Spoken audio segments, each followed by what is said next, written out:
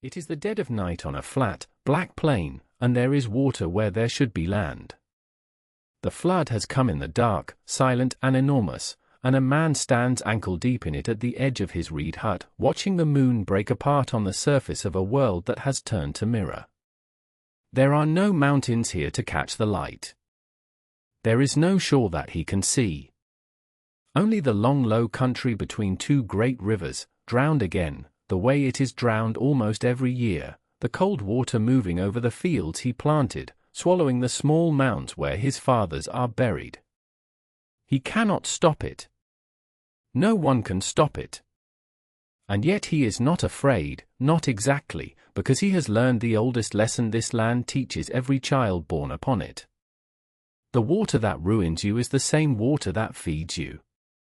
When it draws back, in a month or two, it will leave behind a skin of black mud so rich, so fertile, so full of life, that a handful of seeds thrown carelessly across it will grow into more grain than his family can eat. This is the bargain of the land between the rivers. Ruin and abundance, delivered by the same dark flood, in the same long night. And on plains like this one, 6,000 or 7,000 years ago, human beings made a discovery that would change everything that came after. They discovered that if you stayed, if you did not flee the flood but learned to live with it, the mud would make you rich.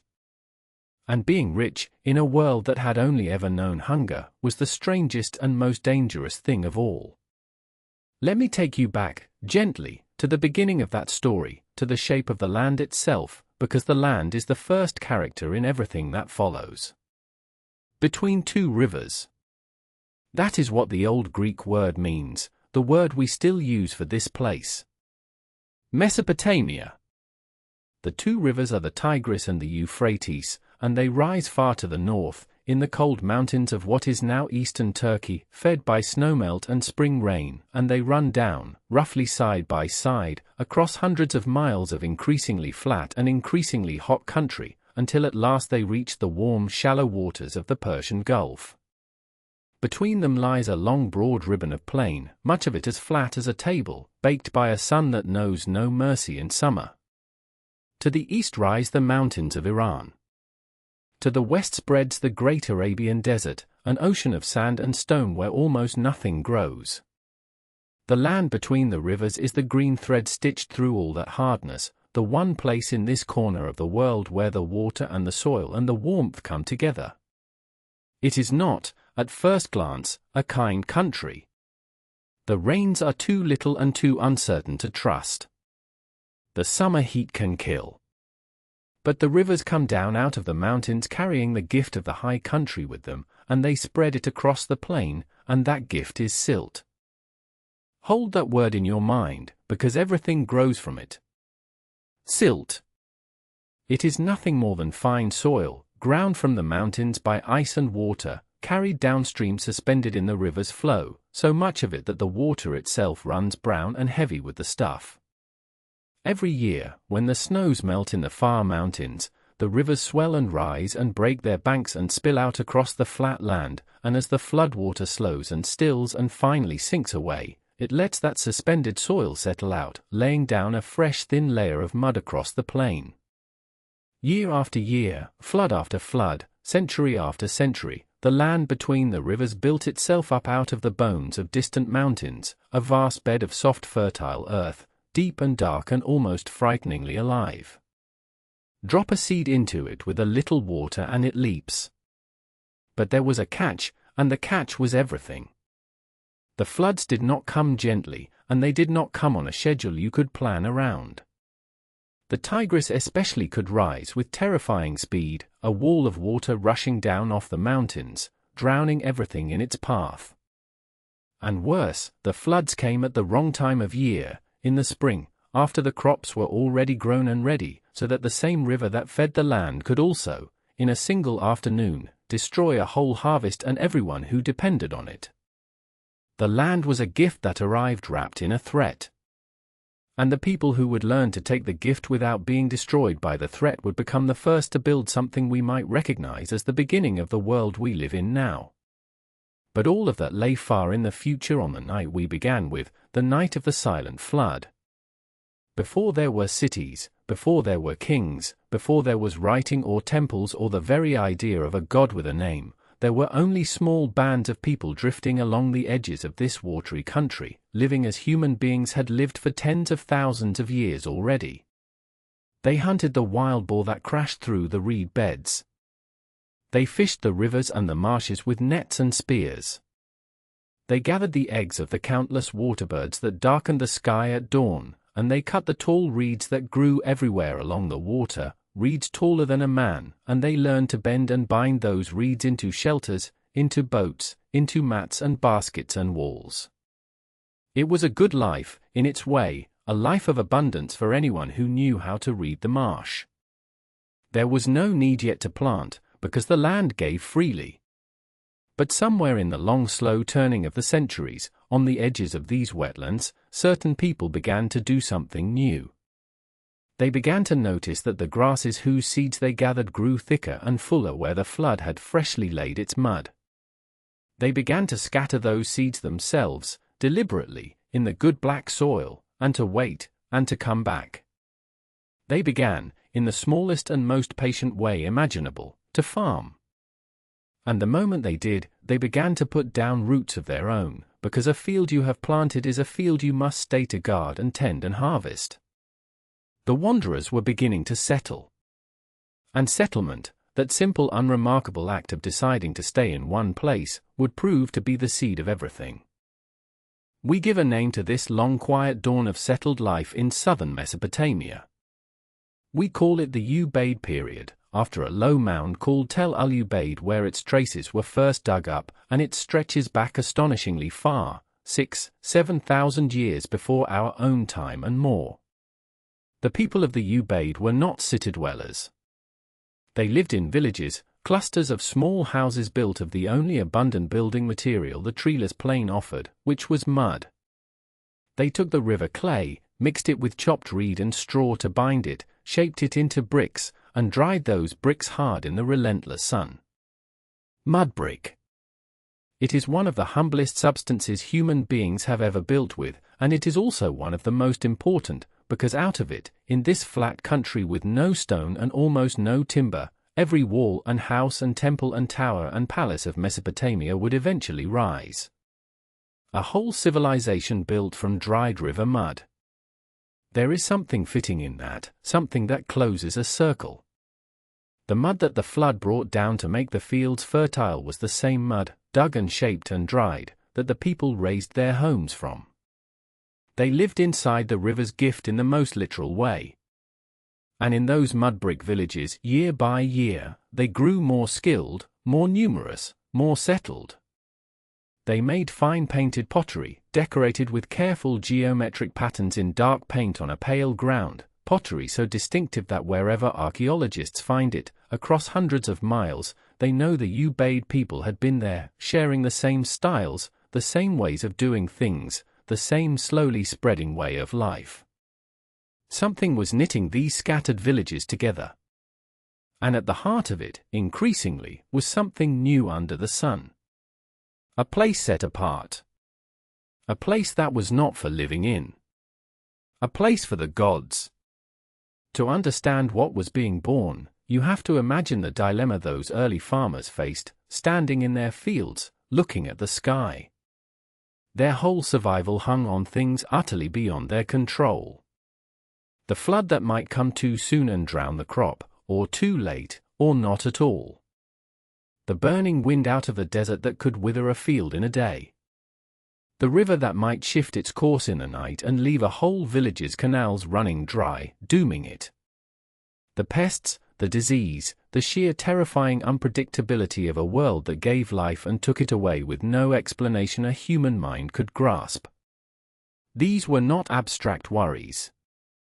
They were the difference between a full granary and a winter of starvation, between a living child and a small grave in the mud. And so, as people everywhere have always done in the face of forces too vast to fight, they reached out toward those forces, tried to speak to them, to honor them, to ask them for mercy. The flood, the wind, the river, the sun, the fertile earth itself, these were not dead things to the people of the marshes. They were powers, presences, wills. They were, in the oldest sense of the word, gods. And if the gods controlled the harvest, then surely the most important thing any community could do, more important than any field or house, was to make a place where the gods would be honored and where their favor might be won. So they did. In the center of the settlement, on a low rise, they raised a building unlike any other, a house not for a family but for a god, and they tended it, and they brought it offerings, and around that sacred center the village began to organize itself. The temple was the first thing the people of Mesopotamia built that was bigger than a single family's needs. And in building it, without knowing it, they took the first step toward building a city.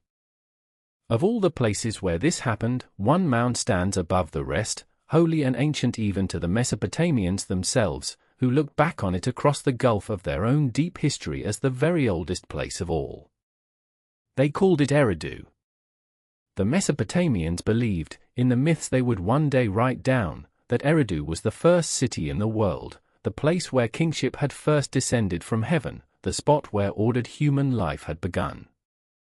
And when modern archaeologists dug into the great mound of Eridu, in the far south of the plain near the marshes, what they found beneath the later ruins was breathtaking in its patience. Layer upon layer of temples, 18 of them stacked one atop another, each built upon the leveled ruins of the one before, reaching back through the centuries to the very bottom, where the earliest of them all sat directly on the clean sand of the plain. The first temple at Eridu was a tiny thing, a single small room of mud brick, perhaps 3 meters across, with a little altar against one wall and a small offering table where the very first worshippers laid down their gifts. It was humble almost beyond belief, a hut, really, no grander than the houses around it. But it was the beginning. And generation after generation, the people of Eridu rebuilt it, and each time they made it a little larger, a little finer, a little more deliberately set apart, until the modest shrine had grown into a true temple on a raised platform, looking out over the reeds and the water. You can stand in your mind at the bottom of that great stack of buildings, at the first small room, and feel the whole weight of the human future pressing down from above, temple upon temple, the slow accumulation of faith and labor and time. They believed a god lived there, in the house at Eridu.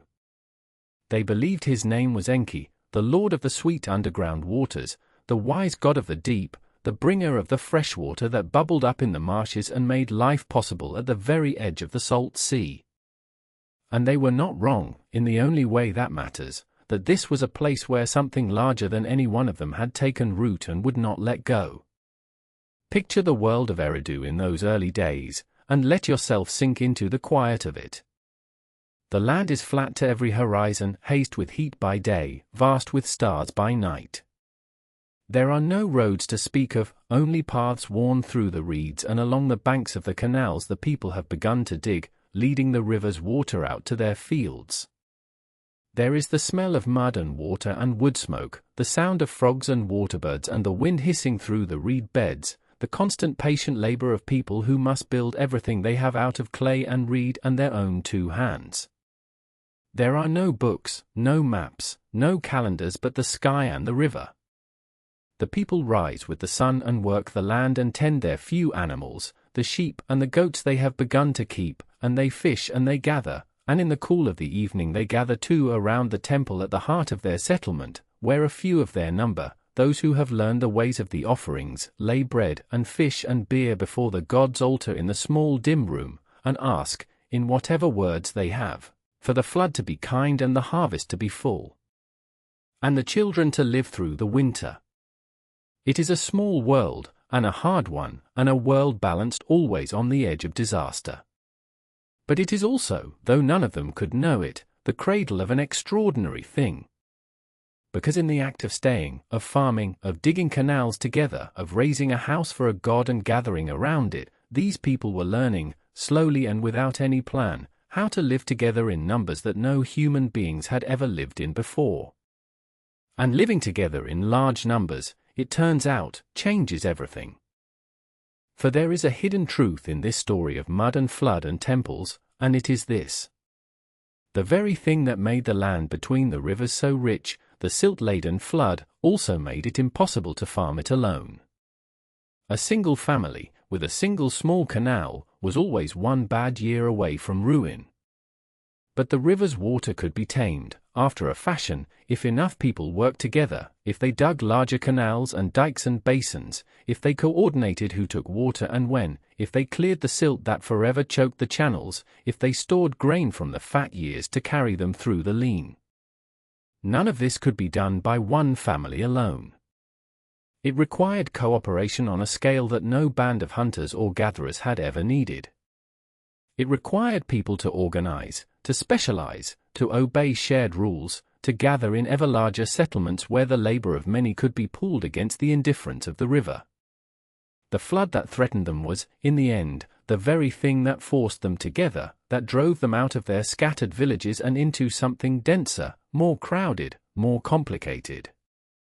The harsh, generous land was, slowly and across thousands of years, herding its people toward a way of life that had never existed anywhere on earth. The temples grew taller. The villages grew larger. The canals grew longer and more intricate. The painted pottery gave way to new forms, the simple offerings to more elaborate ones, and the number of people gathered in one place crept upward, past anything the world had seen.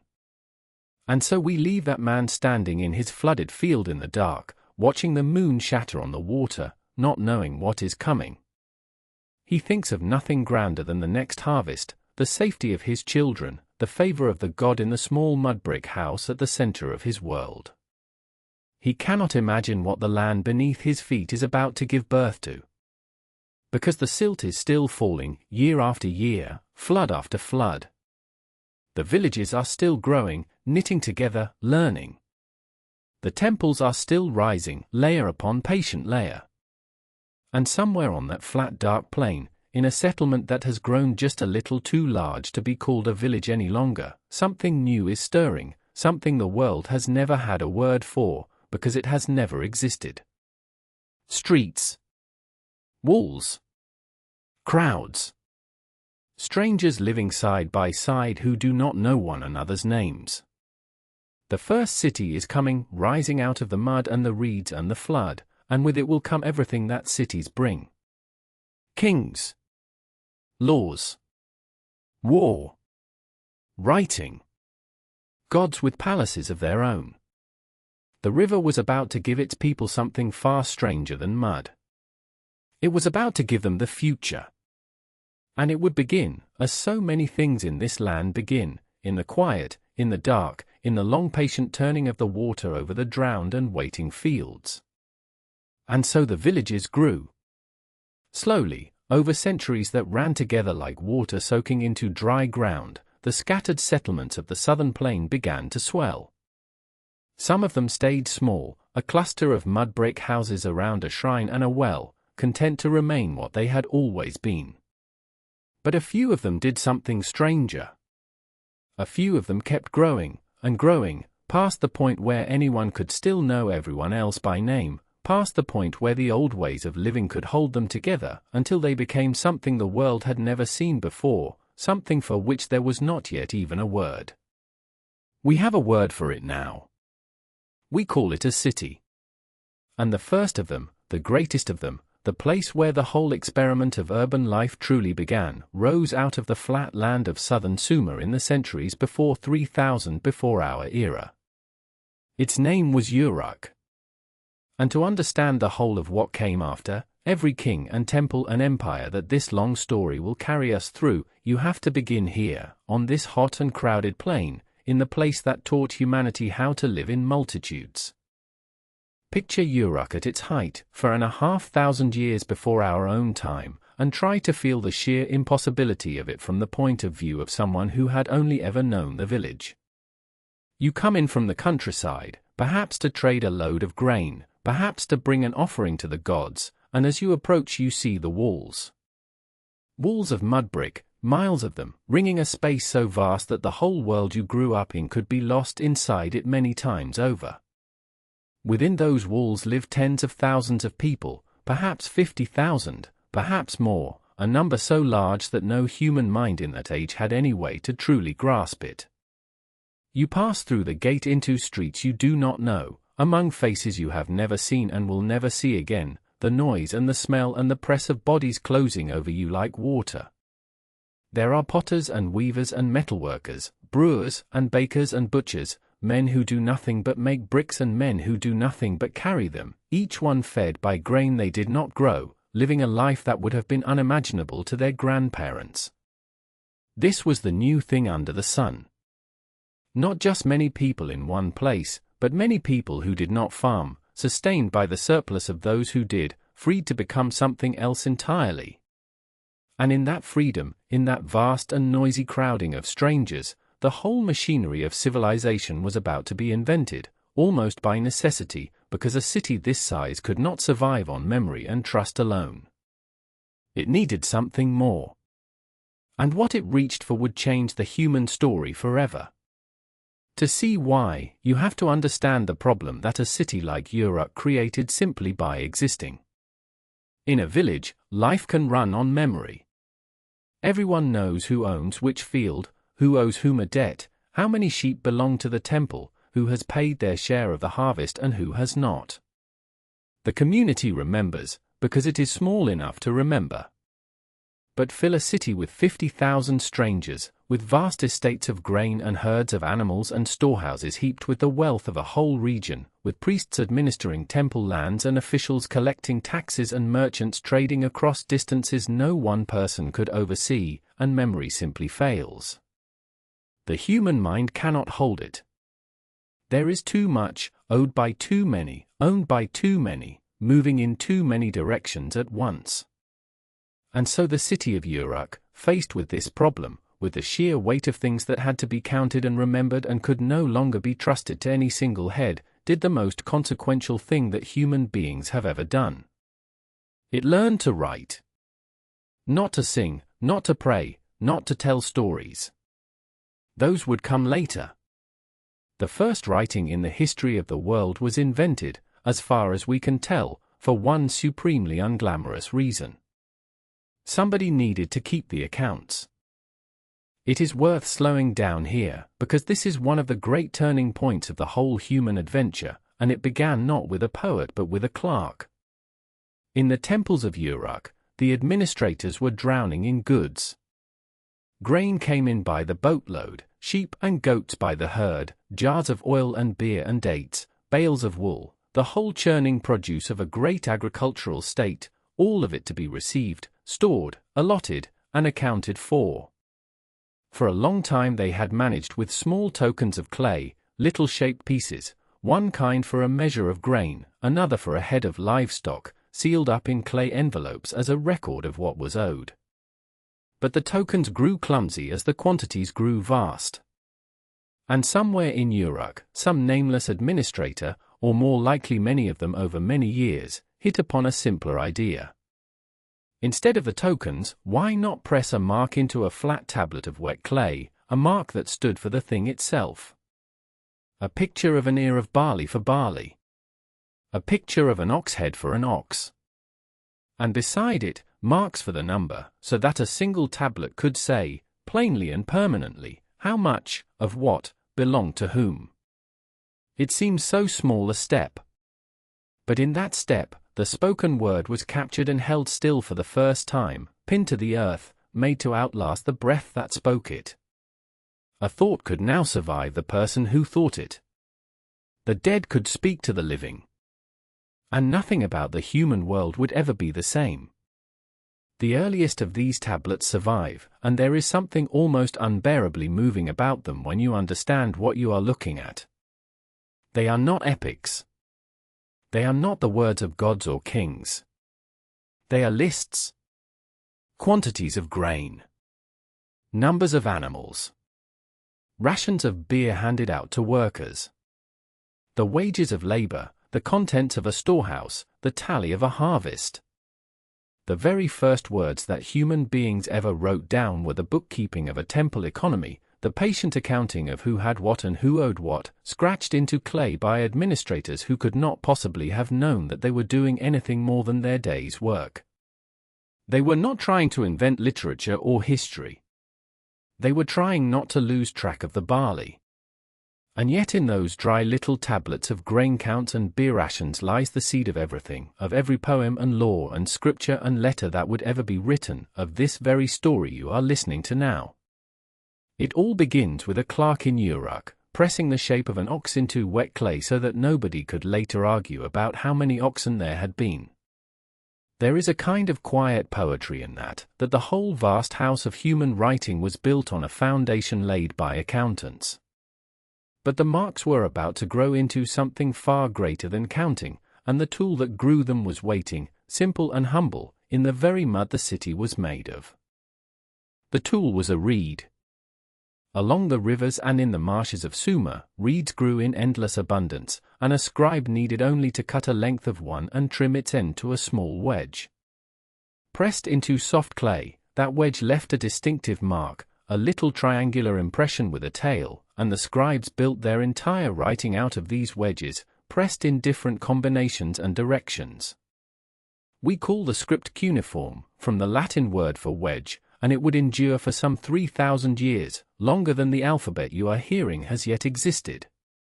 At first the signs still looked like the things they named, simple pictures of barley and oxen and fish and feet. But pictures are slow to draw and clumsy to press into clay, and over the generations the scribes simplified them, turned them, abstracted them, until the picture of an ox head became a cluster of wedges that no longer looked like an ox at all, but which everyone who could read agreed meant ox. And then came the truly profound leap, the one that turned a system of accounting into true writing. The scribes realized that a sign need not stand only for a thing, but could stand for a sound. The sign for one word could be borrowed to write another word that sounded the same, the way you might draw an I to mean the word I, or a B to mean the verb be. Once a written sign could capture a sound, it could capture anything the human voice could say. The names of people. The names of gods. The words of a prayer, a law, a song. Writing slipped its leash. It was no longer just a way to count the world. It had become a way to hold the whole of human thought. And with writing came a new kind of person, a figure who would stand near the center of power for the next 3,000 years of Mesopotamian life. The scribe. To write cuneiform was not a small skill. There were hundreds of signs, and learning them took years of patient labor, copying and recopying lists of words and sounds and grammar, beginning as a boy in a place the Sumerians called, beautifully, the tablet house, the school. We have the records of those schools, and they are wonderfully, achingly human. There are exercise tablets covered in the clumsy practice marks of children, a careful master's line above and the wobbly imitation below. There are texts in which schoolboys complain about being beaten by their teachers, about being scolded for sloppy writing or for being late or for talking out of turn, complaints so familiar that they collapse 4,500 years in an instant. To master the script was to hold a kind of power, because the scribe could do what almost no one else could. He could read the will of the king, record the judgment of the court, calculate the area of a field, measure out the grain, write the contract that bound one man to another. The scribe sat at the joint where knowledge met authority, and the kings and priests of Mesopotamia knew his worth and rewarded it. From a clerk counting barley had grown an entire learned class, the keepers and makers of the written word, and through their patient hands the memory of a civilization would be carried down the centuries to us. But the scribes did not work in just any building. They worked, above all, in the shadow of the thing that towered over the whole of Uruk, the structure that was the true heart of the first city. For Uruk was, before anything else, a city of the gods.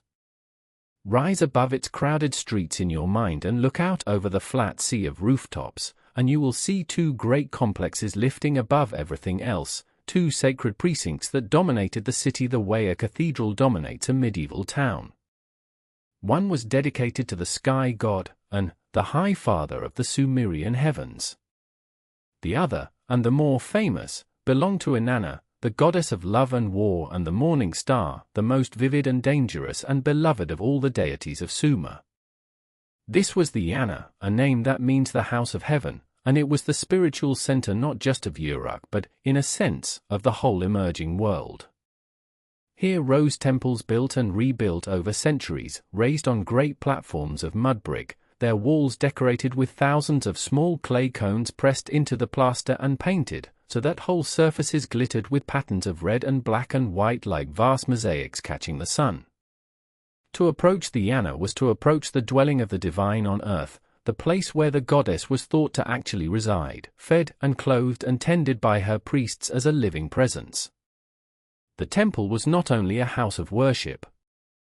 It was the largest landowner, the greatest employer, the central storehouse of the city's wealth, the institution that gathered in the harvest and gave out the rations and around which the entire economy turned.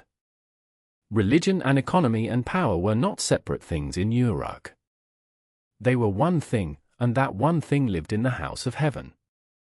These great temple platforms were the ancestors of something the world would come to know well, the step towers we call ziggurats, artificial mountains of brick raised up toward the sky so that the gods might descend to meet their people halfway between heaven and earth. In a land as flat as southern Mesopotamia, where there was not a hill to be seen from horizon to horizon, to build such a height was an act of staggering ambition and staggering faith. It meant making mountains where the gods had made none. Tens of thousands of bricks, each one shaped by hand from river mud and straw and dried in the brutal sun, hauled and laid and raised course upon course by the labor of countless people, all of it offered up to the divine. And mud brick does not last.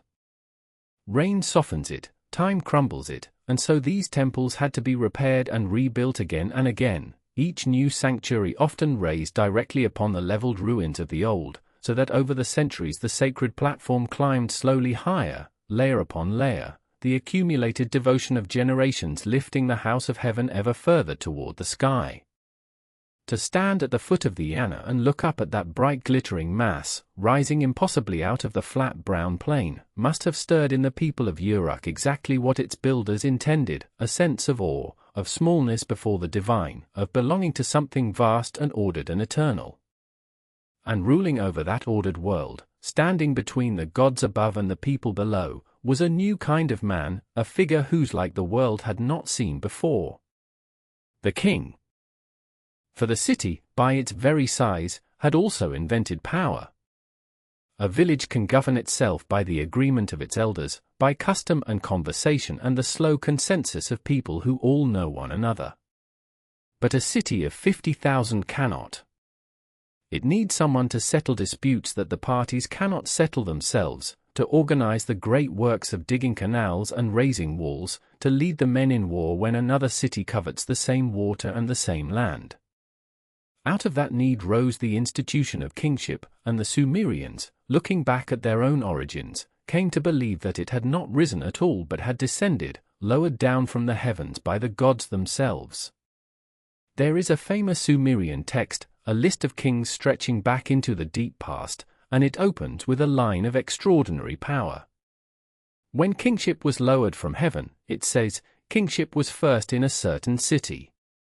The Sumerians could not imagine a world without kings, and so they reasoned that kingship must be as old and as divine as the world itself, a gift handed down from the gods, passing from city to city down the long generations. The king did not merely rule. He stood as the chosen steward of the gods on earth, the shepherd of the people, the one responsible for keeping the canals dug and the temples fed and the divine order maintained, so that the gods would be pleased and the harvest would come and the city would endure. To be a king was to carry the whole fragile arrangement between heaven and earth upon your own shoulders. And one name rises above all the others from the early days of Uruk, a name that would echo down the millennia and become, in time, the first great hero of human literature. Gilgamesh. We meet him first as a king, listed in those old Sumerian records as a ruler of Uruk in its early centuries, a real man, in all likelihood, who truly sat upon a throne in that city somewhere around 2,700 years before our era. The Sumerians remembered him as the builder of Uruk's mighty walls, and indeed the later poems boast of those walls, inviting the listener to walk upon them, to admire their baked brick splendor, to marvel that no later king could ever equal them. So there was a real Gilgamesh, a king of flesh who dug canals and raised walls and led men into battle, the kind of strong ruler a great city needed. But around that real man, over the centuries that followed his death, something remarkable happened. The memory of him grew. The stories swelled and multiplied and were polished by generations of singers and scribes, until the historical king had been wrapped in a vast cloak of legend, and the man who built the walls of Uruk had become a hero who walked with gods and reached for the secret of eternal life. The Gilgamesh of the great epic, the one whose story would be written and rewritten across 2,000 years and carried in cuneiform across the whole ancient Near East, is part man and part god, a king of overwhelming strength and restless appetite who ruled Uruk with such fierce energy that his own people cried out to the gods for relief. The gods answered by creating a wild man, Enkidu, raised among the beasts of the steppe, to be his match and his rival, and the two of them, after a titanic struggle, became the closest of friends and set out together on great adventures. And then Enkidu died, and the whole shape of the story turned, because in the loss of his friend Gilgamesh came face to face with the one enemy no king and no wall can defeat: death itself. The greater part of the epic is the story of a powerful man's terror at his own mortality, his desperate journey to the ends of the earth in search of a way to live forever, and his slow, hard-won acceptance that he cannot.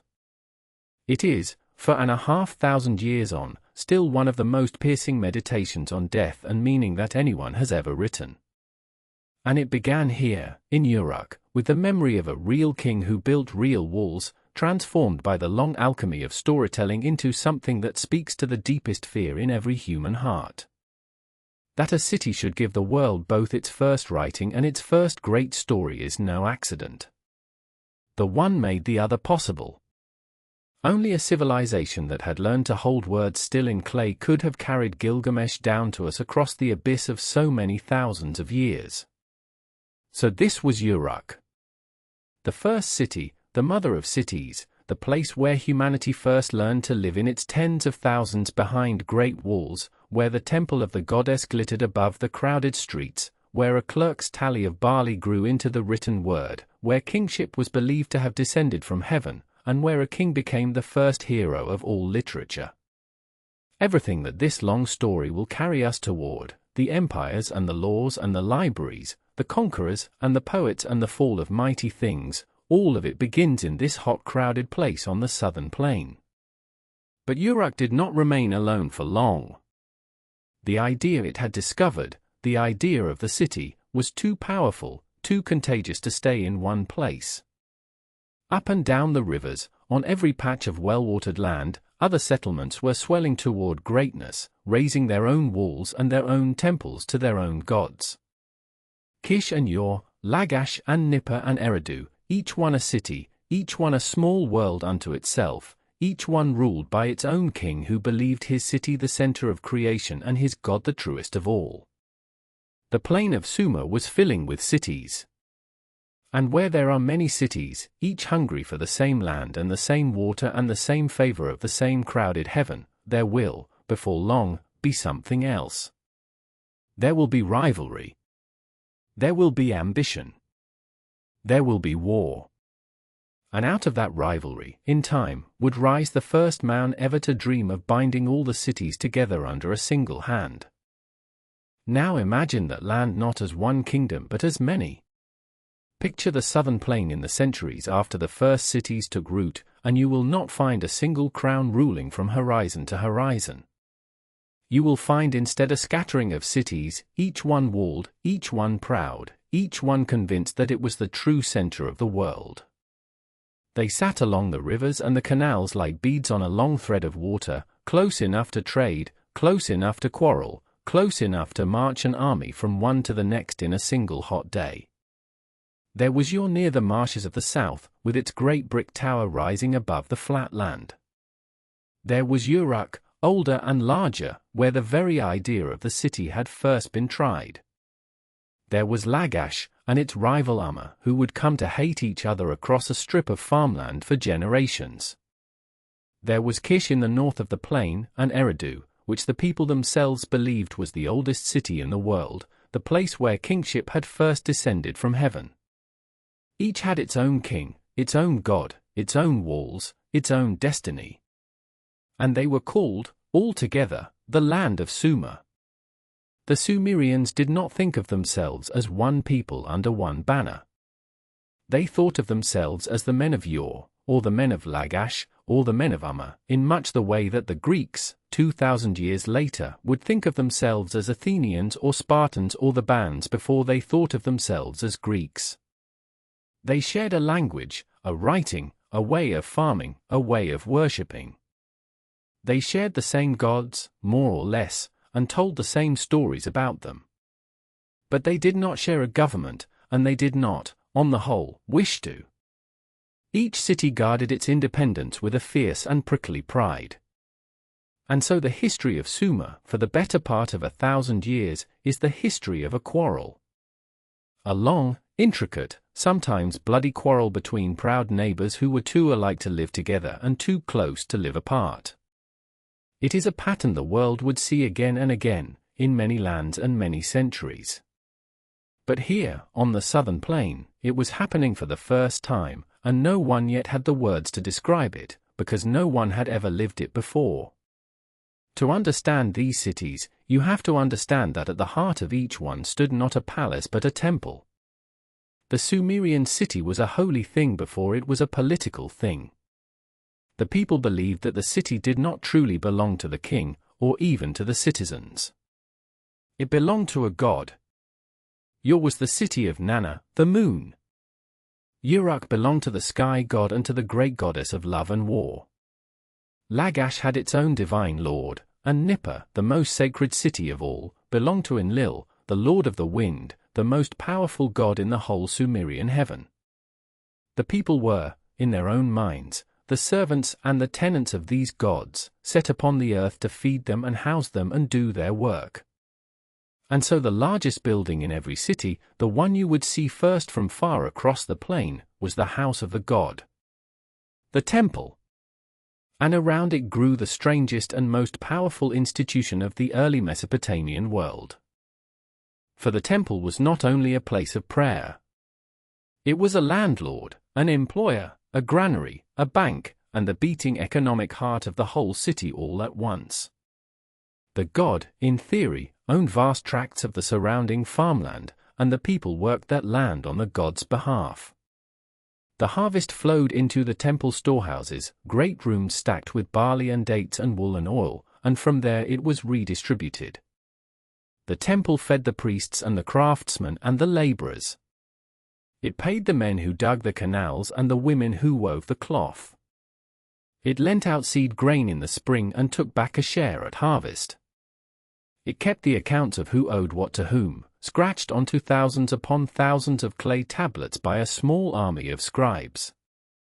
A great Sumerian temple might employ hundreds of people, might own herds of cattle and flocks of sheep numbering in the thousands, might run workshops and breweries and weaving houses. It was, in a sense, the first great corporation in the history of the world, and its chairman was a god who never spoke except through the mouths of his priests. To work the land of the city was to work the land of the god. To eat was to eat from his table. And to defy the temple was, in the deepest sense, to defy heaven itself. And rising above that temple, in city after city, stood the structure that more than any other has come to stand for the whole of Mesopotamia. The ziggurat.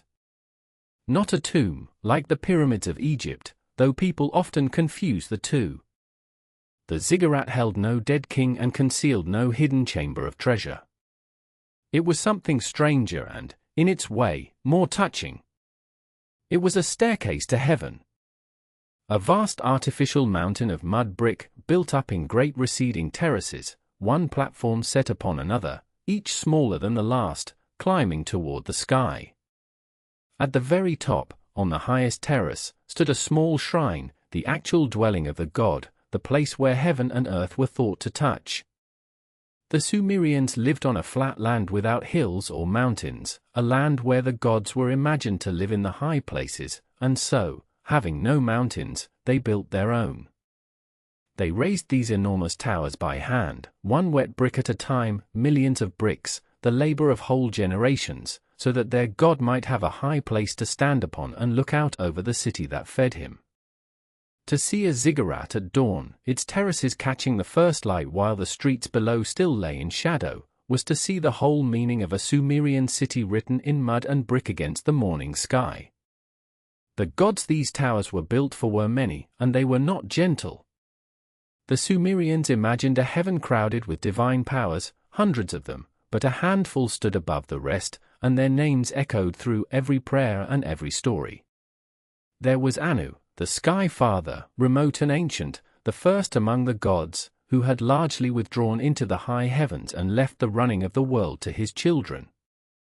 There was Enlil, the Lord of the wind and the storm, who held the real power, whose word could not be unmade once spoken, who handed down kingship and could take it away again, and whose anger could flatten cities. There was Enki, the god of the sweet waters and of wisdom and of cunning, the friend of mankind, the clever one who again and again in the old stories found a way to save the human race when the other gods grew tired of it. And there was Inanna, perhaps the most vivid of them all, the goddess of love and of war both at once, beautiful and terrible, who descended into the underworld and returned, whose passion shook the heavens, the morning and the evening star. These were not distant abstractions. They had tempers and appetites and rivalries.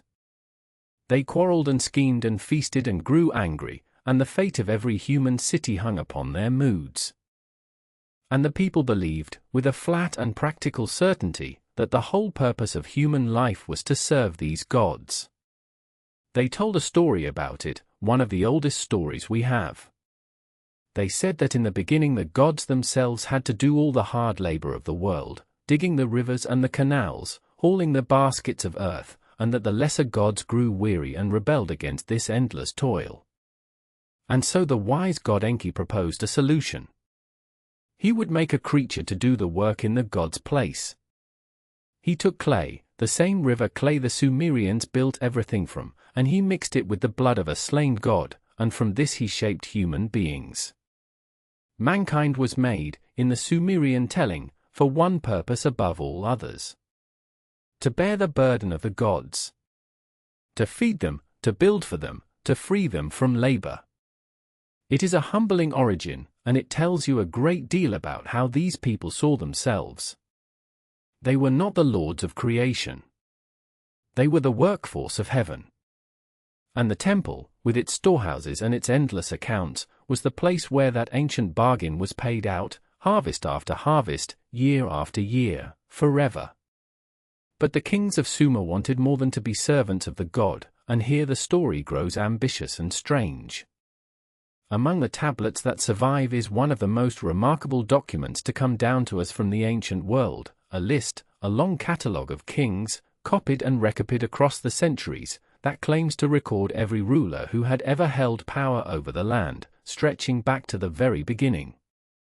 We call it the Sumerian King List, and it begins not with a man but with a sentence that sets the tone for everything after. When kingship first came down from heaven, it says, kingship was in Eridu. And then it lists the kings of those earliest days, and it gives the lengths of their reigns, and the numbers are staggering. The first kings, it claims, ruled not for years or for decades but for tens of thousands of years each. One king reigned, the list says, for 28,000 years. Another for 36,000. 8 kings together, before the Great Flood, ruling for a span of nearly 250,000 years. No one believes those numbers literally, of course, and the Sumerians themselves may not have meant them quite as we read them. But the king list was never really meant to be history in our sense. It was meant to be an argument. And the argument it makes is a profound one, the same argument that the cities of Sumer would fight their wars over.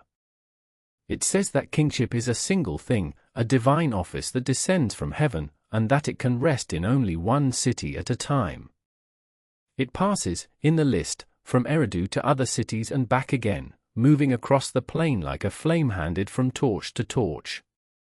And after the Great Flood, which the list records with the simple, devastating line that the flood swept over, kingship came down from heaven a second time, and the procession of cities began again. Kish, then Uruk, then Ur, each in its turn claiming to be the seat of the one true kingship, the legitimate ruler of all the land. It was a beautiful idea and a dangerous one. Because if there could be only one true king of Sumer at a time, then every city that held the crown had reason to believe the gods had chosen it, and every city that did not hold it had reason to reach for it. The list was, in a sense, a recipe for endless war, dressed in the language of heaven. And war there was, century after century of it. For all their shared gods and shared writing, the cities of Sumer fought one another with a grinding, repetitive bitterness over the things cities have always fought over. Water. Land. The right to the harvest of a particular fertile field. Pride. The longest and best documented of these quarrels was the one between Lagash and Umma, two neighboring cities separated by a stretch of irrigated farmland, and it ran on, in one form or another, for the better part of a century and a half. The dispute was almost absurdly small at its root. A strip of fertile ground along the border, watered by the same canals, claimed by both. The two cities had agreed, generations before, on a boundary, and had even set up a stone marker to fix it, blessed by the gods of both sides. But the marker did not settle the matter. It never does. The men of Umma would push across the line and farm the disputed land, and the men of Lagash would drive them back, and the gods of both cities were called to witness the broken oaths, and the blood soaked into the very soil they were fighting over. We know about this quarrel in such detail because the kings of Lagash, when they finally won a decisive round of it, carved their version of the story onto stone for all time, and one of those monuments survives, in fragments, as one of the oldest war memorials in the world. We call it the Stele of the Vultures, and the name tells you the temper of the thing. On one side it shows the god of Lagash himself, gigantic, holding a great net in which the defeated enemies of Umma are tangled and trapped like fish, crushed beneath the divine hand. On the other side it shows the army of Lagash on the march, and here, for the first time in human art, we see something that would define warfare for thousands of years to come. A phalanx. Rows of soldiers shoulder to shoulder, helmeted, carrying great rectangular shields locked together into a wall, their long spears bristling out over the top in an even, deadly hedge. They march in step, an ordered mass of men moving as one body, trampling the bodies of the fallen beneath their feet. And above the scene, giving the stele its grim name, vultures wheel and carry off the severed heads of the dead. This is the oldest detailed picture we have of an organized army in battle, and it is a Sumerian one, two armies of spearmen on a dusty plain, fighting over a strip of farmland in a war that neither side could quite ever win. And yet, beneath the wars and the divine claims and the towering temples, there was an ordinary life going on, the same as it always is, in the streets of these cities. We can reconstruct it, in fragments, from the tablets, and it is wonderfully, reassuringly familiar. People lived in flat-roofed houses of mud brick, built tight against one another along narrow winding lanes, the houses turned inward around small open courtyards to escape the brutal sun. They ate barley, mostly, made into flat bread and into a thick, nourishing beer that everyone drank, men, women, and children alike, sipping it through reed straws from a shared jar. They ate dates and onions and garlic and fish from the rivers and, on better days, the meat of sheep and goats. They wore wool, the great product of all those temple flocks, woven into long skirts and shawls. They married, and the marriage was a contract, written down, with property and obligations carefully recorded.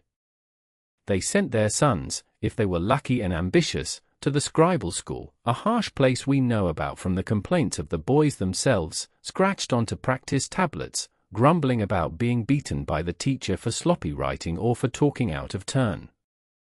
Some things, it seems, have never changed at all. They worried about debt, and about the harvest, and about the favor of their gods. They went to the temple on the festival days and watched the statue of the god carried out in procession, They consulted dream interpreters and made small offerings and feared the demons they believed lurked in the dark places, the fever spirits and the wind that brought sickness. They grew old, and they died, and they were buried, sometimes with a cup and a few small possessions for the journey, beneath the floors of their own homes, so that the dead remained, in a sense, part of the household still, present beneath the feet of the living. It was a life lived close to the soil and close to the divine, hemmed in by walls and canals, hard and uncertain and yet, in its small daily pleasures, not so very different from our own. The men of Uruk, Lagash and Umma laughed and argued and loved and grieved, under the shadow of their great brick towers, and believed, as people always do, that the world they knew would go on much as it always had. But it would not. For all their pride, the cities of Sumer shared a deep and fatal weakness, and it was the very thing that made them what they were. Their independence. Their endless quarreling. Their refusal, century after century, to become one thing instead of many. They were rich, and they were clever, and they were divided, and a divided land, however brilliant, is a land waiting for a conqueror. The kings on the king list passed the crown from city to city, each imagining he had won the favor of heaven, and not one of them ever truly held the whole plain in a single grip for long. The quarrel between Lagash and Umma was only one of dozens. Armies marched and countermarched across the southern plain, and the borders shifted, and the canals were cut and recut, and nothing was ever finally settled, because there was no power great enough to settle it. And somewhere to the north, in those very years, in a city the Sumerians counted as part of their world but whose people spoke a different tongue, a boy was growing up whose name was not yet known to anyone, a boy of obscure birth, a servant in another man's house, who would one day do what no Sumerian king had ever managed to do. He would take the squabbling cities, one by one, and bind them together under a single crown. He would end the long age of the quarrel and begin something the world had never seen before, the first true empire in human history. The Sumerians did not know he was coming. They went on with their wars and their harvests and their prayers, certain that the world of many cities was simply the way things were, and always would be. They could not have imagined the man who would change everything. But he was already there, in the north, learning, waiting, rising. And his name, when at last the world learned it, would be Sargon. There is a story the Mesopotamians told about him, and like all the best stories about kings, it begins not with a throne but with a basket. A woman, a priestess, gave birth to a son she was not permitted to keep. She had taken vows that forbade her motherhood, and so, in secret, she did what the river always seemed to invite the desperate to do. She wove a basket of reeds, sealed the seams with bitumen so the water could not get in, and laid the child inside it. Then she set the basket upon the great river and let the current carry it away. The baby did not drown. The basket floated downstream until a man drawing water, a gardener, a laborer of the lowest sort, found it caught among the reeds and lifted the child out. He raised the boy as his own, taught him to tend the date palms and carry water, and gave him no inheritance but his own rough trade. And the boy, this foundling of unknown father and abandoned by a mother he would never know, would grow up to rule the world. We do not know whether any of this is true.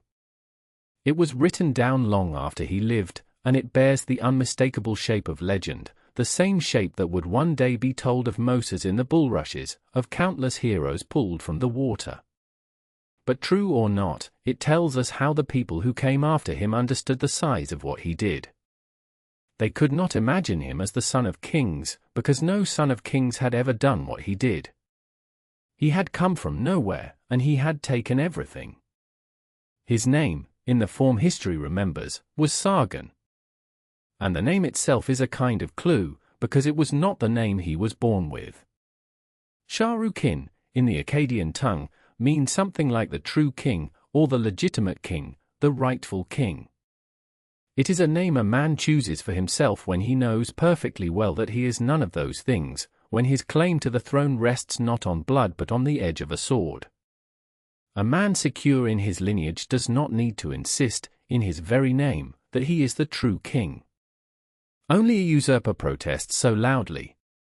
And Sargon was, by any honest reckoning, a usurper, a man who rose through the ranks of another king's household and then turned on his master.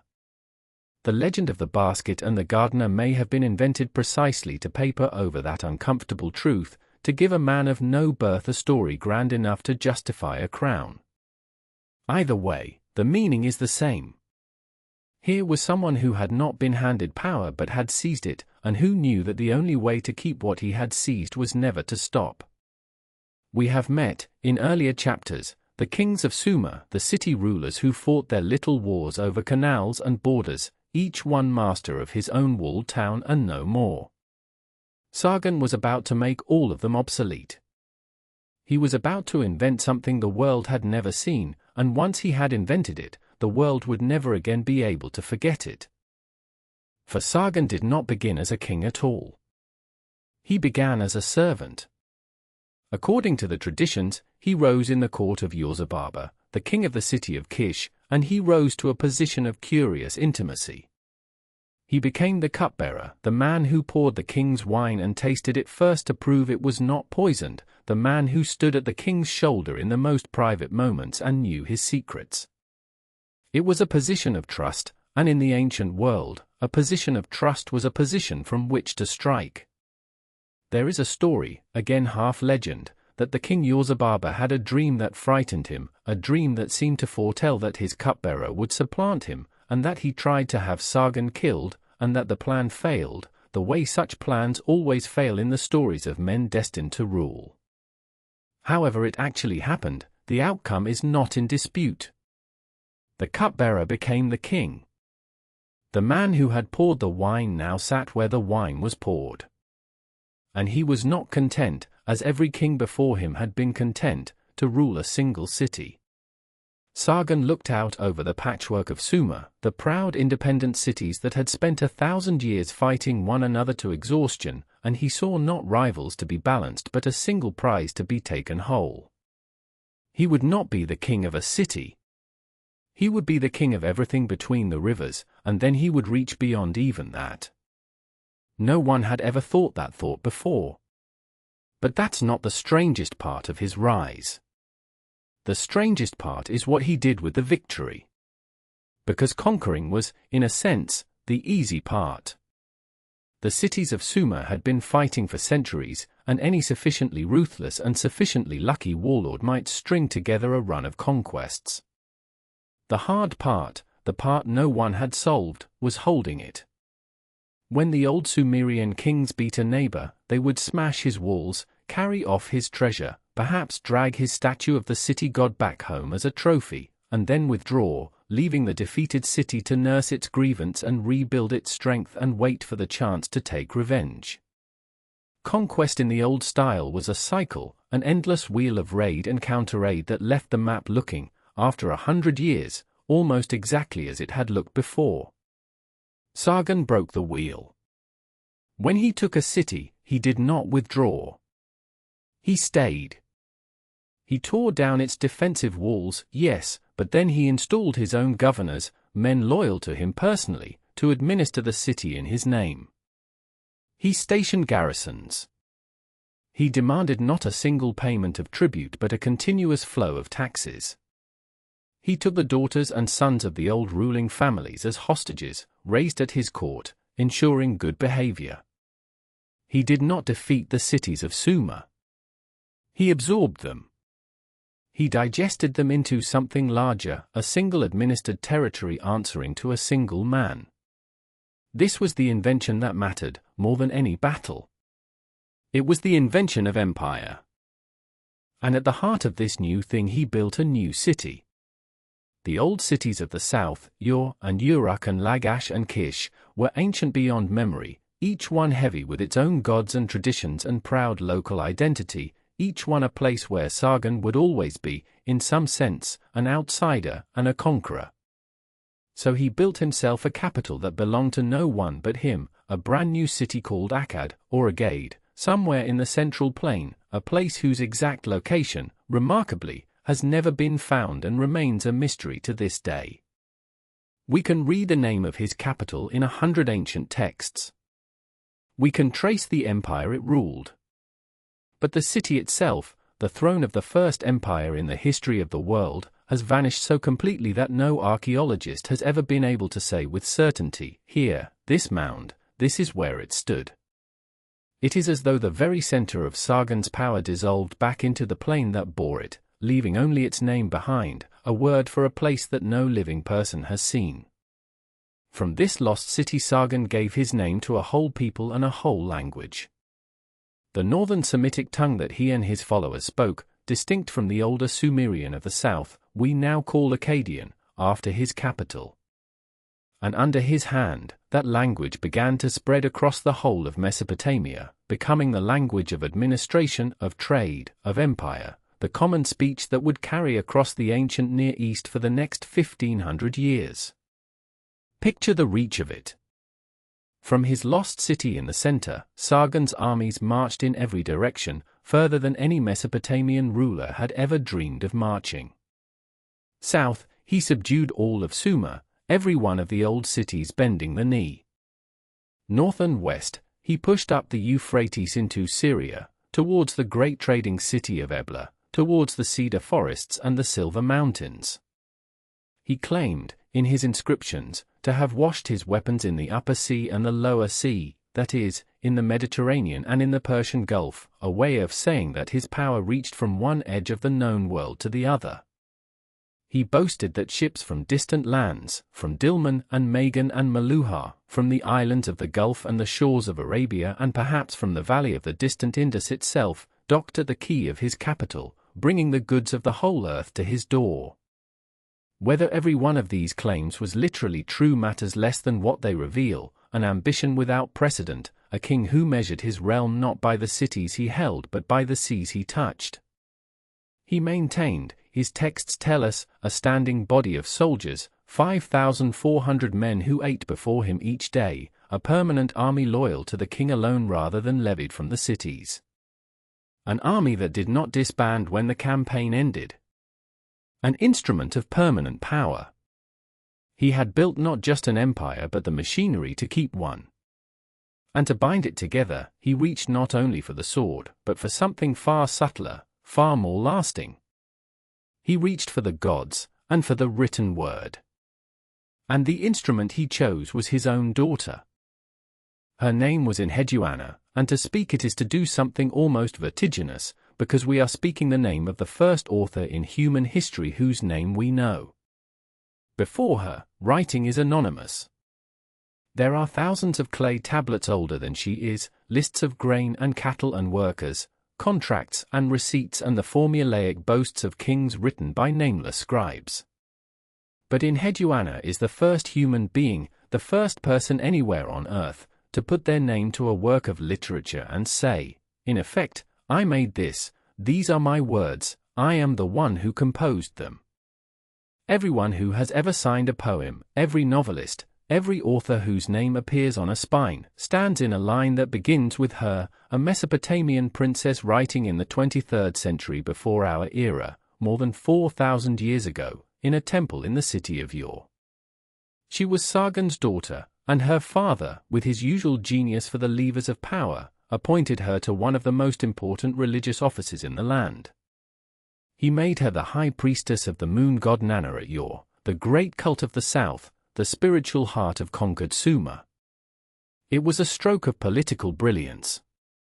By placing his own daughter at the summit of the old religion, Sargon tied the conquered Sumerian gods to his own family, fused the new empire to the ancient faith, made his bloodline the bridge between the heavens of Sumer and the throne of Akkad.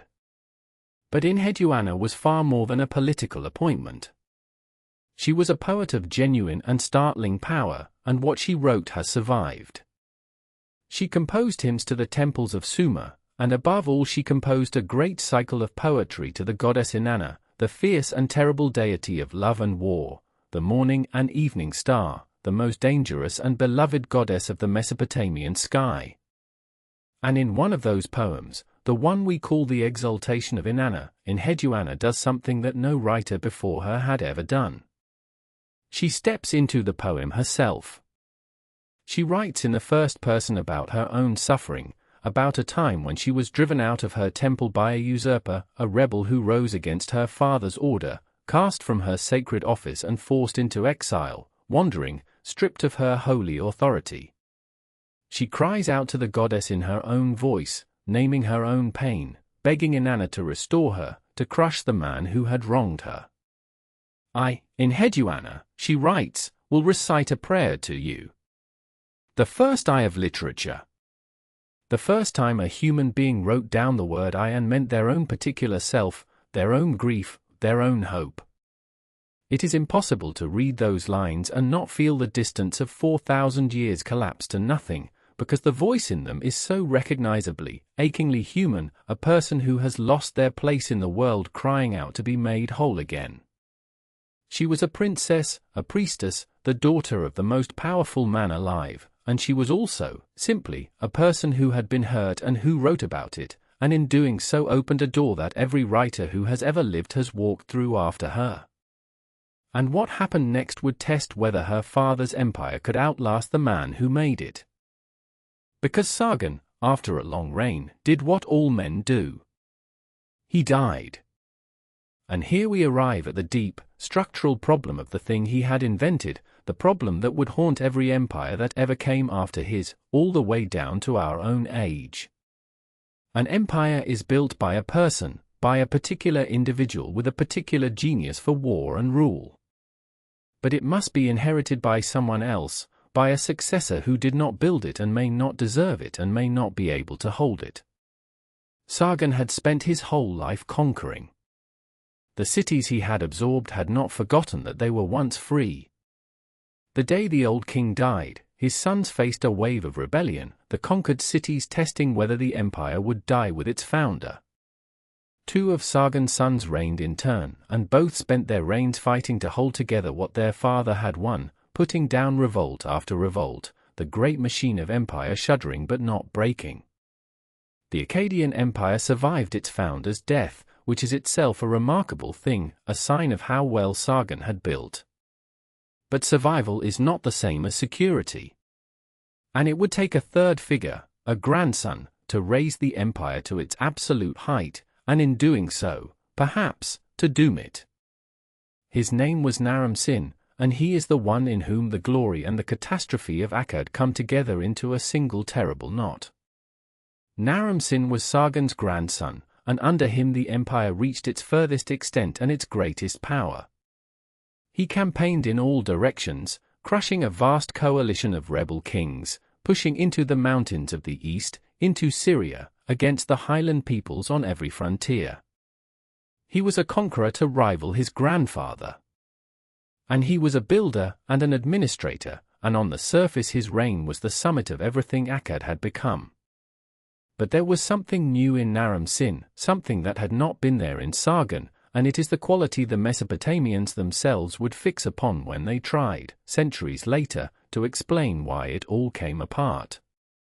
Naram-Sin was not content to be a king. He wished to be a god. The kings before him had been the servants of the gods, the stewards of the divine, men appointed by heaven to rule on its behalf, but men nonetheless, mortal and humble before the powers above. Naram-Sin broke with this. He took for himself the title God of Akkad. He had the divine determinative, the little written sign that marked the name of a deity, placed before his own name in the inscriptions.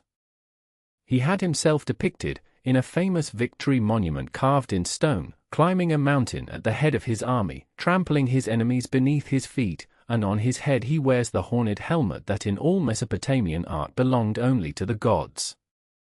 A human king, wearing the horns of divinity, striding up a mountain towards the sun, larger than every other figure in the scene.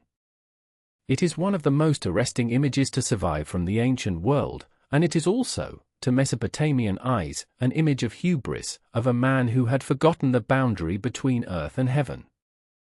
And in their telling, the gods had not forgotten it at all. For when the empire of Akkad fell, and fall it did, the Mesopotamians did not explain it as we might, with talk of overextension and succession crises and the strain of holding too much with too little. They explained it as a curse.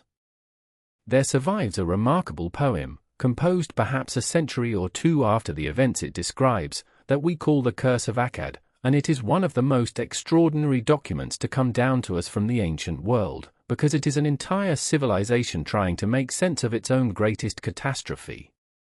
In the poem, the disaster is laid at the feet of Naram Sin.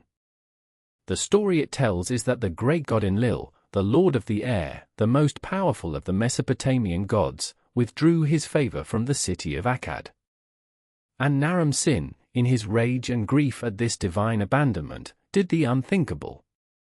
He marched against the holy city of Nippur, the spiritual center of the whole land, and he attacked the great temple of Enlil himself, the Ika, the mountain house of the chief of the gods. He tore at its foundations with picks and axes. He desecrated the most sacred place in Mesopotamia, raising his hand against the god who had made him. It is almost certainly not what really happened. The historical Naram Sin seems to have honored the gods and rebuilt their temples like any king. But the poem is not interested in what happened. It is interested in why, in finding a reason vast enough to match the size of the ruin. And the reason it found was sacrilege, the king who reached too high, who attacked heaven itself, and who brought down upon his people a punishment to fit the crime. And the punishment, in the poem, is a thing called the Gushans. Enlil, enraged by the violation of his temple, lifts his eyes to the mountains, to the wild lands to the east, and he summons down from them a people without restraint, a people the poem describes in terms of pure horror. They are not like men, it says. They have the intelligence of men but the instincts of dogs and the features of monkeys. They know no boundaries, no temples, no proper rites, no fear of the gods. Enlil brings them down out of the highlands like a swarm, like a plague of locusts, and they pour across the land of Akkad, and they cover the fields, and they cut the roads, so that no caravan can pass, no boat can sail, no shepherd can drive his flock. And then comes the part of the poem that strikes the modern reader with a strange and terrible recognition, because it does not describe a battle. It describes a famine. The fields produce no grain, the poem says. The flooded orchards bear no fish, the watered gardens yield no honey or wine. The great fields and meadows grow nothing. Heavy clouds gather but do not rain. On the slopes where fine plants once grew, nothing now grows but the reed of tears. For the first time since cities were built, the poem laments, the great fields and acres produce no grain, the flooded basins produce no fish, the irrigated orchards produce no syrup or wine. The people, it says, were smitten with hunger. He who slept on the roof, died on the roof. He who slept in the house had no burial. People were flailing at themselves from hunger. There is something here that goes deeper than poetry, and it is one of the quiet wonders of the modern study of the ancient world. Because for a long time, scholars read the Curse of Akkad as exactly that, a curse, a religious explanation, a piece of theological storytelling that blamed the fall of the empire on the sin of a king. But then they began to look at the earth, at the same kind of evidence we met in the story of the Bronze Age far to the west. They drilled cores from the beds of ancient lakes and the floors of the sea, in the regions where the Akkadian Empire had reigned, and they read the dust and the pollen and the chemistry of the soil layer by layer. And what they found, settling over the land at almost exactly the moment the empire fell, was a signature of drought. A long, severe, abrupt drying of the climate across the whole of the Near East, lasting perhaps 3 centuries, a great aridification that turned green plains to dust. The rains failed. The grain did not grow. The same calamity the poem had described in the language of divine wrath was written, independently, in the soil itself. The poets of Mesopotamia, with no instruments and no science, reaching only for the gods to explain their suffering, had nonetheless recorded a real event, a true climate catastrophe, and preserved its memory across the millennia in the only language they had. They blamed a king and his pride. The earth tells us the rain stopped. Perhaps both, in their way, were telling a kind of truth, about a world that had grown too large and too proud and too dependent on a fragile thread of harvest and rain, a thread that the sky, in the end, simply cut. And so the first empire in the history of the world came apart, as the last great kingdoms of the Bronze Age would come apart 1,000 years later, by a tangle of causes no single cause can hold. The drought entered the granaries. The hungry rose against their rulers. The Gushans, whoever they truly were, came down from the eastern mountains and broke the roads and scattered the order that Sargon had so carefully built. The governors he had installed, the garrisons, the standing army, the whole machinery of permanent rule, frayed and failed and fell silent. The lost city of Akkad, wherever it stood, was abandoned, and the plain swallowed it so completely that we have never found it, fitting end for a capital that the poem says was cursed never to be rebuilt. May your city not be inhabited, the poem says to Akkad, may your bricks return to their clay pit, may grass grow in your boulevards. And grass did grow. The land that had been ruled by a single hand fragmented once more into its old pieces, the cities reasserting their ancient independence, the Gut-Ian chiefs holding sway over a broken and hungry country, the great experiment of empire seeming, for a time, to have failed utterly, to have been a dream that the gods had refused to allow. But nothing in this land between the rivers ever truly ended. It only paused, and rearranged itself, and waited. For though the city of Akkad was gone, the idea of Akkad could not be unmade. Sargon had shown the world that the cities could be welded into one, that a single king could rule from one sea to the other, and once a thing has been shown to be possible, it can never again be made impossible. The memory of the first empire would haunt every king who came after, a standard against which all of them would measure themselves, a glory to be reclaimed. Even as the Gushans held the broken land, even as the grass grew in the boulevards of the lost capital, in the old cities of the south something was already stirring, a gathering of strength, a longing for order, a dream of a king who would drive out the invaders and bind the land together once more and restore the greatness that had been lost. The wheel that Sargon had broken and then become, the wheel of rise and fall, was turning still. And down in the ancient city of Ur, the oldest and most venerable of them all, a new power was beginning, quietly, to rise. And so, out of the wreckage of the empire of Akkad and the long, restless centuries that followed, there came at last a kind of healing. It did not come all at once. Healing rarely does. The land between the two rivers had passed through the hands of mountain peoples and warlords, through the fall of one great king after another, until the very idea of a single ruler over all the cities had begun to seem like a memory, a thing that had happened once, long ago, in the age of Sargon, and might never happen again. And then, in the city of Ur, in the far south of the plain, near the marshes where the rivers spilled into the sea, a man rose who would gather the broken pieces and make them whole. His name was Urnamu.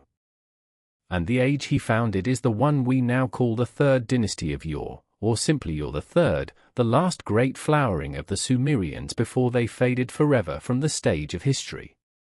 It is one of the gentlest and most remarkable chapters in the whole long story of Mesopotamia. A recovery. A renaissance. A quiet golden evening before the dark. To understand what Urnamu inherited, you have to picture a land exhausted. The cities were still there, ancient even then, their temples worn, their canals silted, their people weary of war. There had been a brief shining moment under a king of Uruk named Utu-Hegel, who had driven out the last of the mountain invaders, the Gushans, those raiders from the eastern hills whom the Sumerians remembered with a shudder, calling them a people who knew no restraint, who had brought the wild dog and the wolf into the sheepfold of the land. Utu-Hegel had pushed them back. But he did not reign long. And it was his governor in the city of Ur, Urnamu, very likely his own brother, who took up what he had begun and carried it further than anyone had dared to dream. Urnamu made himself king not just of Ur but of Sumer and Akkad together, the whole of the southern plain, the title that meant lordship over the entire civilized world as the Sumerians understood it. And then, having won it by the sword, he did something wiser than conquest. He set about building. For Uruk understood a truth that the war kings before him had forgotten. An empire held together only by armies is an empire always one defeat away from nothing. What lasts is not the soldier but the system, the road, the canal, the granary, the law, the patient daily machinery that lets 1,000 cities trust one another enough to share their grain and their gods. And so the reign of Uruk, and of his son after him, was not chiefly a reign of conquest. It was a reign of administration, of building, of writing things down. It was, in its quiet way, one of the most thoroughly organized states the ancient world would ever see, a kingdom run not by the spear alone but by the stylus, by the endless patient recording of who owed what to whom. And to begin that work, Uruk did what the kings of Sumer had always done when they wished to be remembered. He raised a mountain to the gods. If you had stood in the city of Ur 4,000 years ago and looked toward its heart, you would have seen it from a great distance, long before you reached the walls. It rose above the flat brown plain like something that did not belong to the earth at all. A vast step tower of mud brick, terrace upon terrace, climbing toward the sky, its lowest stage alone longer than a modern city block and as high as a 4-story building, and above it a second terrace, and above that a third, and at the very summit a shrine. This was the great ziggurat of Ur, raised by Uruk and finished by his son, dedicated to the moon god Nana, the patron deity of the city, the god whose pale light the people of Ur loved above all others. We call it a ziggurat, from a word meaning to build high, to rise up. To the people who made it, it was something closer to a stairway, a meeting place between the world of men below and the world of the gods above, a holy mountain built by human hands in a land that had no mountains of its own. Picture the labor of it. There was no stone in the south of Mesopotamia, none at all. There was only the river mud. And so every brick of that immense structure had to be made by hand, mud and straw and water pressed into wooden molds and laid out in the sun to bake hard, millions upon millions of them. The inner core was raw sun-dried brick, and over it they laid a thick protective skin of brick fired in kilns, harder and more durable, set in bitumen, the black tar that bubbled up from the ground in that strange and generous land. Between the courses of brick they laid woven mats of reed, to bind the whole mass together and let the damp escape. And the result was a thing so solid, so massively built, that its lowest stage still stands today, after 4,000 years of rain and war and the slow grinding of the desert wind, the oldest large structure of its kind still standing anywhere on the earth. You can walk up its great central staircase even now. The steps that Uruk's people climbed, you can climb. There are not many places on this planet where a living person can place their feet exactly where the people of 4,000 years ago placed theirs. The ziggurat of Ur is one of them. And it was not built for crowds.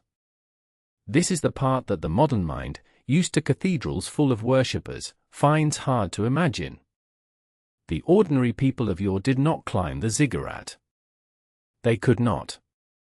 The summit, the shrine of the moon god, was for the priests alone, and perhaps for the king. The great tower was not a place of public gathering but a private staircase for a god, a dwelling raised high so that the deity might descend from heaven and rest in his house above the city, near to his people but apart from them, watching over the river and the fields and the flocks by the cold light of the moon. The whole city was, in a sense, the moon god's estate. The temple owned vast lands, herds of cattle and sheep, orchards, fishing grounds. Thousands of people worked for the god, weaving his cloth, grinding his grain, tending his animals, and the records of all that labor were kept on clay, which is how we know so much about it. But the ziggurat itself stood above all of that, serene and immense, a man-made mountain glowing faintly in the moonlight while the city slept at its feet. And the man who built it wanted more than a tower. He wanted to be remembered as a builder, yes, but also as something rarer. He wanted to be remembered as a king who was just. Because Uruk did something that, as far as we can tell, no ruler had ever quite done before in the whole history of the world. He wrote down the law. Not the will of a king to be obeyed because the king said so, but a set of fixed rules, a code, a public declaration of what was right and what was forbidden and what the penalty would be, the same for the merchant and the laborer, set out in plain words and meant to last. We call it the Code of Yornamu, and it is, by the reckoning of the scholars who have studied it, the oldest known law code in human history.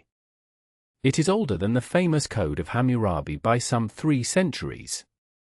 When Hammurabi of Babylon carved his laws into that great black stone that everyone has seen pictures of, the Code of Yornamu was already as ancient to him as the Middle Ages are to us.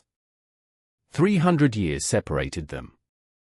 And in those 300 years the idea Yornamu had planted, the idea that a king's chief glory was not his conquests but his justice, had taken root so deeply in Mesopotamian soil that it never died. Listen to how it begins, in the prologue, where the king explains why he has done this thing. He tells us that the great gods had given him the kingship of the land, and that he had set out to do what was right. He boasts not of cities burned but of order restored. He says that he made the land secure, that he established justice, that he removed the cheats and the violent and the lawless. And then comes the line that has echoed down 40 centuries and still has the power to move anyone who reads it. He declares that he did not deliver the orphan to the rich. He did not deliver the widow to the powerful. He did not deliver the man of 1 shekel to the man of 1 mina, to the man of 60 shekels. That the weak should not be the prey of the strong, that the poor man with a single coin should not be devoured by the rich man with 60, this, the king says, is what he ruled for. Whether he lived up to it, we cannot know. Kings have always been better at carving virtues than at practicing them. But the words are there, pressed into clay 4,000 years ago, the oldest surviving statement in human language of an idea we still struggle to live by. That the law should protect the weak from the strong. The thought was already old when Babylon was young. And the laws themselves, the rules that follow the prologue, are gentler than what came after. This is the thing that surprises people most. The later Code of Hammurabi is famous for an eye for an eye, a tooth for a tooth, for the harsh symmetry of bodily punishment, the cutting off of hands, the breaking of bones. But the Code of Yornamu, 3 centuries earlier, is not like that. Where a later king might order a man maimed, Yornamu orders him to pay. If a man injures another's foot, he pays so many shekels of silver. If a man knocks out another's tooth, so many. Compensation, not mutilation. A system of fines, carefully graded, that tried to put a price on harm and let silver settle what blood might otherwise demand. It is, in a strange way, a more modern instinct than the one that followed it, the idea that justice is not vengeance but restoration, that the goal is to make the injured whole rather than to make the guilty suffer in equal measure. We do not know why the older law was the kinder one, why the centuries that followed grew harsher rather than gentler. History does not always move in the direction we expect. But there it is, the oldest law in the world, and it is a law that, more often than not, chose silver over blood. But laws and towers, however grand, are only the visible surface of what the kings of yore built. Beneath them ran something less glorious and far more vast, the thing that truly held the empire together, and it was made not of brick but of clay, and not of monuments but of countless small accounts. For the 3rd dynasty of yore was, above all else, a state of scribes, of bureaucracy, of records. The kings of yore, and especially Yornamu's brilliant and tireless son, governed their realm through an administration so detailed, so all-encompassing, so obsessed with writing everything down, that the dry land of southern Iraq has given up from its ruins more clay tablets from this single short dynasty than from almost any other period of ancient history. Tens of thousands of them. Some say more than 100,000. And the staggering thing is that this is only what has been dug up, only the fragment that survived and was found. The original quantity is beyond imagining. And what do all these tablets say? That is the wonder of it, and in its own way the strange beauty. They are not poems. They are not the deeds of heroes. They are receipts. They are accounts. They record the delivery of so many sheep to such a temple on such a day, the death of a single goat, the issue of a measure of barley to a named worker, the weight of wool taken in, the number of dead animals whose hides were turned in by the herdsman, the rations given to a gang of laborers, the precise tally of a fishing catch. A whole civilization's daily breathing, written down. We know the names of thousands of ordinary people from the third dynasty of yore, people who would otherwise have vanished without a trace, not because they did anything great, but because someone, somewhere, recorded that they received a ration of grain or delivered a basket of dates. There is a particular tenderness in this. Somewhere in those archives is the record of a man who was paid for a day's labor 4,000 years ago, his name preserved, his work preserved, not by his own choice and not for any glory, but simply because the kingdom of Ur could not bear to leave anything unwritten. The empire remembered him by accident. And so, by accident, do we. It was a system of breathtaking reach. The son of Ur-Nammu reorganized the whole of his realm into provinces, each with its governor, each required to send its share of goods to a great central clearing house, a vast redistribution center where the wealth of the entire kingdom was gathered, counted, and sent out again to where it was needed. He standardized the weights and the measures, so that a unit of grain in one city was the same as a unit of grain in another. He standardized the calendar. He even, in a gesture that tells you everything about the mind behind this state, reorganized the months and reformed the system of accounting so that it would be more uniform across the land. Nothing was to be left to chance or custom. Everything was to be measured, recorded, balanced, and filed. It was, perhaps, the first true bureaucracy in the history of the world, the distant ancestor of every tax office and government ministry and filing cabinet that has tormented and protected humanity ever since. And it worked. For a time, it worked magnificently. The king who built this machine, Ur-Nammu's son, reigned for nearly half a century, and he was, by any measure, one of the most extraordinary rulers the ancient world ever produced. He was a soldier who secured the frontiers, a builder who raised temples across the land, an administrator of genius who held the whole intricate apparatus of the state in his hand. He was so proud of his learning that he boasted, in one of the hymns composed in his honor, of being able to read and write, of being a master of mathematics and music, a thing few kings of any age could claim.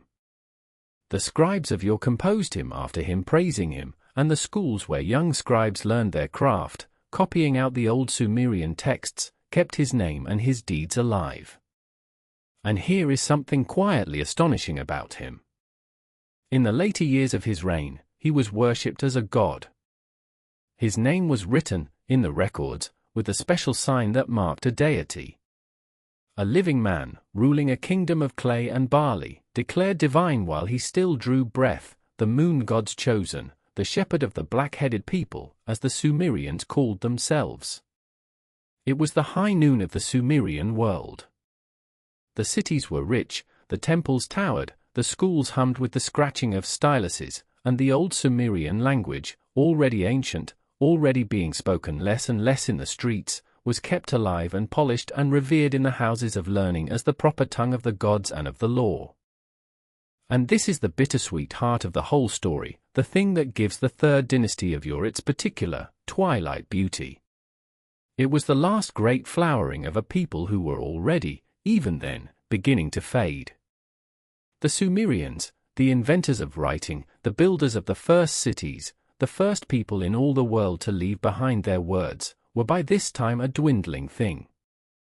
In the streets of Ur, more and more, the language people actually spoke was not Sumerian at all but a Semitic tongue, the language of the desert peoples who had been drifting into the land for centuries, the tongue that would one day become the speech of Babylon and Assyria. Sumerian was becoming a language of scholars and priests, learned in school the way a modern student learns Latin, beautiful and revered and slowly dying. The kings of Ur knew this, perhaps, in some half-conscious way. Their whole great project of writing everything down, of copying the old texts, of preserving the old language in the schools, has about it the feel of a people trying to hold on, trying to fix in clay a world they could sense slipping away. They built their ziggurat and their bureaucracy and their law not in the confidence of a young people just beginning, but in the rich, melancholy fullness of an old one. It was an autumn, not a spring. A last golden harvest before the cold. And the cold was coming. It came, as it so often does, not in one great blow but in a slow gathering pressure from the edges, from the wide dry lands to the west. There, beyond the settled country of the rivers, lived a people the Sumerians called the Martu, and whom we know better by the name the later world gave them, the Amorites. They were herders, wanderers, people of the steppe and the tent, moving with their flocks across the margins of the cultivated land. The settled, city-dwelling Sumerians looked upon them with the ancient contempt that farmers have always felt for nomads. In the records and the literature of yore, the Amorite is described with a curl of the lip as a man who knows no house and no city, who eats his meat raw, who does not bury his dead, who knows no grain, a creature of the wild hills come down to trouble the children of order. It is the oldest prejudice in the world, the disdain of the walled town for the open plain. And like most such prejudices, it badly underestimated the people it scorned. For the Amorites were not going away. Year by year, generation by generation, they pressed deeper into the settled land. Some came as raiders, slipping past the frontier to seize what they could. But more came, quietly, as settlers, as laborers, as hired soldiers, as merchants, drifting into the cities and the fields, taking jobs, taking wives, taking names, until the line between the Amorite outsider and the Sumerian insider grew blurred and then meaningless. The kings of yore saw the danger in the raiders, if not in the settlers. The son of Yornamu's grandson, near the end of the dynasty, did a thing that tells you how worried the state had become. He built a wall. A great defensive wall, running for many miles across the open country between the two rivers, north of the cities, a barrier raised against the Amorites, called in the inscriptions the wall that keeps the Martu away. It was a vast undertaking, a desperate one, the act of a kingdom trying to fence out the future. And it failed. It failed the way such walls almost always fail. The nomad simply went around it. A wall, however long, has ends, and has gaps, and behind it the land was already full of Amorites who had come in not as armies but as neighbors. You cannot wall out a people who are already inside. And so the great machine of yore began, slowly, to come apart. It is hard to say exactly why. There was the Amorite pressure, constant and grinding. There were bad harvests, perhaps, the rains failing, the rivers shifting their courses as the rivers of Mesopotamia always did, leaving canals dry and fields barren. The price of grain in the records of the last years climbs and climbs, a silent scream of scarcity buried in the dry accounts. The far provinces, the ones the kings of yore had bound so tightly into their system, began to slip away, their governors no longer sending in the grain and the goods, no longer answering the summons from the center.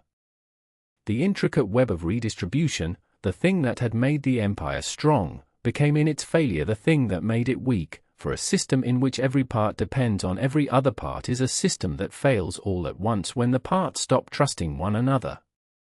The last king of yore, a man named Ibisin, reigned over a kingdom that shrank around him year by year, province falling away from province, until at last he ruled little more than the city of yore itself, a great king in title presiding over the ruin of everything his ancestors had built. There is, among the records of those final years, a sequence of letters that is almost unbearable to read, knowing how the story ends. They pass between the failing king and one of his own officials, a man named Ishbiera, whom Ibisin had sent north to buy grain for the starving city, for the harvests had failed and yore was hungry.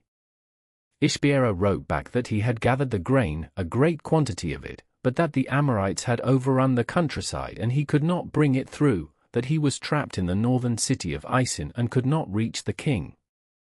And then, letter by letter, you can watch the servant become the master. Ishbiera, sitting on his hoard of grain in a land where grain had become more precious than gold, simply stopped obeying. He asked to be made governor of Isin and the lands around it. The king, helpless, agreed. And then Ishbiera, secure in his own city, fed and walled and strong, declared himself a king in his own right, and left his old master to starve in the south. The kingdom of Ur did not fall to a foreign conqueror in a single great battle. It dissolved, from within, into the hands of its own ambitious servants and the patient pressure of the wandering peoples, the center letting go of one piece after another until there was nothing left to hold. And then came the end, swift and terrible after the long slow unraveling. To the east, beyond the Tigris, in the mountains of what is now western Iran, lived the Elamites, an ancient people, old rivals of Sumer, who had watched the kingdom of Ur grow feeble and saw their moment. They came down out of the hills, and they fell upon the defenseless city. Ur, the city of the moon god, the seat of kings, the place where the great ziggurats stood and the schools sang the old songs and the archives held the memory of 1,000 transactions, was taken and sacked and burned. The Elamites broke into the temples and carried off their treasures and their gods. They seized the last king, Ibisin, and led him away in chains, eastward, into the mountains, into captivity, and he was never seen again. The shepherd of the black-headed people ended his days a prisoner in a foreign land, and with him ended the line of Ur-Nammu, and with that line ended the last age in which the Sumerians ruled themselves. The Sumerians, with their unfailing instinct for turning grief into beauty, did not let the death of their greatest city pass in silence. They composed a lament, a long and aching poem, the lamentation over the destruction of Ur, and it survives, copied and recopied in the schools for generations after, so that we can still hear, across 4,000 years, the sound of a people mourning the end of their world. It speaks in the voice of the city's own goddess, weeping for her fallen home.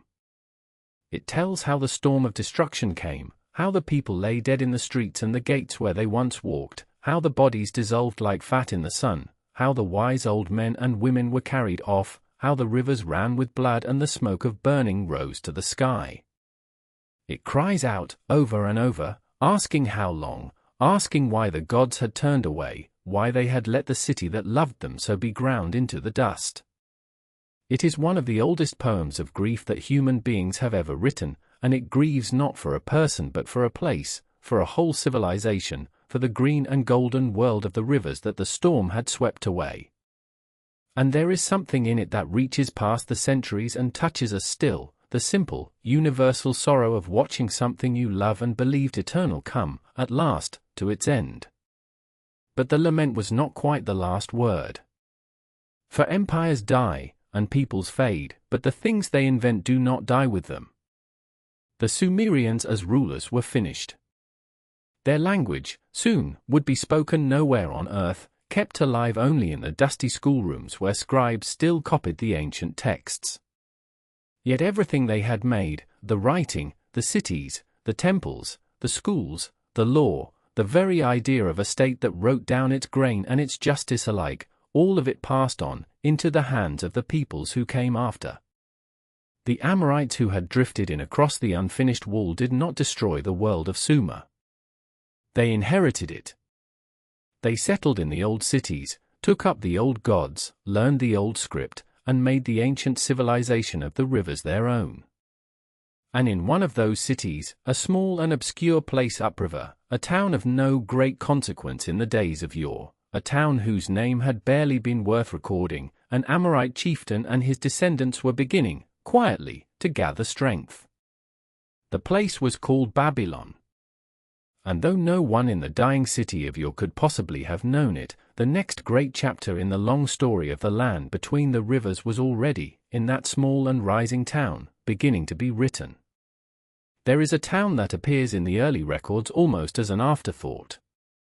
It sat on the flat plain of southern Mesopotamia, on the banks of the Euphrates, a place of mud brick houses and a modest temple and fields of barley stretching away towards the heat shimmer of the horizon. It was not old, as cities went in that ancient land. It was not famous. The great names of the age were elsewhere, in Ur and Uruk and Isin, in the ancient seats of kingship that had ruled the land for 1,000 years and more. This little town was, by comparison, a nobody. It had been founded, or refounded, by newcomers, a people called the Amorites, herders and wanderers who had drifted down from the western deserts and settled among the older folk of the river valleys, taking up their gods and their writing and their ways of farming, and adding their own restless ambition to the mix. The town those Amorites built upon was called, in their tongue and in the older tongue alike, by a name that meant, perhaps, the gate of the god. Babylon. And in those early days, no one looking at it would have guessed that this name was about to become one of the most enduring words in human memory. Let me set the scene properly, because to understand the rise of Babylon you have to understand the chaos it rose out of. The old order had broken. The mighty kings of yore, who had ruled a centralized empire over the whole of Sumer and Akkad, had fallen generations before, their grand bureaucratic state torn apart by famine and invasion. And into the vacuum they left poured a scramble of small kingdoms, a patchwork of rival cities, each with its own king, each with its own ambitions, each watching the others with suspicion. It was a world of shifting alliances and broken treaties, of armies marching back and forth across the plain, of kings who called each other brother in their letters and plotted each other's ruin in private. No single power dominated. The land was divided, and into that division, slowly, patiently, almost invisibly, a new kind of king was about to step. He would not conquer the world in a single season, the way some conquerors do, in a blaze that burns out as fast as it flares. He would do something rarer and harder. He would wait. His name was Hammurabi, and when he came to the throne of Babylon, he inherited a kingdom that was small and surrounded. To the south lay the powerful and ancient kingdom of Larsa, ruled by a shrewd old king who had been on his throne for decades. To the north and west lay the kingdom of Mari, rich on the river trade, and beyond it the rising power of a great northern king named Shamshi-Adad, who had carved out an empire of his own across the upper reaches of Mesopotamia. To the east, across the mountains, lay the kingdom of Elam, ancient and dangerous, watching the lowlands with hungry eyes. Babylon was hemmed in on every side by powers as great as itself or greater. A rash king, in that position, might have thrown his army at the nearest rival and gambled everything on a single battle. Hammurabi did not. For the first decades of his long reign, he was almost quiet. He built temples. He dug canals. He strengthened his walls. He fortified his cities and saw to the irrigation that fed his people, and he made himself useful to the greater powers around him, an ally here, a dutiful junior partner there. He watched, and he waited, and he learned the shape of every kingdom around him, and the character of every king. And while he waited, the other powers wore one another down. This was the genius of him, and it is a quieter genius than the songs usually celebrate. Hammurabi understood that in a world of many balanced powers, the patient player wins. He watched the great northern empire of Shamshi-Adad, which had seemed so formidable, fall to pieces after its old king died and his sons proved unequal to holding it together. He watched Elam and Larsa and the others maneuver against each other, spending their strength in quarrels. He kept his treaties when it suited him and broke them when the moment came, and he had a gift, the diplomats of Mari noted in their letters, for always seeming to be the reasonable one, the trustworthy one, the brother you could rely on, right up until the day the knife went in. He made and unmade alliances with a cold precision. When two of his rivals fought, he would help the weaker one just enough to keep the war going, and to keep both of them bleeding, while Babylon stayed whole and strong. He let the years do his work. And then, when at last the land was exhausted and his rivals were weaker than they had ever been, and Babylon stood stronger than it had ever stood, he moved. When he finally struck, it came in a rush, and it was decisive. In the 30th year of his reign and after, the patient king became a conqueror almost overnight. He turned on Larsa, the great southern power, the kingdom of that shrewd old rival who had ruled for 60 years, and he broke it, and folded the whole rich south of Mesopotamia into his realm. He turned on the eastern enemy, Elam, and threw it back. He marched up the river and dealt with the kingdoms of the north. And then he turned on Mari, the wealthy river city that had been, for years, his ally and friend, whose king had trusted him and corresponded with him as a brother. Hammurabi took Mari. And a few years later, for reasons we do not fully know, he came back and razed it, tore down its great palace, one of the most magnificent buildings in the ancient world, with its hundreds of rooms and its painted walls and its vast archive of letters. It was that destruction, that act of cold finality, that preserved the Mari letters for us, baked in the ruin, so that today we can read the very correspondence that charts Hammurabi's patient rise in the words of the men who watched it happen and did not, until too late, understand what they were watching. Within a few short years, the one small town of Babylon ruled almost the whole of Mesopotamia, from the Persian Gulf to the hills of the north. The waiting was over. The gate of the god had become the center of the world. But conquest is the easy part, relatively speaking. Many a king has won an empire on the battlefield and watched it fall apart the moment his back was turned. What set Hammurabi apart, what makes him remembered when so many conquerors are forgotten, is what he did with the land once he held it. He did not merely rule it. He tried to order it, to give it law, to bind its peoples together not just by the sword but by a shared sense of justice, however rough that justice was by our standards.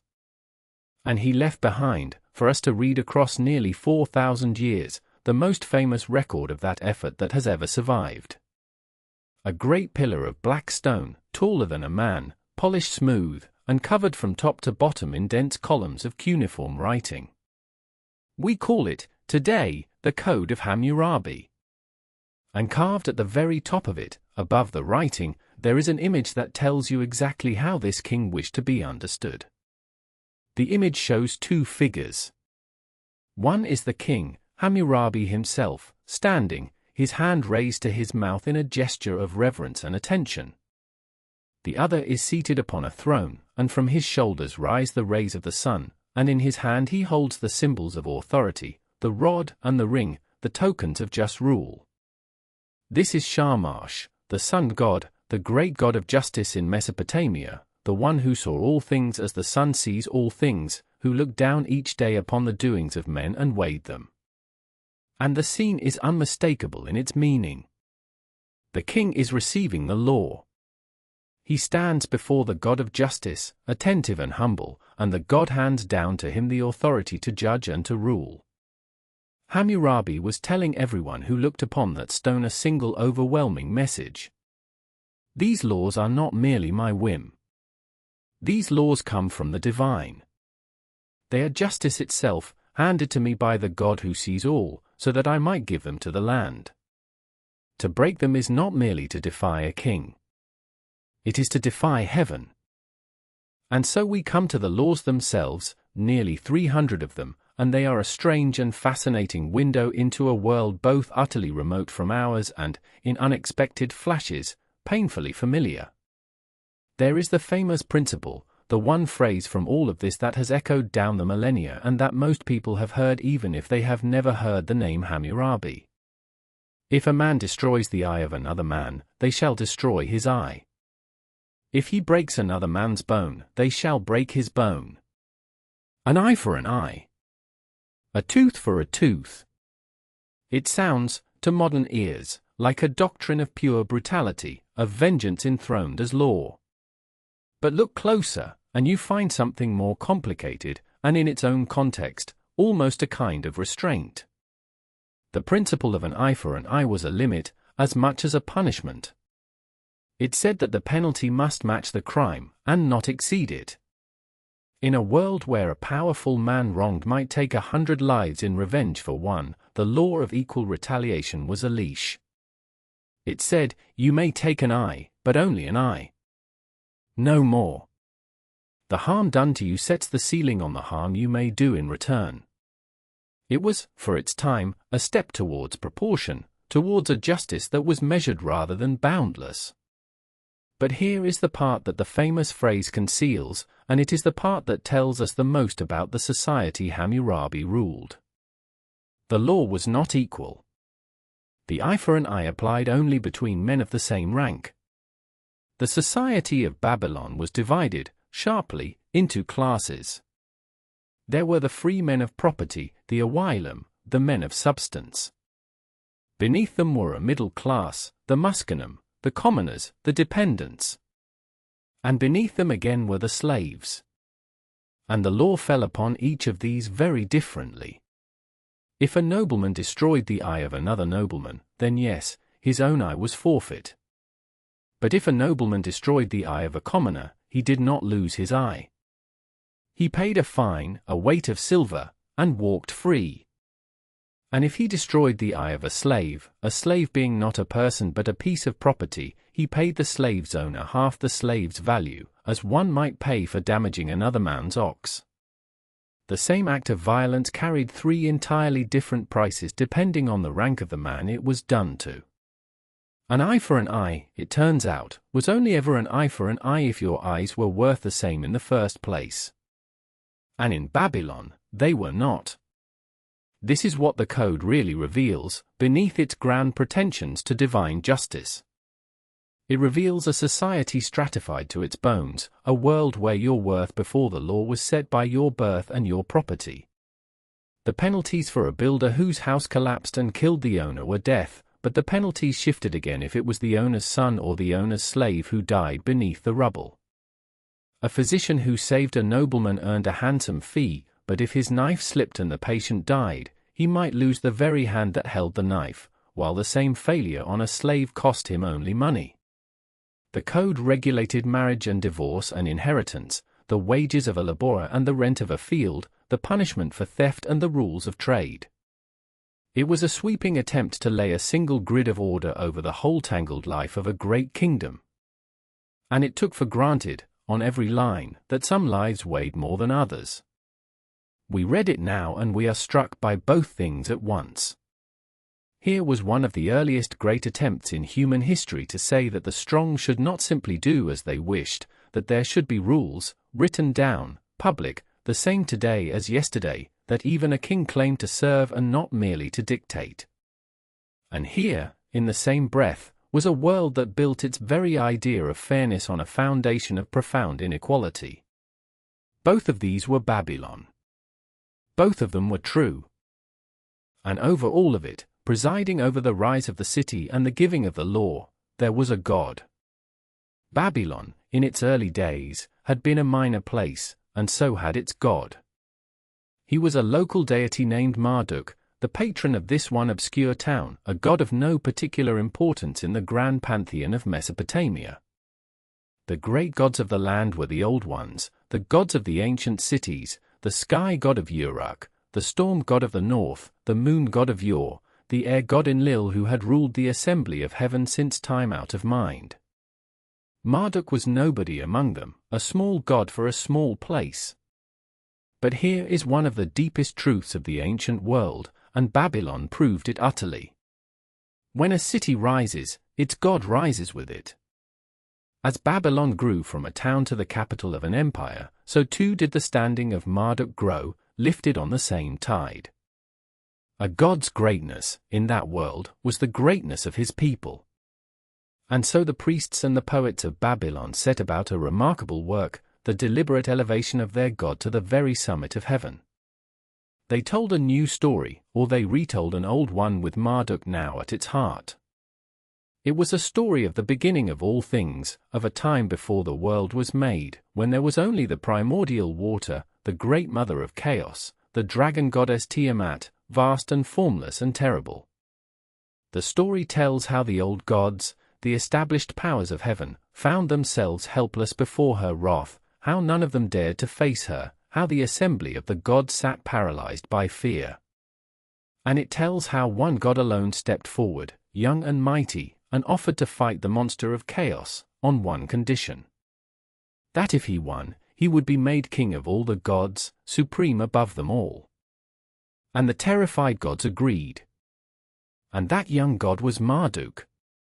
He went out to face Tiamat, armed with the winds and the storm and the lightning, and he caught her in a great net, and when she opened her vast mouth to swallow him, he drove the winds inside her so she could not close it, and he loosed his arrow and split her in two. And from the two halves of her broken body he made the world. The sky above and the earth below, fashioned from the corpse of chaos by the hand of the god of Babylon. And the gods, true to their word, raised him up and named him king over all of them, and gave him 50 names, and built him a great temple in his city, and bowed before the God who had once been nobody. It is one of the most extraordinary acts of theological ambition in all of history, and it is, when you see it clearly, simply the rise of Babylon told in the language of heaven. The city made its God a king, because the city had become a kingdom. And his temple stood at the heart of it all, in the heart of the city, on the heart of the plain. The great sanctuary of Marduk, and rising beside it, climbing towards heaven in great receding tiers, a ziggurat, a tower of mud brick and baked brick, a mountain raised by human hands in a land that had no mountains, so that the god might have a high place to dwell and the people might have a stair towards the divine. In later centuries this Tower of Babylon would grow so famous, and fall so far, that it would pass into legend in distant lands, remembered dimly as a tower that men once built to reach the sky, a tower of pride that the heavens themselves struck down. But in the days of Hammurabi and after, it was simply the proudest thing in the proudest city in the world, the dwelling of the king of the gods, in the gate of the god, at the center of the earth. Babylon had arrived.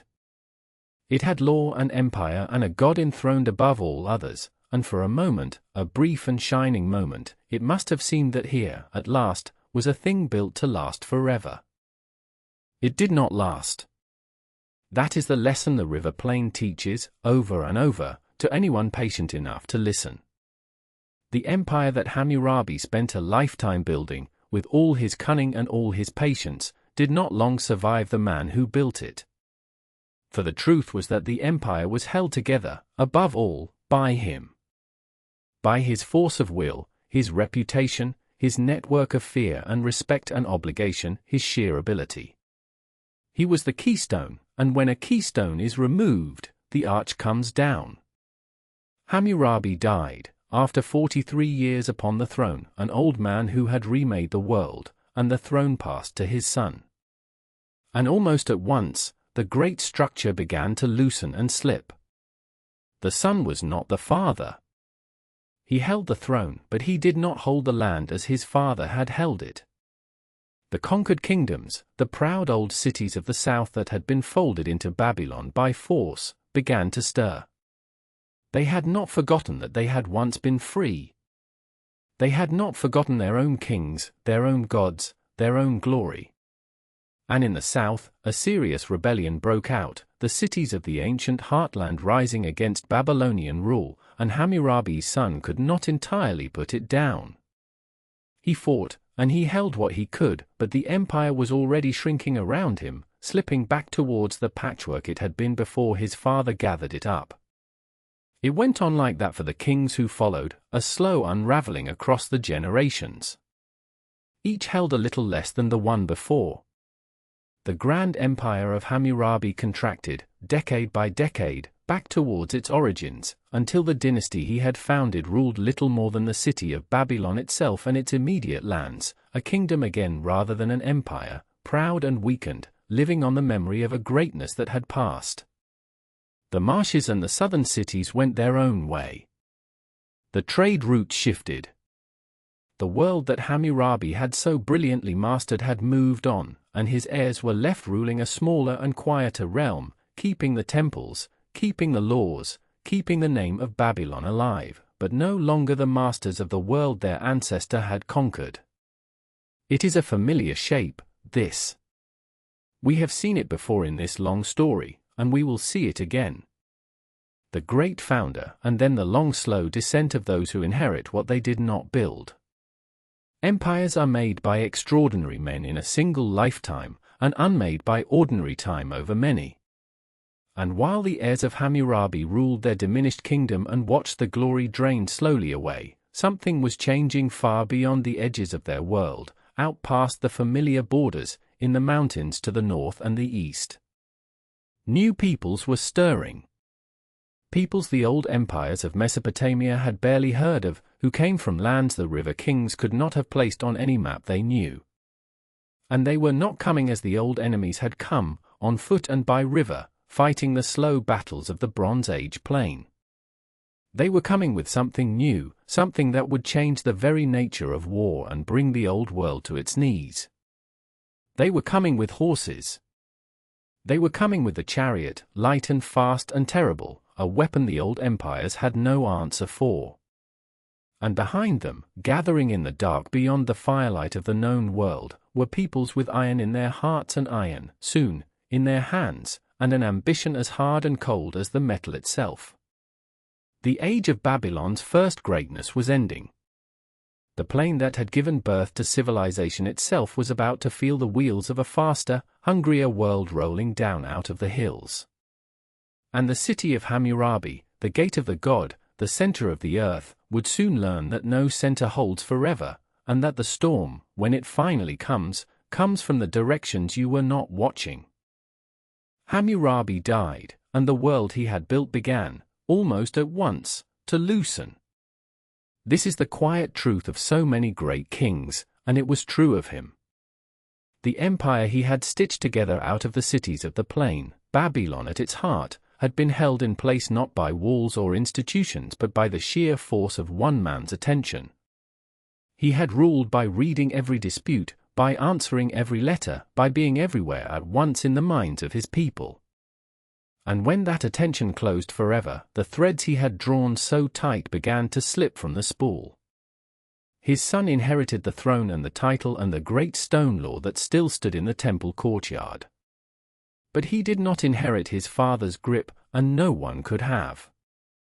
Within his reign the southern cities, the old proud cities of Sumer, the cities that had been ancient when Babylon was young, began to pull away. The marshes in the far south slipped out of Babylon's hand.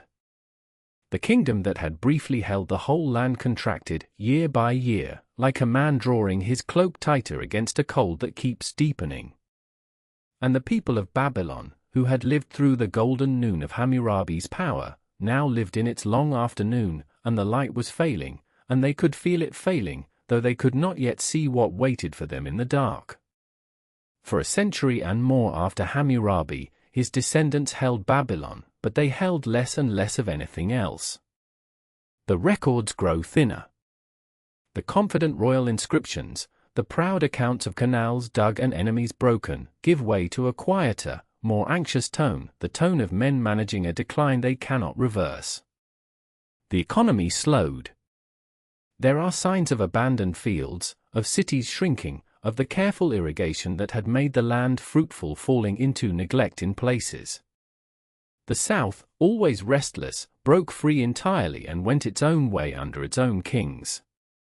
And all the while, on the edges of the settled world, the pressures were building, peoples on the move, kingdoms rising in lands that had been quiet, new powers gathering strength just beyond the horizon of Babylon's failing sight. The dynasty of Hammurabi was running down like a clock that no one remembered to wind, and the men who sat on his throne were the heirs of glory with none of the glory left to them, custodians of a great name in a diminished house, waiting, though they did not know it, for the blow that would end them. And the blow, when it came from a direction no one in Babylon had thought to fear, from far to the north and west, out of the mountains, a thing so unexpected that for a long time afterward people could scarcely believe it had happened. The Hittites came down out of Anatolia. They were a people of the high cold plateau of what is now Turkey, a kingdom built on iron-grey mountains and walled cities, and they had been growing in power while Babylon faded. Their king in this age was a man named Mursili, the first of that name, and he was bold to the point of recklessness, a conqueror with a long reach and a longer ambition. He had already broken the kingdom of Aleppo to the south, a great prize, and most kings would have been content with that. But Mursili looked further down the rivers, toward the most famous city in the world, the city of Hammurabi, the city whose name was a byword for wealth and antiquity across the whole of the ancient Near East. And he decided, for reasons we will never fully know, that he would go and take it. It was an extraordinary thing to attempt. Babylon lay hundreds of miles from the Hittite heartland, down the length of the Euphrates, through lands held by other powers. No Hittite army had ever come so far, and none would ever come so far again. But Mercilli led his men down the great river, an arrow shot across the whole width of the known world, and the city that had not feared a northern enemy in living memory looked up one day and saw that the impossible had arrived at its gates. Babylon fell. The mightiest city in the world, the seat of Hammurabi's law, the navel of the land between the rivers, was stormed and sacked by an army from the far mountains around the year 1595 before our era. The Hittites broke the walls, plundered the temples, and carried off the sacred statue of Marduk himself, the god of the city, the divine king whose presence was Babylon's very soul. To seize a city's god was to seize its heart, to declare to all the world that its protector had been overthrown and its luck broken. The last of Hammurabi's line was swept from the throne, and the dynasty that had ruled the most famous city on earth simply ended, in fire and looting, at the hands of strangers from a country most Babylonians had never heard named. And then comes the strangest part of all. Having achieved this almost unimaginable thing, having marched further than any of his people ever would and taken the greatest prize in the world, Mercilli did not stay. He could not. His supply lines were stretched to nothing, his homeland was hundreds of miles behind him, and trouble was already brewing at his back. So he turned around and went home, dragging his loot and his glory up the long river, and left Babylon broken and leaderless in his wake. He had not come to rule. He had come to raid, on a scale so vast it dizzies the mind. And the raid succeeded, and then it was over, and he was gone, and the city he had shattered was left to wonder who would come to claim the ruins. The raid that ended Hammurabi's dynasty would prove to be the high-water mark of Hittite reach, and within a few years Mercilli himself was dead, murdered by his own brother-in-law in the kind of palace intrigue that would haunt the Hittite royal house for generations. The empire he had stretched so far snapped back, consumed by its own quarrels, and never again did a Hittite army descend upon Babylon. But the damage was done. The oldest and proudest royal line in the land was gone, the great city was leaderless, and into that vacuum, into the silence after the storm, there moved a people who had been waiting at the edges, quietly, patiently, for generations. They were not conquerors in the dramatic mode of Mercilli. They did not come down in a sudden devastating raid. They came the way water comes into a low field, slowly, from many directions at once, until one day everyone looked up and realized the land was theirs. They were called the Kassites, and they would rule Babylon for longer than any dynasty before or after, 400 years and more, and yet to this day we know almost nothing about where they came from or what tongue they spoke among themselves. They are one of history's great quiet mysteries, a people who governed the most famous city in the world for 4 centuries and left us almost no clear voice of their own. The Kassites had appeared in the records long before they took the throne, drifting in from the mountains to the east, perhaps from the Zagros, settling first as laborers and herders and soldiers in the lands around Babylon. For generations they had been a presence on the margins, hired hands and hill folk, the kind of newcomers that the old settled cities tolerated without ever quite respecting. And then, in the long disorder that followed the Hittite sack, when Babylon had no strong king and the land was open, the Kassites moved from the margins to the center. We cannot trace the exact steps, because the records of those dark years are so thin, but somewhere in that obscurity a Kassite line took the throne of Babylon and made it their own. And here is the thing that surprises everyone who first learns this story. These outsiders, these mysterious hill people of unknown tongue, did not tear down what they had inherited. They embraced it. They took up the Babylonian gods, the Babylonian language for their inscriptions, the Babylonian ways of kingship and law and learning. They became, in every visible respect, more Babylonian than conquerors had any right to be. And under their long, patient, unglamorous rule, the battered land healed, and settled, and grew quiet, and prospered in a way it had not known since the height of Hammurabi himself. The 4 centuries of Kassite rule were, by the standards of Mesopotamian history, a remarkably stable and peaceful age, and that very peace is part of why they are so little remembered. History loves its catastrophes and its conquerors, and the Kassites offered neither. They offered something rarer and, for the people who lived under it, far more precious. They offered continuity. They restored the temples that the Hittites had plundered. They brought the statue of Marduk home, or had a new one made, and set the god back in his house, and so restored to Babylon its wounded soul. They governed through a settled system of provinces and governors, they kept the canals flowing and the fields watered, and they presided over a land that, for once, was not constantly at war with itself. Under the Kassites, Babylon ceased to be merely a city and became truly the heart of a unified Babylonia, a single coherent kingdom of the whole southern plain, the form it would keep, more or less, for the rest of its long existence. The Kassites did not write grand poems about themselves. They did not carve their triumphs onto mountains.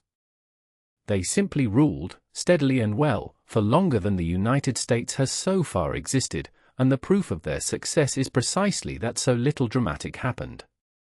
They were the quiet stewards of a recovering land, and the land, for 400 years, was glad of them. We can still hold in our hands the most characteristic objects the Kassites left behind, and they tell us something gentle about the kind of people they had become.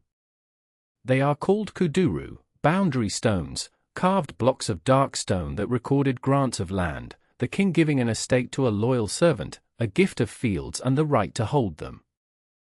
On these stones the scribes carved the terms of the grant and then, above the text, the symbols of the gods who would guard it, the crescent of the moon god, the disk of the sun, the star of the goddess of love, the strange and beautiful emblems of a whole crowded heaven, set there to call down curses on anyone who would violate the boundary. There is something deeply telling in this. A raiding people, a conquering people, leaves behind weapons and battle scenes and boasts of slaughter. The Kassites left behind property records, carefully carved, divinely protected, concerned above all with the orderly and lasting transfer of land from one family to another. They had become a people of settled fields and respected boundaries and gods who guarded the peace. The hill folk of mysterious origin had made themselves the custodians of Babylonian order, and their monuments are not monuments to war but monuments to ownership, to permanence, to the quiet hope that what is given today will still be held, by your children's children, when you are long in the ground. While the Kassites tended their long peace in the south, the wider world around them was changing into something new and grand, and Babylon was now only one player in a much larger game. To the north and west, across the great bend of the Euphrates, a new power had risen in the lands the Kassites did not touch, a kingdom called Mitanni. It was a realm of the upper rivers of northern Syria and the plains of what is now the border country between Syria and Iraq and Turkey, and it was ruled by a warrior aristocracy who had mastered a weapon that was remaking the entire age. That weapon was the chariot, the light, fast, two-wheeled war chariot drawn by horses, and the discipline of training horses to draw it. The lords of Mitanni were famous charioteers, and one of the most remarkable documents to survive from this whole world is a manual on the training of chariot horses, written by a Mitannian horsemaster, a careful, practical text about exactly how many days to walk and gallop a team, how to feed them, how to harden them for war. In that small technical treatise you can feel the soul of the age. This was a world being reshaped by horse and chariot, by speed and shock, and Mitanni rode at the front of it, a kingdom of horsemen who had built their power on the back of the fastest and most fearsome weapon the world had yet seen. For a time Mitanni was a great power, the equal of any kingdom in the world, dominating the lands between the Hittites to the north and the Assyrians to the east, even pressing against the borders of Egypt and forcing the pharaohs to take it seriously as a rival and, eventually, as an ally. But Mitanni's glory was brittle, and its history is one of being slowly ground between harder stones, caught between the resurgent Hittites on one side and a rising power on the other that we will come to shortly. For now, what matters is simply this. The world after Hammurabi was no longer a world of one dominant city or one dominant land. It had become a world of several great powers at once, jostling and balancing, each strong, each watchful of the others, each ruling lands no single king could swallow whole. Egypt in the south, rich beyond measure on the gold of Nubia and the grain of the Nile. The Hittites in the Anatolian mountains. Mitanni of the chariots in the upper rivers. Kassite Babylon in the southern plain. And these powers did not merely fight. More remarkably, and more revealingly, they talked. They wrote to one another, constantly, in a chorus of royal correspondence that has, by an extraordinary accident of survival, come down to us almost intact, and that lets us listen in, 3,000 years later, on the private conversation of kings who called one another brother. The accident that preserved those voices happened in Egypt, at a city that the heretic pharaoh Akhenaten had built and that was abandoned shortly after his death, a place now called Elamana. Buried in its ruins, archaeologists found the royal archive, hundreds of clay tablets, the diplomatic letters that had passed between the pharaoh and the other great kings of his day, and between the pharaoh and the lesser rulers who served him. And the astonishing thing about these letters, the Amarna letters, is that almost none of them are written in Egyptian. They are written in Akkadian, the old language of Babylon, the tongue of Hammurabi, because Akkadian had become the international language of diplomacy across the whole of the ancient Near East. The pharaoh of Egypt, the proudest monarch on earth, corresponded with his royal brothers in the language of Babylon, written in Babylonian cuneiform on Babylonian clay. The legacy of Mesopotamia had become the very medium through which the great powers of the world spoke to one another. And what they said, in those letters, is wonderfully, almost comically human. The kings call each other brother. They complain. They wheedle. They negotiate the marriages of their daughters and the exchange of vast quantities of gold and lapis lazuli and fine horses. They accuse one another of stinginess. The king of Babylon writes to the pharaoh half offended, half pleading, asking why the messengers were treated poorly, why the gold that was promised has not arrived, reminding the pharaoh that in his land gold is as plentiful as dust, so why be miserly with a brother? It is the eternal voice of diplomacy, the dance of pride and need and flattery, and to read it is to feel the centuries fall away. This was the great power club of the late Bronze Age, and it had its own unwritten rules, its own etiquette of brotherhood, its own elaborate theatre of gift and counter-gift. To be a member, a king had to be acknowledged by the others as an equal, a great king, one who could call the pharaoh brother and not lord. Egypt, Hatti, Babylon, Mitanni in its day, these were the brothers, the inner circle, and they guarded their membership jealously. They sent embassies that traveled for months across deserts and mountains and seas. They exchanged princesses to seal alliances, though it was noted, with some bitterness, that the pharaoh of Egypt would happily take foreign princesses into his harem but would never, ever send an Egyptian princess abroad, holding himself just slightly above even his royal brothers. They sent gifts so lavish that the letters cataloguing them run on for column after column, gold and silver and ebony and ivory and chariots and horses and precious oils, the wealth of the world circulating among a handful of palaces. It was, in its way, a kind of peace, a web of obligation and exchange that bound the mightiest men on earth into a single quarrelsome family. And in the corner of that family, not yet quite a full brother but no longer a servant, a new figure was beginning to clear his throat and demand to be heard, a king from a city on the Tigris that had spent centuries in the shadow of greater powers and was now, quietly, dangerously, beginning to rise.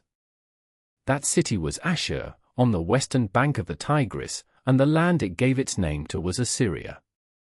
For a long age Assyria had been a secondary power, sometimes independent, often subject, for a time a vassal of Mitanni itself, pressed and overshadowed by the greater kingdoms around it. The Assyrians were a hard people, shaped by a hard country, a land without the broad protective marshes of the south or the high mountain walls of the Hittites, a land exposed on every side, surrounded by enemies and forced from the beginning to fight simply to exist. And out of that exposure, that endless pressure, they were forging something that the older, softer, wealthier kingdoms did not possess in the same measure.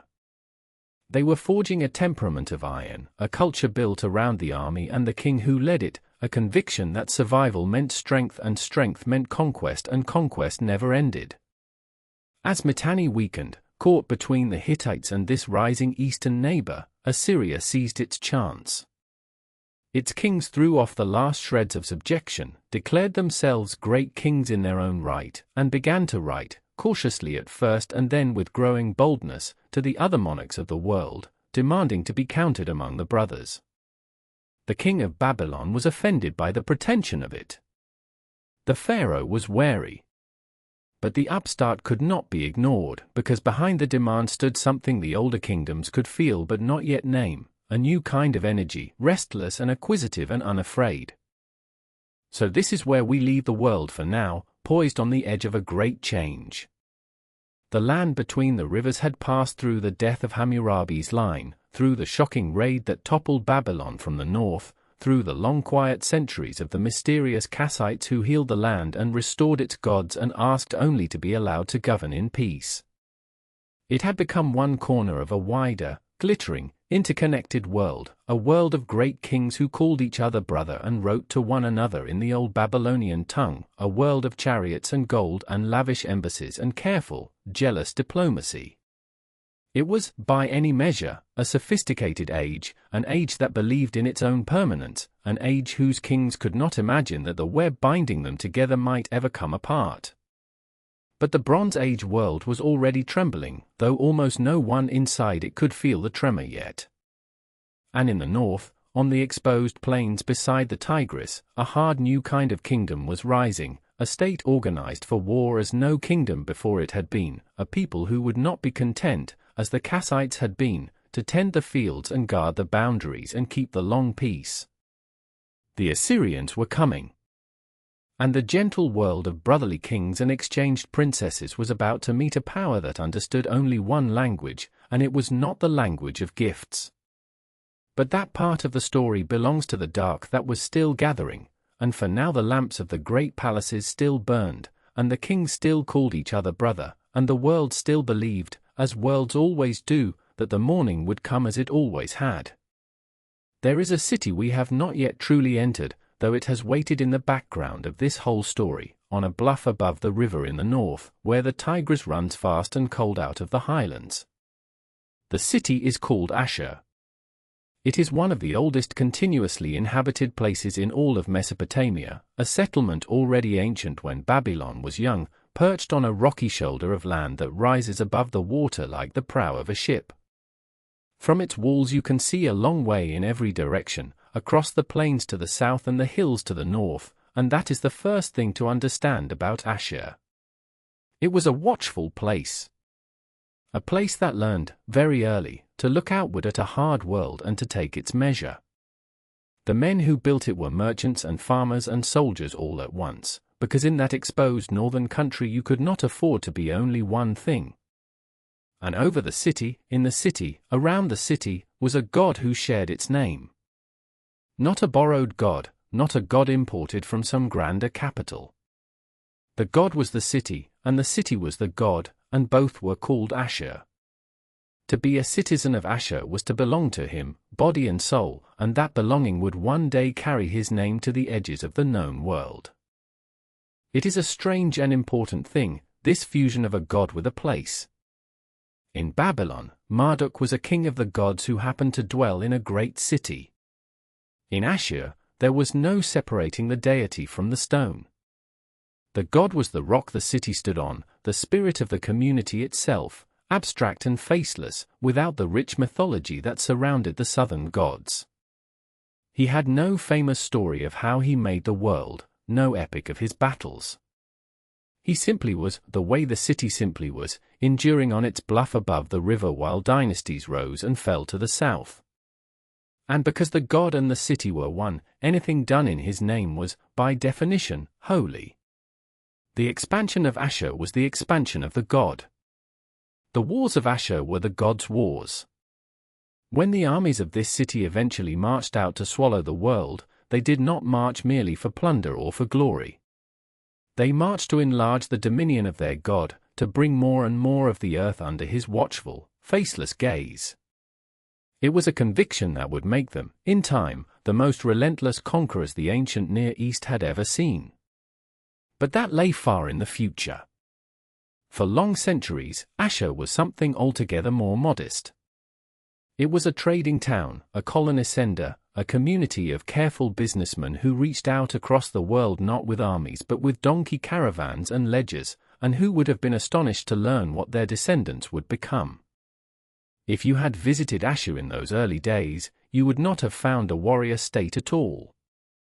You would have found merchants. Far to the north and west, in the heart of Anatolia, the city of Ashur planted trading colonies, whole quarters of expatriate Assyrian businessmen living among foreign peoples, buying and selling, lending money, keeping meticulous records on tablets of clay. They carried tin and fine textiles up the long roads into the mountains and brought back silver and gold, and they wrote home constantly, letters full of profit and loss and family quarrels and complaints about the weather and the roads. We have thousands of these letters, and reading them is like overhearing the conversations of ordinary people across 4,000 years, people worried about debts and shipments and whether a relative could be trusted with the accounts. There is nothing terrifying in them. There is nothing of empire. There is only the patient, grinding work of commerce, the slow accumulation of wealth by men who measured their lives in transactions. And yet even then, something was being learned. The Assyrians were learning how to organize, how to keep records, how to move goods and men across long distances and hostile country, how to bind a far-flung network together with writing and discipline and trust. These were the skills of a trading people. They would become, in time, the skills of an empire. But the road from the counting house to the conqueror's chariot was long, and it ran through centuries of being squeezed, threatened, and very nearly extinguished by larger powers all around. Because here is the thing about Ashur's position on that northern bluff. It was magnificent for trade and terrible for safety. The city sat exposed, with no natural barriers worth a name, surrounded on every side by peoples who might at any moment decide that the merchants of Ashur had grown rich enough to be worth robbing. To the south lay Babylon, ancient and proud. To the north and east lay the mountain kingdoms, fierce and unpredictable. To the west lay the open steppe, across which new peoples were always drifting, hungry and armed. For long stretches of its history Ashur was not a great power at all. It was a survivor, ducking and bending and paying tribute to whoever happened to be strongest that century, swallowing its pride, biding its time. It was conquered, dominated, reduced to a vassal more than once. And every time, it endured. It clung to its rock above the river and it waited. There is a hardness that comes from living that way, generation after generation, with the wolf always at the door. A people who survive by watchfulness and discipline do not become soft when their turn at last comes round. When Ashur finally rose, it rose with a memory of fear in its bones, and it had decided, somewhere in those long centuries of being preyed upon, that it would never be the prey again. That decision, more than any single king or battle, is the engine of everything that followed. And then the world cracked open. We have spoken already of the great collapse that ended the Bronze Age, the convulsion that swept away the Hittites and the Mycenaeans and left the whole eastern Mediterranean in darkness. When the dust settled and the long silence ended, the old order was gone. The great kingdoms that had once hemmed Ashur in were broken or vanished. The Hittite Empire to the northwest, which had loomed over Mesopotamia for centuries, was simply no more. Into that emptied world, with its rivals dead and its old chains snapped, Ashur began, cautiously at first and then with growing confidence, to push outward. And the timing was perfect in another way, a way that would change the very nature of war. For this was the dawn of the age of iron. The secret of working iron, of forging a metal harder and more abundant than bronze, was spreading across the Near East, and the Assyrians took to it with terrible enthusiasm. Bronze had been the metal of an elite, dependent on tin carried half across the world along fragile trade routes, the very routes the collapse had severed. Iron was different. Iron ore was everywhere. An army equipped with iron did not depend on a distant supply of rare tin.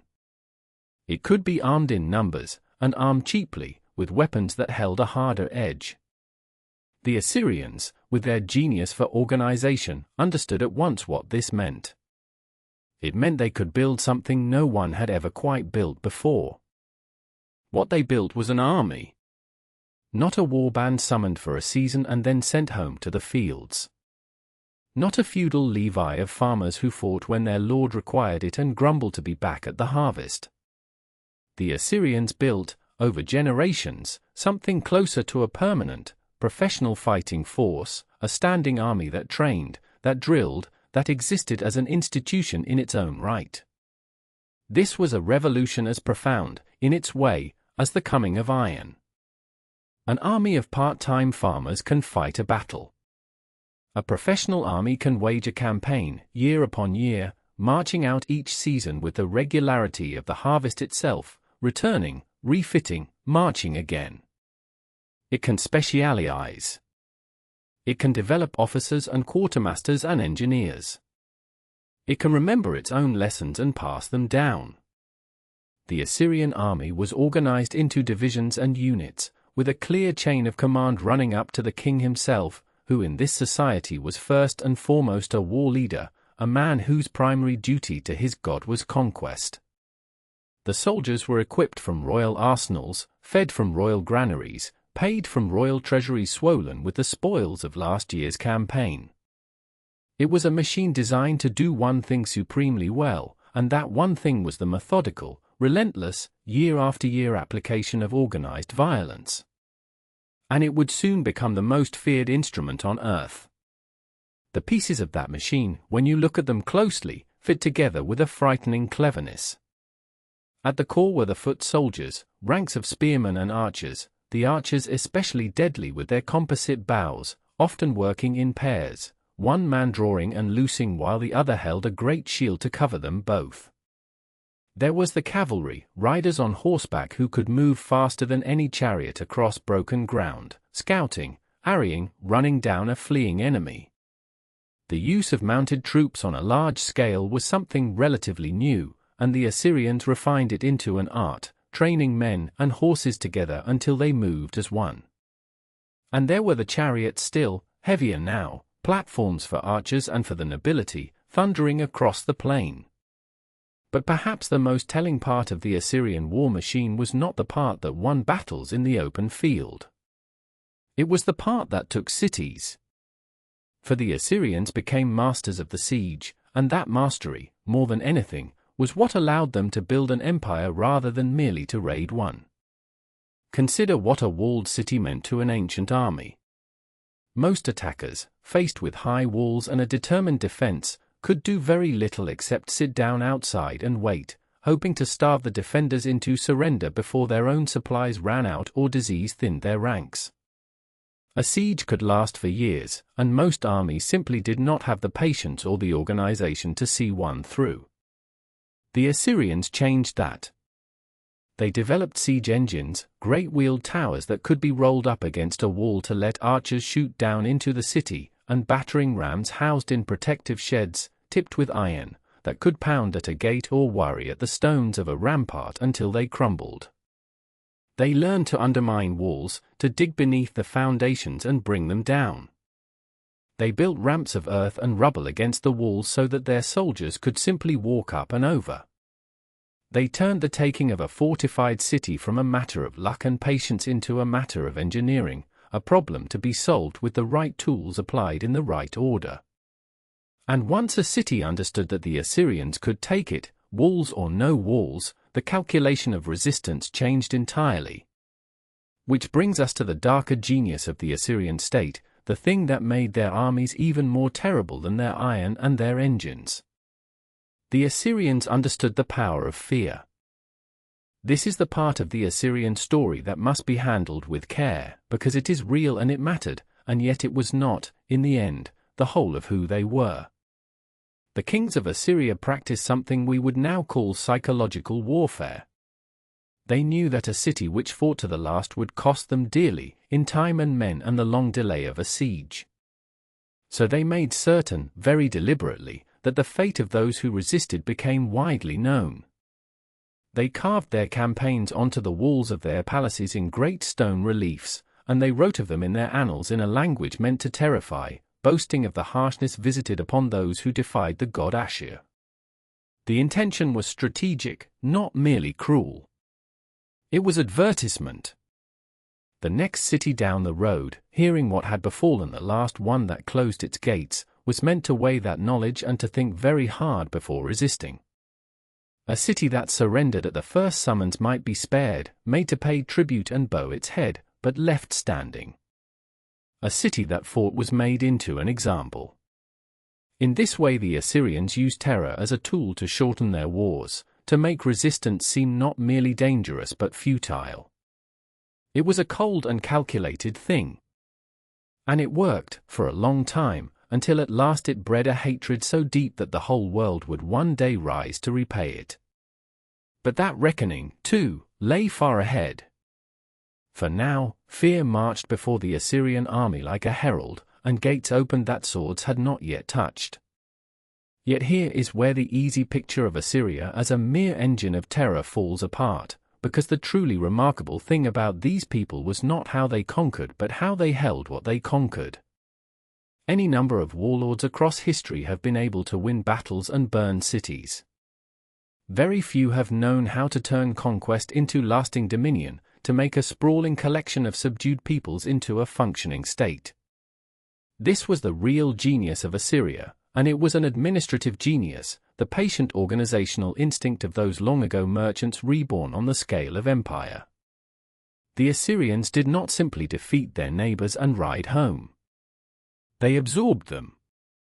Conquered lands were carved into provinces, each placed under a governor answerable directly to the king, a royal official who collected the taxes, raised the troops, kept the peace, and reported faithfully to the capital. Over this network of provinces the kings laid a system of roads, well-maintained royal highways that ran the length and breadth of the empire, with stations at intervals where fresh horses and supplies waited. Along these roads ran the king's messengers, carrying orders out and intelligence back at a speed no previous empire had managed, so that a king sitting in his palace could know what was happening on a distant frontier within days, and respond to it. The empire was bound together not only by the army but by the road and the written word, by the dull, unglamorous machinery of administration that turns a conquest into a country. There was one instrument of Assyrian rule, though, that deserves to be understood in full, because it shaped the lives of countless people and changed the very map of the ancient world. The Assyrians practiced deportation, the wholesale uprooting of conquered populations and their resettlement, often hundreds of miles from their homes, in other corners of the empire. A rebellious people might find itself, after defeat, marched away from the land of its ancestors and resettled among strangers, while strangers were brought in to take their place. We should not soften what this meant. It was a profound and often terrible disruption, families and whole communities torn from everything they had known and set down in unfamiliar country. And yet from the cold standpoint of the state, it was brutally effective. A people scattered from its homeland and surrounded by strangers could not easily rebel, for it had lost the deep local roots that nourish resistance, the network of kin and the knowledge of the land. The deported, meanwhile, brought their skills and their labor to wherever the empire needed them, and over generations they tended to assimilate, becoming simply Assyrians, subjects of the king like any other. It was social engineering on an imperial scale, an attempt to dissolve the stubborn loyalties of place and people into a single, manageable mass owing allegiance only to the throne. The human cost was immense. The political logic was undeniable. And it tells you, perhaps better than any battle, what kind of state Assyria had become, a state that thought in terms of populations and provinces and the long centuries, a state that was, in the fullest sense, an empire of the mind before it was an empire of the sword. The men who forged this began to step out of the shadows now, kings whose names rang across the ancient world. One of the first of the great empire builders bore a name that would be carried by several mighty rulers, Tiglath-Pileser, and the earliest of them led the armies of Ashur far afield in the centuries after the Bronze Age fell, pushing the city's reach to the Mediterranean coast and into the mountains, beginning the long work of restoring and extending Assyrian power after the Dark Years. He hunted, he built, he campaigned, he wrote his deeds upon clay so that his God and his successors would remember. He was a pattern of the kings to come, a man who understood that the throne of Ashur was, before all else, a saddle, and that the duty of the king was to ride out each year and enlarge the dominion of the god. But it was a later king who truly set the empire on its terrible upward path, a ruler named Ashurnasirpal, the second to bear that name, a man of immense energy and ambition who took the loose, recovering kingdom he inherited and hammered it into the engine of conquest that the world would learn to dread. Ashurnasirpal was a builder as much as a warrior, and in him the two were inseparable, for the wealth that built came from the wars that won. He campaigned tirelessly, extending Assyrian power and gathering tribute and spoil from peoples in every direction, and with that wealth he did something that announced, in stone and ceremony, exactly what Assyria had become. He moved his capital. He chose a site on the Tigris a little way from Old Ashur, a place called Kalhu, which would later be known as Nimrud, and there he raised a new royal city from almost nothing, a city built to glorify the king and the god and to overawe every visitor who came before the throne. He raised a vast palace, its walls lined with great carved reliefs depicting his campaigns and his hunts and the protective spirits that guarded the king. He brought water to the city by canal to green its gardens and orchards. And when it was finished, he held a festival of dedication so lavish that he had its scale recorded for all time, a feast for many tens of thousands of guests, drawn from across the empire and from foreign lands, fed and watered for days on end as a demonstration of the boundless wealth and reach of the king of Ashur. It was propaganda carved in banquets and stone, a message to the world that a new power had risen on the Tigris, and that its appetite, like its hospitality, had no visible limit. And here we must pause at the gates of that palace, because the gates of an Assyrian palace held a presence that captures, better than any list of conquests, the spirit of this strange and formidable people. Flanking the great doorways, carved from single colossal blocks of stone, stood the guardian figures the Assyrians called by a name we render as Lamassu. They were winged bulls, or sometimes winged lions, with the calm bearded faces of men, and they were enormous, towering over anyone who passed between them. They had, by a peculiar and deliberate carving, 5 legs, so that seen from the front they stood firm and still, while seen from the side they strode forward, eternally in motion and eternally at rest. They were guardians, set there to ward off evil and to overawe the visitor, to remind whoever entered that he stood now in the house of a king beloved of the gods, a king whose reach extended to the ends of the earth. Imagine passing between them in the lamplight, these vast serene hybrid beasts with the strength of the bull and the swiftness of the eagle and the wisdom of a man, gazing down at you with faces of perfect, untroubled calm. They were meant to make you feel small. They were meant to make you feel that you had entered the precinct of a power beyond your understanding. And they did their work so well that thousands of years later, when the explorers who first uncovered them hauled them up out of the earth, those same stone faces looked down upon a wholly different world with the very same untroubled calm, having outlasted the empire that made them, the kings who commanded them, and every soul who had ever trembled before them. So picture Assyria now, as the long darkness after the Bronze Age finally lifts. Picture the city of Ashur on its bluff above the Tigris, ancient and watchful, and the god who was the city and the city who was the god. Picture the new capital rising at Nimrud, its palaces bright with paint, its gates guarded by winged bulls, its halls hung with the carved record of conquest. Picture the army gathering each spring, the iron-tipped spears in their thousands, the paired archers, the cavalry, the great siege towers being dragged into position, the messengers riding out along the royal roads with the king's commands. Picture the provinces spreading outward year by year, the governors and the tax rolls and the long sad columns of the deported moving along the highways to their new homes. This was a state unlike anything the world had yet produced, a state organized from top to bottom for the single purpose of growth, welded together by iron and administration and fear and an unshakable conviction that its God demanded the conquest of the world. And it was only beginning. The kings we have met were the founders, the men who laid the road. The ones who would walk furthest along it had not yet been born. For all its size, all its ferocity, all its wealth, Assyria in these years was still a kingdom finding the limits of its strength. The limits, it would soon discover, lay very far away indeed, farther than any empire before it had ever dared to reach.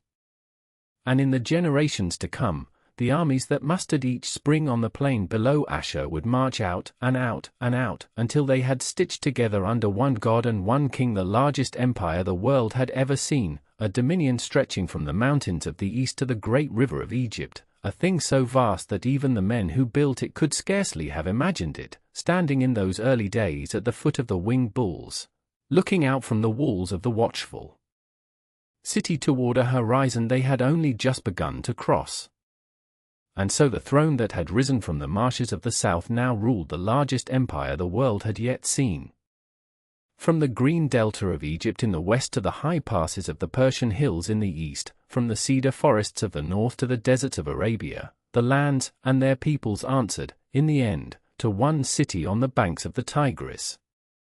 Assyria had been growing toward this moment for centuries, slowly, patiently, like a fire feeding on the dry edges of the world. But it was now, in the days of the kings whose names we are about to follow, that the fire reached its full height. Never before had so much of the earth obeyed a single will. And the men who held that will did not think of themselves as conquerors who had got lucky. They thought of themselves as the chosen instruments of a god, the god Ashur, after whom their oldest city and their whole people were named. To rule the world, in their minds, was not ambition. It was duty. It was the shape the universe was supposed to take. And for a brief and dazzling span, the universe seemed to agree. The king who carries us into the height of it was named Sennacherib, and he came to the throne near the end of the 8th century before our era. He inherited an empire already vast, built by his fierce and brilliant father before him, and his first years were spent doing what Assyrian kings always did, which was holding together by force a thing that was always trying to come apart at its edges. There were rebellions in the south, in the old land of Babylon, that proud and ancient city that never quite accepted Assyrian mastery. There were troubles in the west, among the small kingdoms of the Levant, and it was Sennacherib who marched down against the kingdom of Judah and laid siege to its towns, an episode remembered, from the other side, in the pages of the Hebrew Bible. But Sennacherib is not chiefly remembered for the wars he fought. He is remembered for what he built. Because somewhere in those restless years, this king of armies turned his enormous energy away from destruction and toward creation, and he poured it all into a single dream. He would build, on the banks of the Tigris, the greatest city the world had ever seen. He would make Nineveh into a wonder. Nineveh was old already when Sennacherib chose it. It had stood by the river for thousands of years, a holy place, a marketplace, one of the deep-rooted cities of the north. But it had never been a true imperial capital, and Sennacherib decided that it would become one, and not merely a capital but the capital, a city to overawe every traveler who approached it, a city worthy of the center of the world. He threw the whole weight of his empire into the work. He widened the streets and forbade anyone to build out over them, decreeing that a great processional way be kept clear and broad, and warning, in an inscription carved for the purpose, that any man who encroached upon the royal road would be impaled upon a stake set on the roof of his own house. The Assyrians did not make idle threats. The street stayed clear. He raised new walls around the city, immense fortifications studded with great gates, each gate named, each one a statement of power. And inside those walls he raised for himself a palace that he called, with the plain pride of a man who knew he had earned the phrase, the palace without rival. But a great city in that dry land has one enemy above all others, and that enemy is thirst. Nineveh was large, and growing larger, and the river alone could not slake it, nor could the river water the gardens and orchards that Sennacherib envisioned blooming around his palace. And so the king did something that, even now, 3,000 years later, commands a kind of awe. He went looking for water in the mountains, miles away, in the hills to the north and east of the city, and he set about bringing it to Nineveh. He had his engineers cut canals through the high country, gathering the streams of distant valleys and turning their flow toward the capital. The greatest of these works ran for something close to 50 miles, a feat of engineering on a scale that would not be casually matched for a very long time. And where the water had to cross a valley, the Assyrians did not give up and go around. They built. At a place we now call Jerwan, they raised an aqueduct of stone, hundreds of thousands of blocks dressed and fitted, carrying the canal across the low ground on great arches, so that the mountain water could flow on, unbroken, toward the thirsty city. It is, by some reckonings, among the oldest stone aqueducts known anywhere in the world.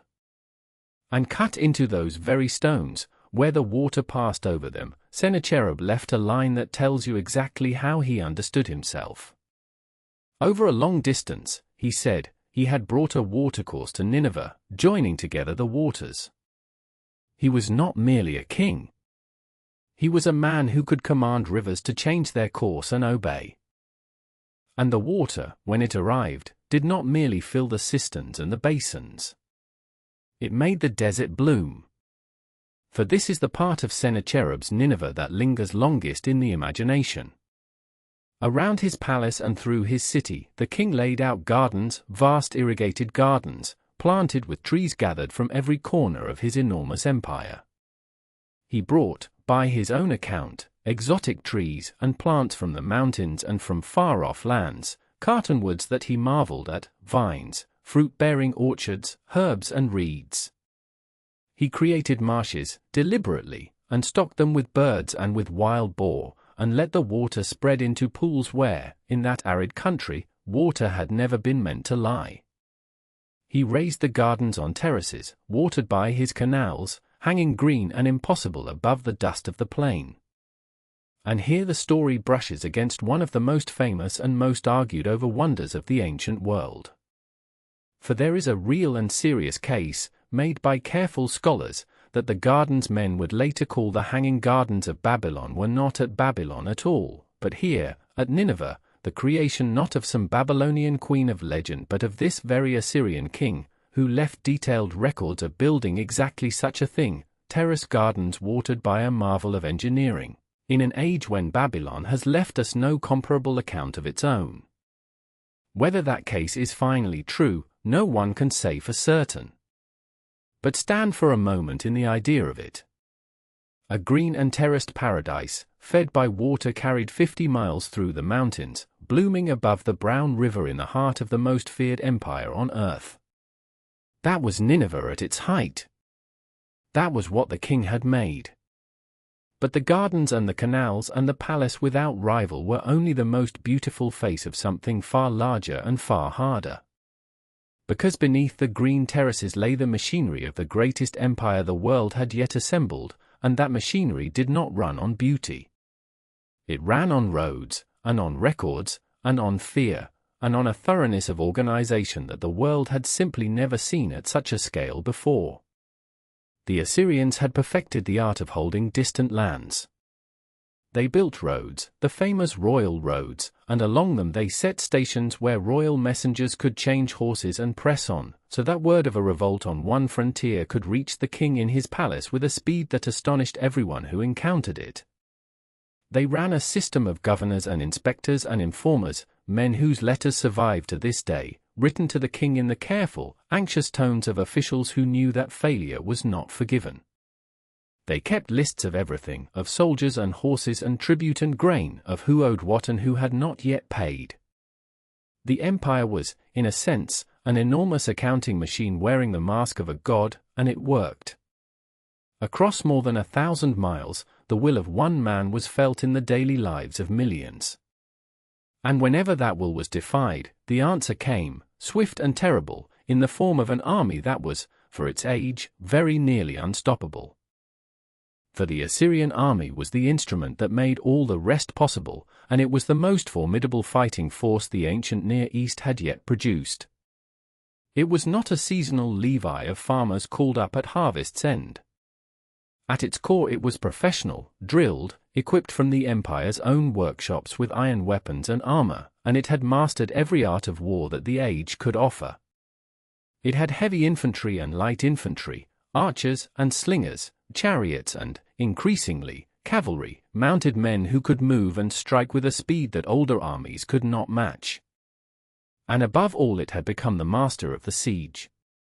No walled city could feel safe from the Assyrians, for they had perfected the engines and the techniques of breaking walls down, the great battering rams rolled up to the gates under cover, the earthen ramps raised against the defenses, the towers, the sappers digging beneath the foundations. The reliefs the kings carved on their palace walls show all of this in unflinching detail, the rams at the walls, the defenders falling, the captured cities and the long lines of prisoners led away. The Assyrians did not hide the cost of their power. They advertised it. The terror was the policy. A city that submitted at once was spared. A city that resisted was made into an example, so that the next city, hearing what had happened, might think better of resistance before the army even arrived. It was a cold and deliberate logic, and for a long time it worked, and the empire grew and grew until it had swallowed nearly the whole of the known world. And then, into the heart of this iron empire, came a king who was something genuinely new. His name was Ashurbanipal, the grandson of Sennacherib, and he ruled in the middle of the 7th century before our era, at the very zenith of Assyrian power, when the empire stretched at last from the borders of Egypt to the edge of Persia and there was no rival left who could stand against it in the open field. Ashurbanipal was a warrior like his fathers. He led armies, he crushed revolts, he reached, for a time, all the way into Egypt itself and sacked the ancient southern capital of Thebes, a blow so stunning that it echoed across the whole of the Eastern world. He fought a long and bitter war against his own brother, who ruled Babylon and rose against him, and he won it, and Babylon paid a terrible price. By every measure of conquest, he was the master of the earth, the most powerful man alive. But Ashurbanipal wanted something his ancestors had never thought to want. He wanted to know things. He wanted to read. For Ashurbanipal had been taught, as a younger son not first expected to take the throne, the art of the scribe, and he was inordinately proud of it. He boasted of it in his inscriptions in a way no Assyrian king ever had before. He could read, he declared, the difficult tablets, the obscure and ancient writing of the Sumerians and the Babylonians, languages already old and half forgotten in his own day. He understood, he said, the secret law of the heavens and the earth, the words of the wise men who had gone before. Here was the most powerful warlord in the world, a man whose name made cities surrender, and what he chose to boast of, alongside his conquests, was his learning. And he did not merely learn. He gathered. He set out, with all the organizing genius of his empire turned to a new purpose, to collect into one place the entire written knowledge of his world. He sent his agents and his scribes across the land, into the old temples and the ancient cities of the south, into Babylon and Nippur and the deep archives of Mesopotamia, with orders to find tablets, to copy them, and to bring them home to Nineveh. And so, room by room within his palace, there grew up the thing for which Ashurbanipal would be remembered long after his armies were forgotten. A library. The great library of Nineveh. It was not a library as we might picture one. There were no scrolls, no bound books, no shelves of paper. There were tablets, tens of thousands of them, made of clay, written in the wedge-shaped cuneiform script with a reed stylus and then dried or baked hard. They were stored in rooms, sorted and ordered, some of them tagged and catalogued, gathered by subject. And the range of what they held is what takes the breath away. There were the records of the empire, of course, the letters and the accounts and the treaties. But there was so much more. There were the omen texts, the great compendiums by which the priests read the will of the gods in the movement of the stars, in the flight of birds, in the livers of sacrificed animals, in the shapes of clouds and the patterns of oil poured on water. There were medical texts, listing symptoms and remedies. There were word lists and grammars, the working tools of the scribes. There were mathematical tables. There were hymns and prayers and incantations against demons and disease. And there were the stories. The myths. The poems that the people of Mesopotamia had been telling for 2,000 years already by the time Ashurbanipal's scribes pressed them, one more time, into fresh clay. And among those poems, in those quiet rooms by the Tigris, lay one in particular that would, more than any conquest of any king, justify the whole astonishing effort of the library. Picture him there, then, the king himself, on some evening when the campaigns were quiet, in a lamplit chamber of the palace without rival, with the river moving in the dark outside and the gardens breathing their green coolness through the windows. Picture the most powerful man on earth, who could order a city destroyed with a word, sitting instead with a clay tablet held to the light of a small flame, his finger tracing the rows of wedges, reading. We do not have to imagine the scene entirely without warrant, for he told us himself that he loved to read, that he pored over the difficult writings, that the wisdom of the ancients gave him a pleasure that conquest could not. And what he read, on some such night, may well have been the story of a king much like himself, a king of overwhelming power who learned, in the end, the one lesson that all his power could not spare him.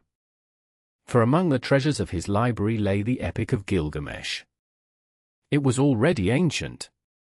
Gilgamesh had been a king, or a memory of a king, in the deep dawn of Mesopotamian history, more than 1,000 years before Ashurbanipal was born, and the poems about him had been written and rewritten and woven together over all the centuries between.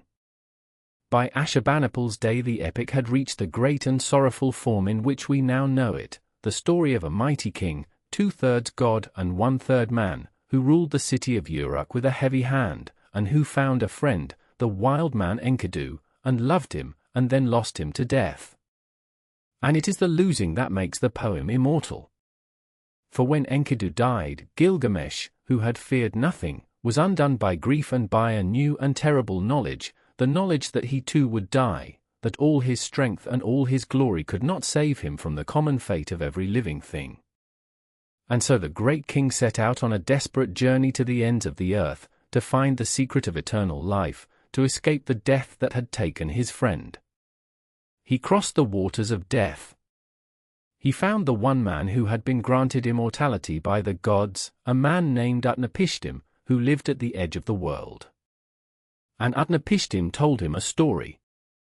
He told Gilgamesh how, long ago, the gods had grown angry with humankind and had resolved to wipe them from the earth with a great flood.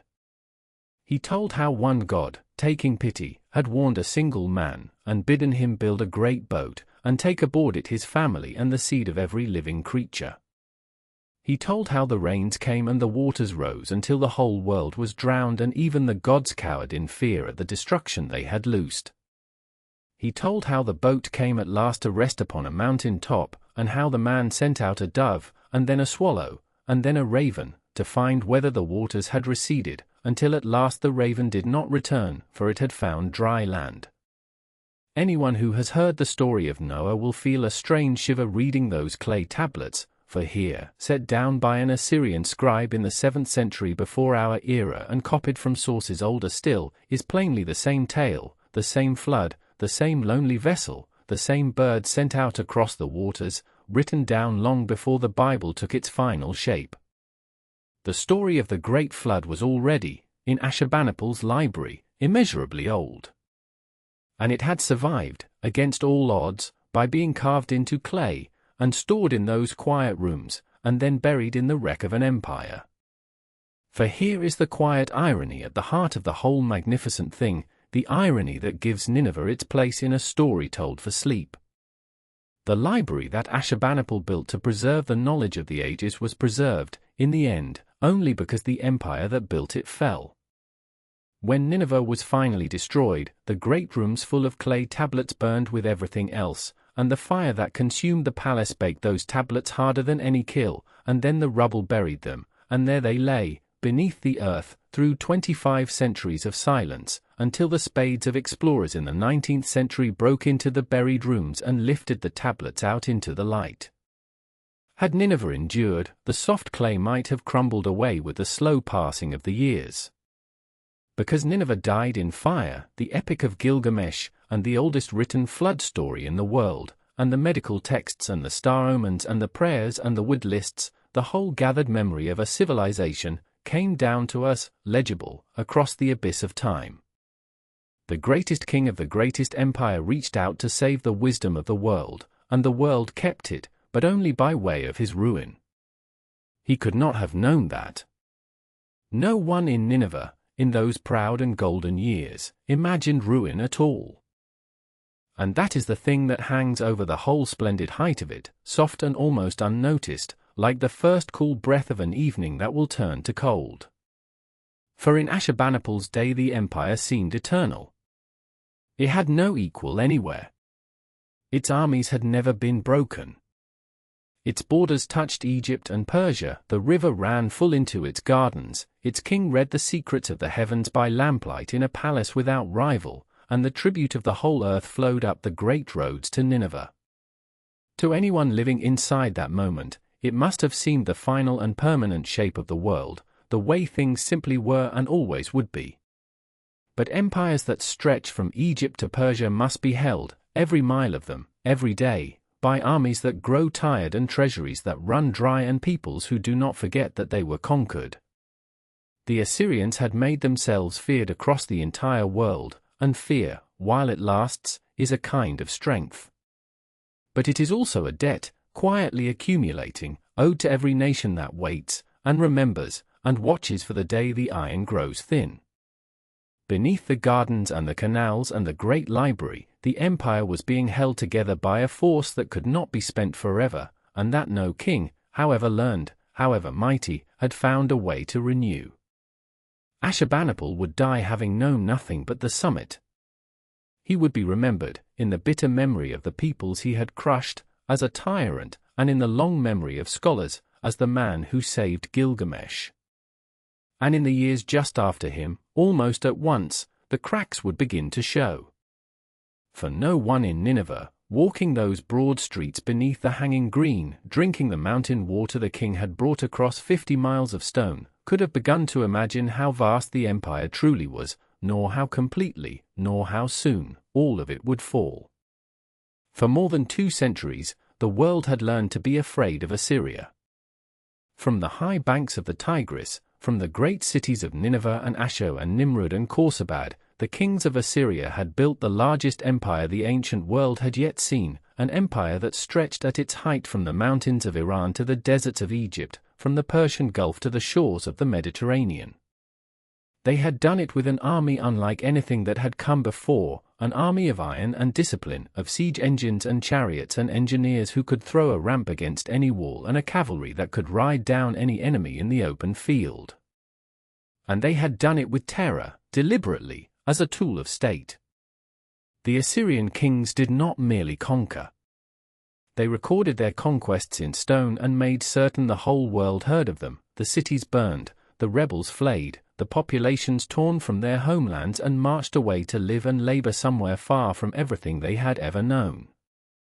For generations the very name of Assyria fell upon the smaller kingdoms of the Near East like a shadow that nothing could lift.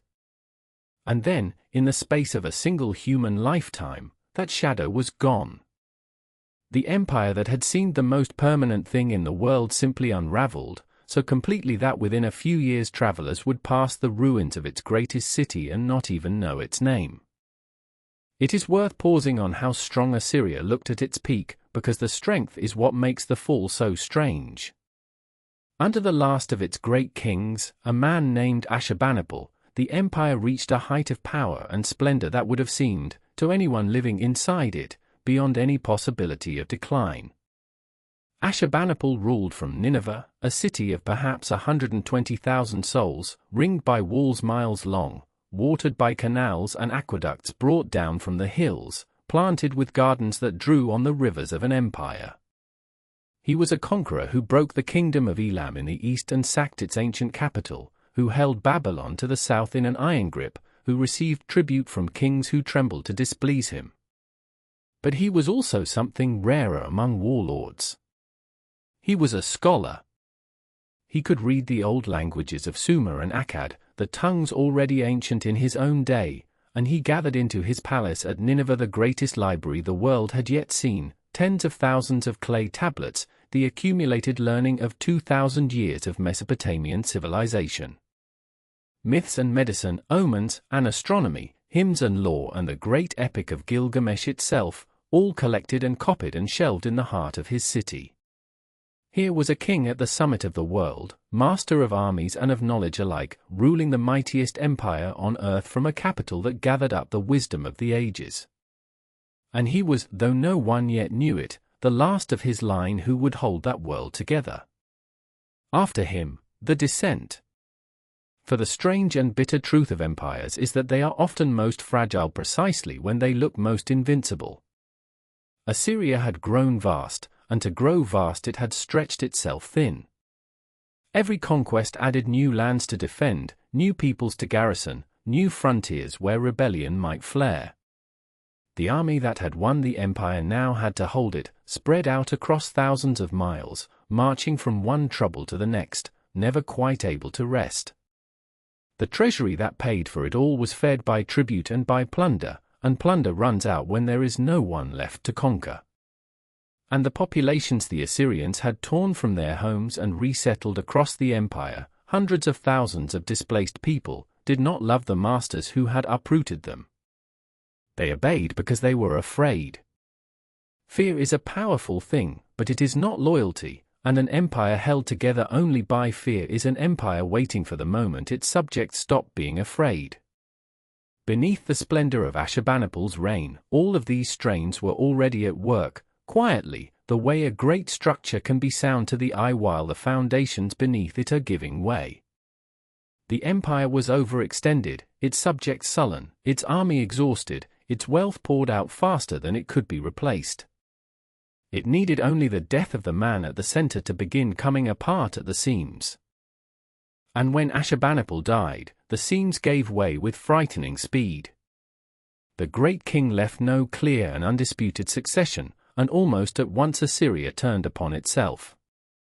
His sons fought one another for the throne, and the civil war that followed was not a brief squabble settled in a season. It dragged on, brother against brother, faction against faction. The formidable Assyrian army turned inward and bleeding itself white in the heartland while the frontiers it should have been guarding went quietly unwatched. For a state whose entire existence depended on the credible threat of overwhelming force, this was a wound far deeper than it first appeared. Every season the Assyrians spent fighting each other was a season the subject people spent watching, and learning, and beginning to believe the unbelievable, that the masters were not, after all powerful. Word of Assyrian weakness traveled. It traveled south to Babylon, the ancient city that had chafed for generations under the Assyrian heel. It traveled east to the highlands of Iran, to the Medes, a people the Assyrians had long raided and despised and never quite conquered. In the courts of those who had most reason to hate Assyria, men began to ask a question that no one had dared ask in living memory. If the lion is wounded, and tearing at its own flesh, might it not, at last, be killed? In Babylon, the question found a man bold enough to act upon it. His name was Nabopolassar, and the histories are not entirely sure where he came from, only that he rose in the chaos of Assyria's decline to seize the throne of Babylon and to make himself the champion of everything that Assyria was not. Babylon was the older civilization, older even than Assyria, the mother city of Mesopotamian culture, and it had endured Assyrian domination with a bitterness that ran deep. Nabopolassar gathered that bitterness and turned it into an army. Year by year, as the Assyrians exhausted themselves in their own quarrels, he pushed back, freeing the south from their grip, beating their forces in the field, recovering city after city until Babylon stood independent and defiant for the first time in generations. But Nabopolassar was clever enough to know that Babylon alone could not finish the work. Assyria, even weakened, even bleeding, was still a giant, and its walled cities in the northern heartland were among the strongest fortresses in the world. To bring down such an enemy he would need help, and he found it in the most dangerous quarter imaginable, among the very people whose lands the Assyrians had spent 2 centuries ravaging. The Medes came down out of the mountains. They were a people of the Iranian highlands, horsemen and warriors, organized in the last decades into a kingdom under a ruler the Greeks would later call Cyaxares, a king who had built from the loose tribes of the uplands a disciplined and formidable fighting force. The Medes had their own long account to settle with Assyria, generations of raids and burned villages and carried off captives, and when they saw the great empire turning its strength against itself, they did not hesitate. Nabopolassar of Babylon and Cyaxares of the Medes made common cause, an alliance sealed, the later sources tell us, by a marriage between the 2 royal houses, binding the river kingdom of the south to the mountain kingdom of the east. It was an alliance of the wronged, of 2 peoples who had spent lifetimes in the shadow of Assyrian power and who now, for the first time, saw a chance to step out of it for good. Together their armies were something the dying empire could not match, the Babylonians with their wealth and their siegecraft, the Medes with their fierce mounted warriors pouring down from the hills. They moved against the Assyrian cities one by one, and one by one the cities fell. Ashur, the ancient religious heart of the empire, the city that had given Assyria its very name, was stormed and sacked. And after Ashur, the allies turned their eyes north to the greatest prize of all, the capital itself, the city that for 2 centuries had been the terror of the world. They turned towards Nineveh. In the early summer of the year 612 before our era, the combined armies of Babylon and the Medes came up against the walls of Nineveh, and the long reckoning began. Nineveh was no easy target. Its defenses were tremendous, a double circuit of walls studded with towers, the inner wall thick enough to drive a chariot along its top, fronted by a moat and approached across open ground that gave attackers no cover.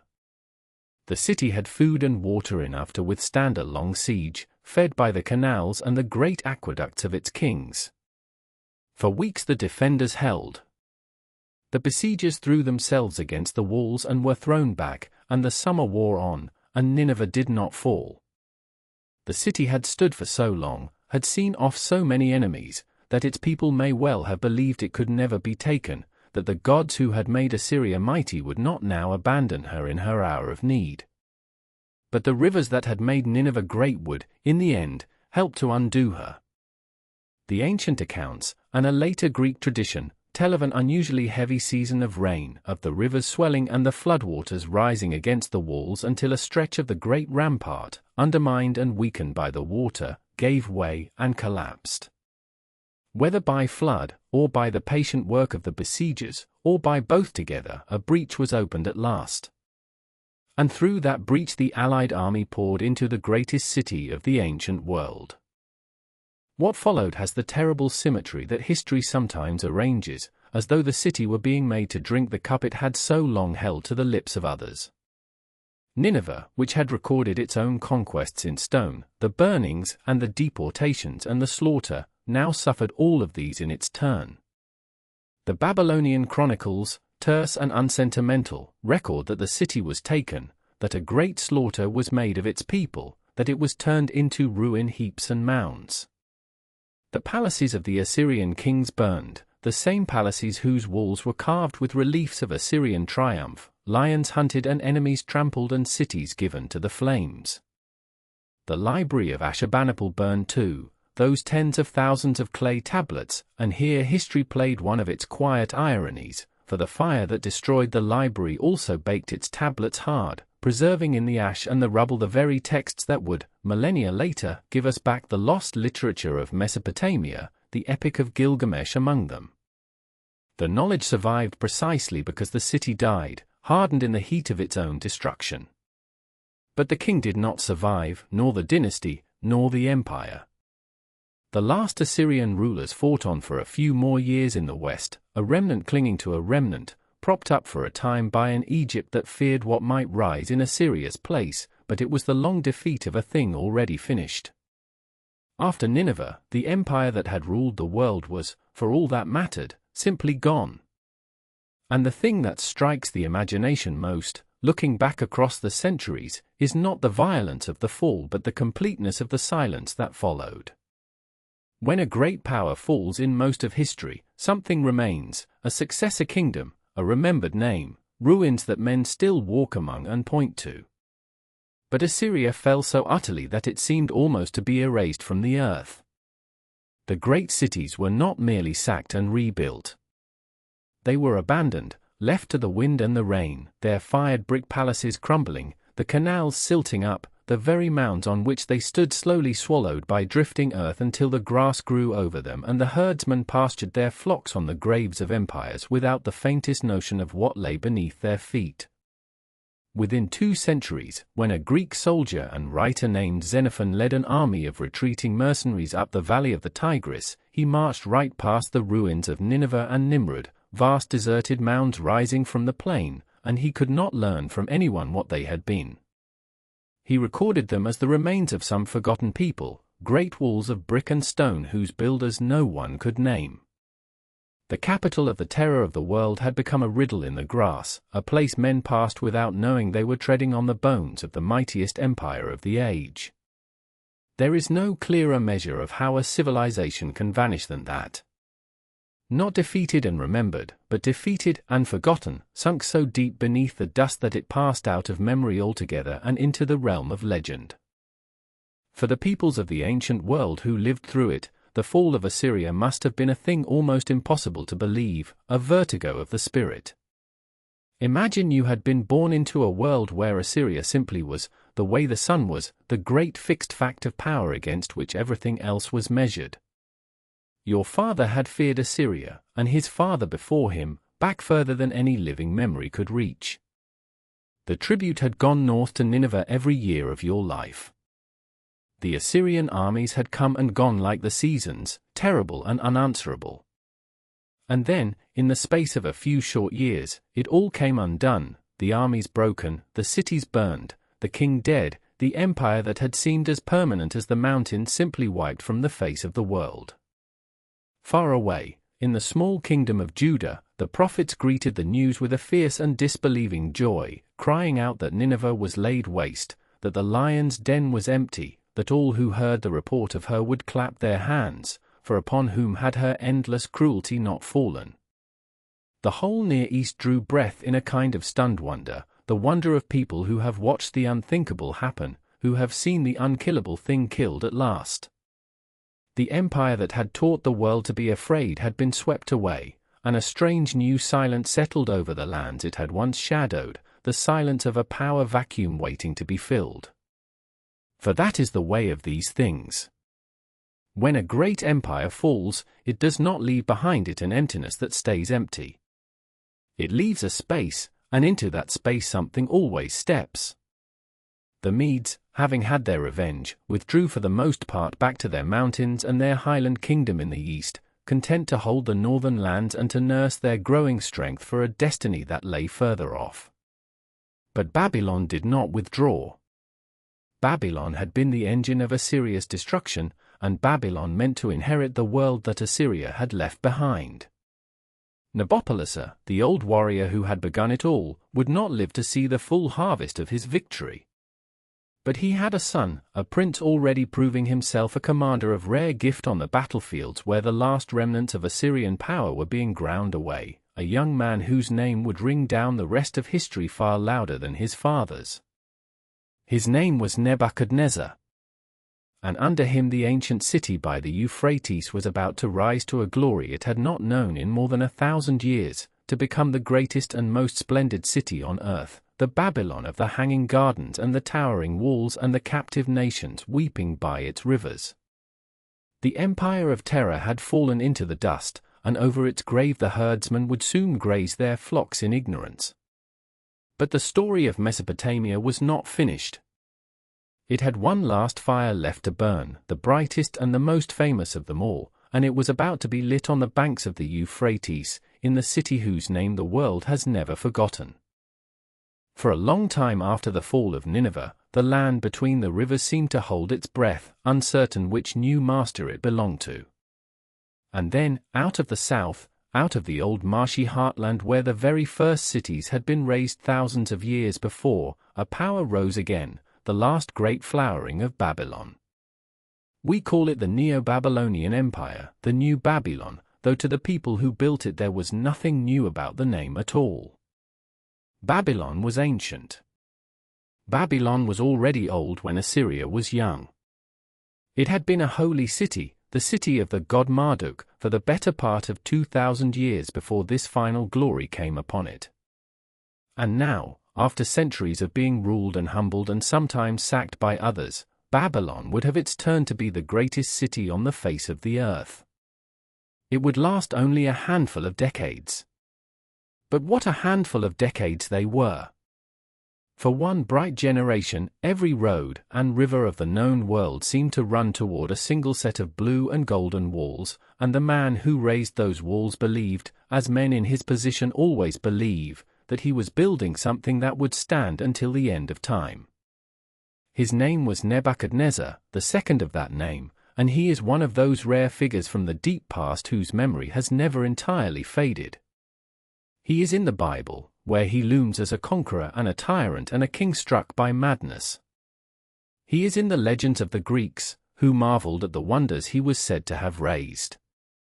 He is carved into the foundations of his own buildings, where he speaks in his own voice across 26 centuries, and what he speaks of, again and again, is not war. It is building. Most conquerors boast of the cities they have destroyed. Nebuchadnezzar boasted of the city he made.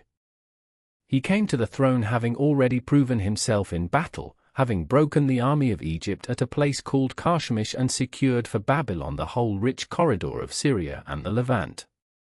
But it is not the soldier we remember. It is the builder, the king who took an old and crowded city and remade it into something that travelers would speak of with wonder for 1,000 years. He inherited an empire. What he wanted was a masterpiece. And so he poured the tribute of half the world into the streets of one city, and turned Babylon into a thing that had never been seen before and would never quite be seen again. To understand what he made, you have to imagine approaching Babylon as a traveler might have, coming down out of the dusty plain after weeks on the road. Long before you reached it you would see it, because Babylon was vast, the largest city in the world, sprawling across both banks of the Euphrates, ringed by walls so wide that the Greek historian Herodotus, writing later, claimed that a 4-horse chariot could turn around on top of them. He may have exaggerated. The Greeks usually did.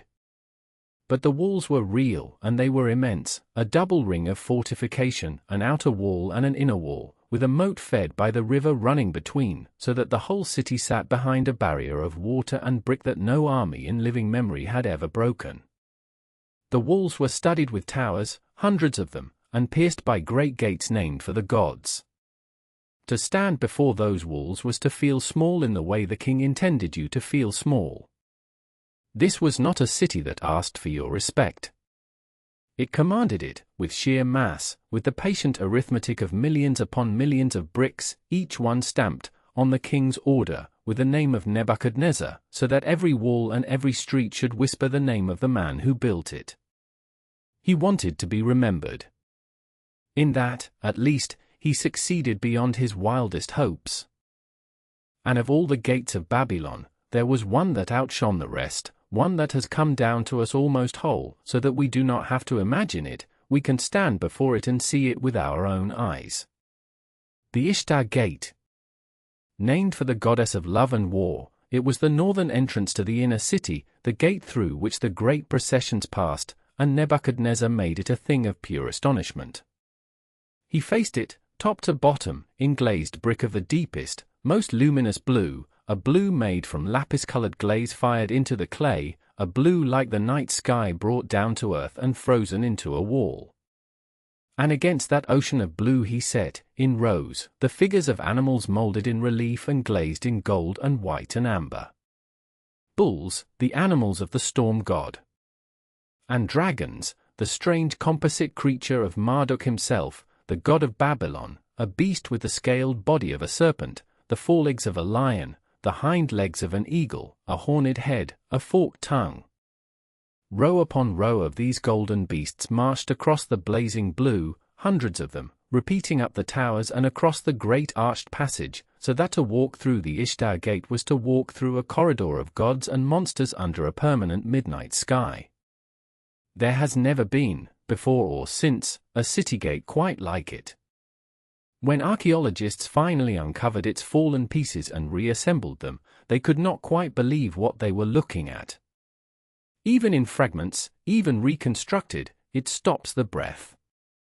Imagine it new, the glaze unscratched, the gold undimmed, towering over you as you came in from the dust of the plain. It was meant to make you feel that you were entering not a city, but a holy place, the dwelling of the gods. And in a sense, to a Babylonian, that is exactly what it was. Beyond the gate ran the processional way, the great ceremonial street of Babylon, and it was made to match. The road was paved with great slabs of stone, limestone, and red breccia, fitted together, and along its walls, for hundreds of yards, marched another procession in glazed brick. Lions. 60 of them, perhaps more, each one striding forward in profile, molded in relief and glazed in white and yellow against a ground of that same deep blue, manes bristling, jaws open, one paw raised in mid-step, frozen in eternal motion along the wall. They were the lions of Ishtar, and they lined the route along which, once a year, at the great spring festival, the statue of the god Marduk himself was carried in solemn procession out of the city and back again, to renew the kingship and renew the world. Picture that festival. The blue walls, the golden beasts, the striding lions, the crowds, the priests, the king walking humbly to take the hand of the god statue and so confirm his right to rule for another year. The whole city was a stage built for the meeting of men and gods, and Nebuchadnezzar had built it. He had taken brick and bitumen and glaze and turned them into something that felt like the very center of the universe. And perhaps the strangest thing of all is that we are not even certain we have found his single greatest wonder, the one the whole world would remember, the one that may never have existed at all. The Hanging Gardens of Babylon. They are one of the 7 wonders of the ancient world, the list of marvels that later Greeks drew up of the most astonishing things human beings had ever made.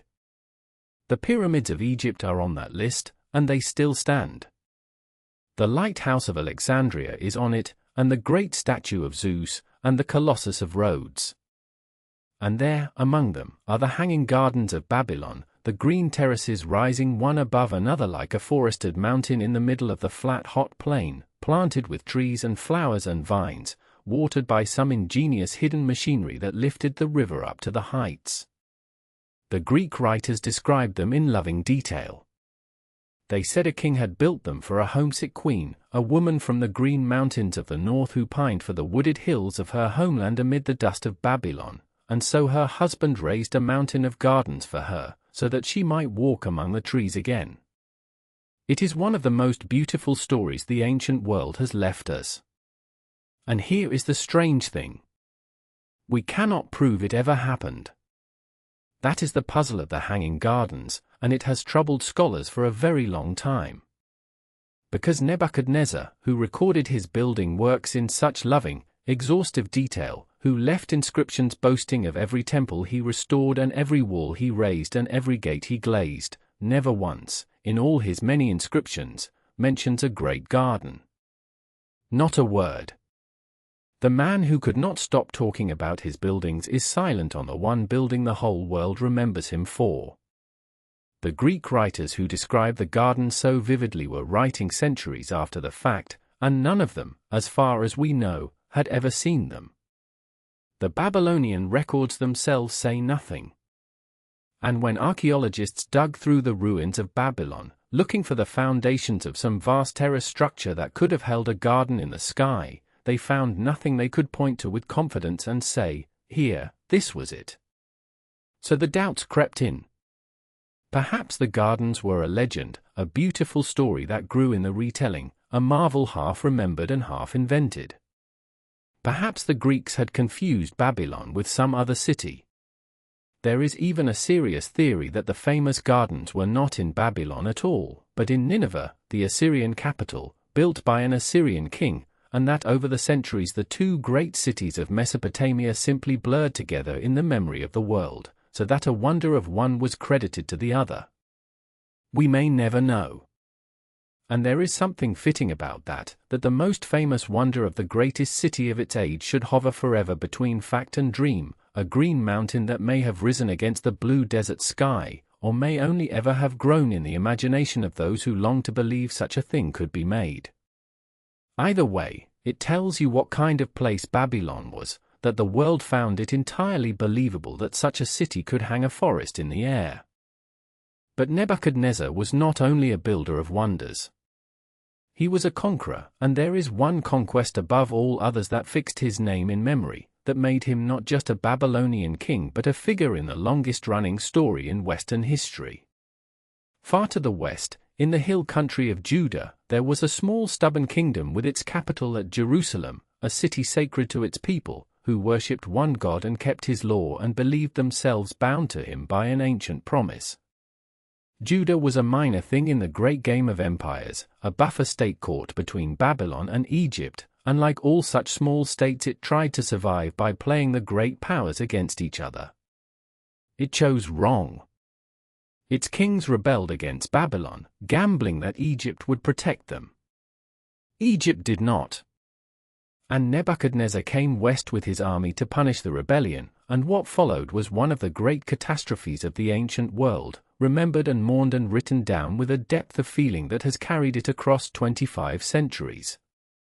The first time, Nebuchadnezzar was relatively merciful. He took Jerusalem, deposed its king, carried off the treasures of the temple and a portion of the leading citizens to Babylon, and installed a puppet ruler in his place. But the puppet rebelled too, again trusting in Egyptian promises that came to nothing. And the second time, Nebuchadnezzar's patience was gone. His army surrounded Jerusalem and laid siege to it, and the siege ground on for the better part of 2 years, the people inside slowly starving, until at last the walls were breached. And this time there was no mercy. The city was taken and sacked. The great temple, the temple that Solomon was said to have built, the holiest place of the entire people, the dwelling of their God on earth, was burned to the ground and torn apart, its sacred vessels carried off as plunder. The walls of Jerusalem were thrown down. And the people, or a great mass of them, the leaders, the priests, the skilled, the educated, the dangerous, were rounded up and marched away into the east, into exile in Babylon, hundreds of miles from the land they believed their God had given them. This is the event the Hebrew Bible remembers as the Babylonian captivity, the exile, and it left a wound in the memory of a people that has never fully closed. Sit for a moment with what that exile meant, because it is one of those moments where the cold facts of conquest open onto something vast and human. Here was a people whose entire identity was bound up with a particular place, a particular city, a particular temple where their God was said to dwell. And now the temple was ash, the city was rubble, and they themselves were captives in the city of a foreign god, by the waters of a foreign river, surrounded by the blue walls and golden beasts of Babylon in all its terrible glory. There is a psalm, one of the most haunting things ever written, that comes out of exactly this moment. By the rivers of Babylon, it begins, there we sat down and wept, when we remembered Zion. Their captors, the psalm says, asked them to sing one of the songs of their homeland, to perform their sacred music for the amusement of strangers.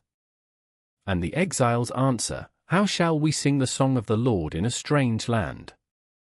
There is the whole grief of conquest in a single line, the grief of every uprooted people in every age, captured by some unknown poet sitting in the shadow of Nebuchadnezzar's walls.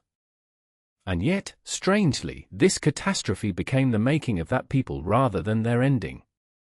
In exile, cut off from their temple, they turned inward, to their writings, to their law, to their memory. Much of what we now call the Hebrew Scriptures took its lasting shape in or after this exile, hammered out by people determined that even without a temple, even in a strange land, they would not forget who they were. Babylon meant to erase a small troublesome nation. Instead, it gave that nation its book, and its book has outlived Babylon by 2,500 years. For the captives were not coming to a backwater. They were coming to the intellectual capital of the world, a city whose scholars had been watching the heavens and counting and measuring for longer than almost anyone else on earth. Because here is something about Babylon that gets lost behind the walls and the wars and the wonders. It was, for its time, perhaps the most learned place on the planet. The Babylonians, and the long Mesopotamian tradition they inherited, were astonishing astronomers. For centuries, the priests and scribes had stood on the high platforms of the ziggurats, the great step temple towers, night after night, watching the slow wheel of the stars, and they had written down what they saw. Methodically. Obsessively. Across generations. They tracked the wandering of the planets and the phases of the moon and the risings of the stars with a patience that almost defies belief, building up records that stretched back hundreds of years, until they could do something no one had ever done before. They could predict. They learned the rhythms of the heavens so well that they could foretell when the moon would be eclipsed, when the planets would meet, when the seasons of the sky would turn. They were not doing this out of idle curiosity. They believed the heavens were a vast message written by the gods, that the movements of the stars and planets foretold the fates of kings and kingdoms, and so they watched the sky the way a man might watch the face of a powerful and unpredictable master, looking for the smallest sign of what was to come. They were astrologers, in the old sense, and out of their astrology grew an astronomy of breathtaking precision, the foundation on which the Greeks would later build, the root from which a great deal of all later science would grow. And to do all this watching and predicting, they had built, over the centuries, a mathematics of remarkable power. The Babylonians counted not in tens, as we do, but in 60s, a system that seems strange to us until you remember that we still live inside it every single day. When you look at a clock and see 60 seconds in a minute and 60 minutes in an hour, you are using Babylonian arithmetic. When you measure a circle and find 360 degrees in it, 6 times 60, you are thinking the way the scribes of Babylon thought for 1,000 years ago. They knew how to solve problems we would call algebra. They knew the relationship between the sides of a right-angled triangle long before the Greek named Pythagoras was given credit for it. They tabulated, they calculated, they reckoned with fractions and reciprocals, and they wrote it all down in wedge-shaped marks pressed into clay, the same patient cuneiform that Mesopotamia had used since the dawn of writing. To wander Babylon was to wander a city where the deepest secrets of number and sky were being slowly, carefully unraveled, where men sat in temple courtyards working out the motions of the planets while the great processions of the gods passed by outside. It was a city of glazed brick and golden beasts, yes. But it was also a city of mathematics and starlight, and that, perhaps, is the true wonder, the one that needed no garden hanging in the air to make it real. But empires built on a single great man have a way of faltering when that man is gone, and so it was with Babylon. Nebuchadnezzar reigned for more than 40 years, long and glorious, and when he died the empire he had raised began almost at once to wobble. A handful of kings followed in quick succession, some murdered, some deposed, none of them his equal, until the throne came at last to a strange and solitary figure named Nabonidus, and with him the story of Babylon takes its final, peculiar turn. Nabonidus was not of the old royal line. He came to power late, an old man already, and he proved to be unlike any king Babylon had known. For he was, of all things, devout in the wrong direction. The proper god of Babylon, the god whose city it was, the god whose hand the king was meant to grasp each new year, was Marduk. But Nabonidus did not love Marduk best.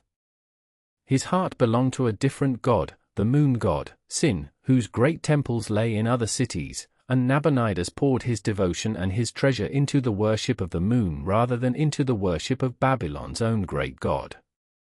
To the powerful priesthood of Marduk, this was something close to betrayal, a king who neglected the very God who made him king, and the resentment of those priests would matter, in the end, more than anyone could have guessed. And then Nabonidus did something stranger still. He left. For reasons that scholars still argue over, this king of Babylon abandoned his capital and went away, far to the south, deep into the deserts of Arabia, to a remote oasis, and there he stayed, for years, 10 years by some reckonings, leaving the holy city to govern itself in his absence. We do not fully know why. Perhaps he sought the moon god in the desert. Perhaps he was building a second power base, or trading interests, or simply fleeing the hostile priests of his own capital. But the consequence was profound, because while Nabonidus dwelt in his distant oasis, the great spring festival of Babylon, the festival of Marduk, the ritual that renewed the kingship and the world, the procession down that lion-lined way through the Blue Gate, could not properly take place. The king was not there to grasp the god's hand. Year after year the central rite of the city went unperformed, and to a deeply religious people that was a kind of ongoing wound, a sign that something at the heart of things had gone wrong. The king who should have stood at the center of the world had wandered off into the sand, and left the center of the world empty. In his absence, he left the government of Babylon to his son, and here the story acquires a name that, like Nebuchadnezzar's, has come down through the ages weighted with doom. The son's name was Belshazzar, and he ruled Babylon as regent in his father's place. He is remembered, above all, for a single legendary night.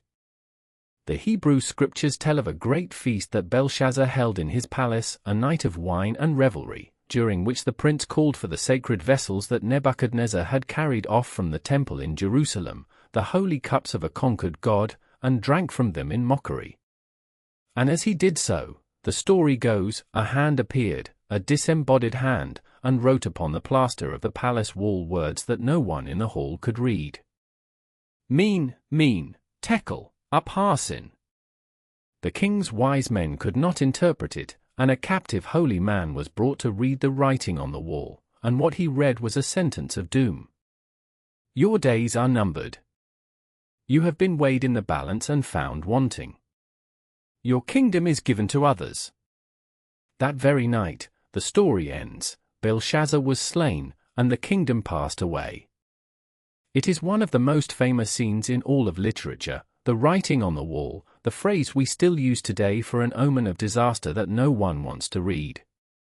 And whatever the precise truth behind the legend, it captures something real, a sense that hung over Babylon in those last years, a sense of a city impossibly wealthy and impossibly grand, and yet somehow hollow at the center, its proper god neglected, its true king absent, its prince feasting while the foundations quietly shifted.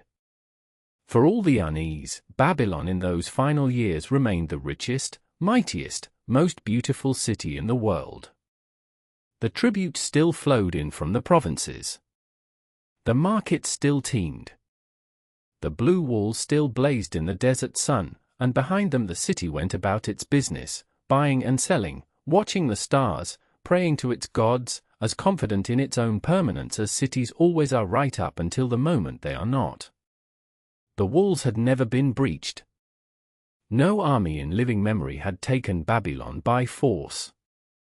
The double ring of fortification, the moat, the towers, the great river running through the heart of the city as both a blessing and a defense, all of it made Babylon seem, to those who lived inside it, simply unconquerable, a thing too vast and too strong and too holy to fall. They had grown up in its shadow. Their grandparents had grown up in its shadow. The idea that those walls might one day fail was not so much rejected as never seriously entertained, the way you do not seriously entertain the idea that the sun might fail to rise. but there was unease beneath the splendor. The priests of Marduk seethed against the king who had deserted them. The festival went unkept. The exiled peoples within the empire dreamed of going home. And far to the east, beyond the mountains, beyond the high plateau where the sun rose, a new power had been rising with astonishing speed, swallowing kingdom after kingdom, a young and hungry empire under a king of rare brilliance and rare mercy, a king the world would come to call Cyrus the Great. The Persians. They had already taken the Medes, and Lydia in the far west with all its gold and wealth, and now their gaze had turned at last toward the oldest and richest prize of all, the great city on the Euphrates, the wonder of the world behind its unbreachable walls. And so, as Babylon feasted and watched its stars and trusted in its brick and mortar, an army was on the move, quiet and patient and vast, coming down out of the east toward the one city everyone believed could never be taken. The Persians did not fear the walls. They had been studying them. And somewhere in the camp of Cyrus, men were looking at the great river that ran through Babylon, the river that was the city's pride and its protection, and they were beginning to wonder whether the very thing that made Babylon strong might be the thing that would let them in. And so we come, at last, to the end of it, to the long evening of the land between the rivers, when the oldest civilization on earth finally laid itself down. It did not end the way it had so often nearly ended before, in a single sack, a single fire, a city put to the sword and then rebuilt by the next conqueror. Mesopotamia had survived 100 conquests. Sumer had fallen and risen, Akkad had blazed and faded, Babylon had been leveled and raised again, Assyria had ruled the world and then been wiped from it. Through all of that, the land itself, the cities, the temples, the gods, the long unbroken thread of writing and law and learning, had endured. Empires came and went across the plain like weather, but the plain remained, and the strange durable thing we call Mesopotamian civilization went on beneath them, 3,000 years deep and still living. What we are about to watch is not another conquest. It is the slow closing of that thread. The last act in which the land between the rivers was ruled by its own, spoke in its own tongue, prayed to its own gods. After this, Mesopotamia would still exist, but it would belong to others, and the long evening would begin. The man who brought that evening was not, at first, a man anyone in Babylon had reason to fear. His name was Cyrus, and he came from the east, from the highlands of Persia, from a people who, only a generation or two before, had been little more than vassals, herders, and horsemen on the rim of the great Mesopotamian world. But Cyrus was one of those rare figures who seem to gather the whole momentum of an age into a single life. In the space of a few short decades he rose from a minor king of a minor people to the master of the largest empire the world had yet seen, stretching from the edge of India to the shores of the Aegean. He conquered the Medes, his own overlords. He conquered fabulously wealthy Lydia in the far west, and its king Croesus, whose name had become a byword for gold. And by the year 539 before our era, there remained only one great prize left unclaimed in all the world. Babylon. The oldest, richest, most storied city on the face of the earth, the city of Hammurabi and Nebuchadnezzar, the city of the hanging gardens and the great walls and the tower that reached for heaven. Cyrus turned his gaze upon Babylon. And Babylon, for all its glory, was not what it had been. For the throne of Babylon, in those final years, was held by a strange and troubled king named Nabonidus, and his story is one of the quiet tragedies of the ancient world. Nabonidus was not of the old royal blood. He was an old man when he took the throne, and he was, by inclination, less a warrior than a scholar, perhaps the first archaeologist in recorded history, a king who loved to dig into the ruins of older cities and unearth the foundation stones of long-dead kings and read the inscriptions of rulers who had lived 1,000 years before his own time. There is something deeply moving in that, a king of the most ancient civilization on earth, himself digging for things still more ancient, gazing back across the same vast gulf of time that we now gaze across at him. But Nabonidus made a fatal mistake. He was devoted, above all, to the moon god Sin, and in his devotion he neglected, and seemed almost to slight, the great god of Babylon itself, Marduk, the city's divine lord and protector. The powerful priesthood of Marduk turned against him. And stranger still, for reasons no one has ever fully explained, the king abandoned his own capital for years, withdrawing far to the south, to a desert oasis called Tamar, leaving his son to mind the city in his absence, while the most important festivals of Babylon, the rituals that the king himself was required to perform, went unperformed. A holy city without its king. A god without his proper honors. A throne that felt, to many inside the walls, as though it had already been emptied. Into that hollow, Cyrus had only to walk. And walk, more or less, is what he did. The fall of Babylon is one of the most famous events of the ancient world, and one of the most curious, because so great a city, by every account, fell so very nearly without a fight. There are different versions of how it happened, and they do not entirely agree, but the most enduring tells of a trick worthy of the city's own long history of cunning.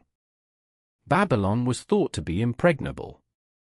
Its walls were so broad, the Greeks would later marvel, that a chariot could be driven along the top of them, and so high that no siege engine could hope to top them. The Euphrates ran straight through the heart of the city, passing beneath those walls where they crossed the river, and the Babylonians, secure behind their defenses and their deep stores of food, were said to be feasting, careless, certain that no enemy could ever breach them. But Cyrus, or his engineers, found the weakness in the strength. The river that fed the city was also the road into it. So they went to work on the river itself. Upstream, beyond the city, the Persians dug channels and basins, and on a chosen night they opened them, and they diverted the great Euphrates, turning it aside into a marsh and a lake until the water that flowed through Babylon dropped and dropped, sinking from a deep river to a shallow stream, until at last it stood only as high as a man's thigh.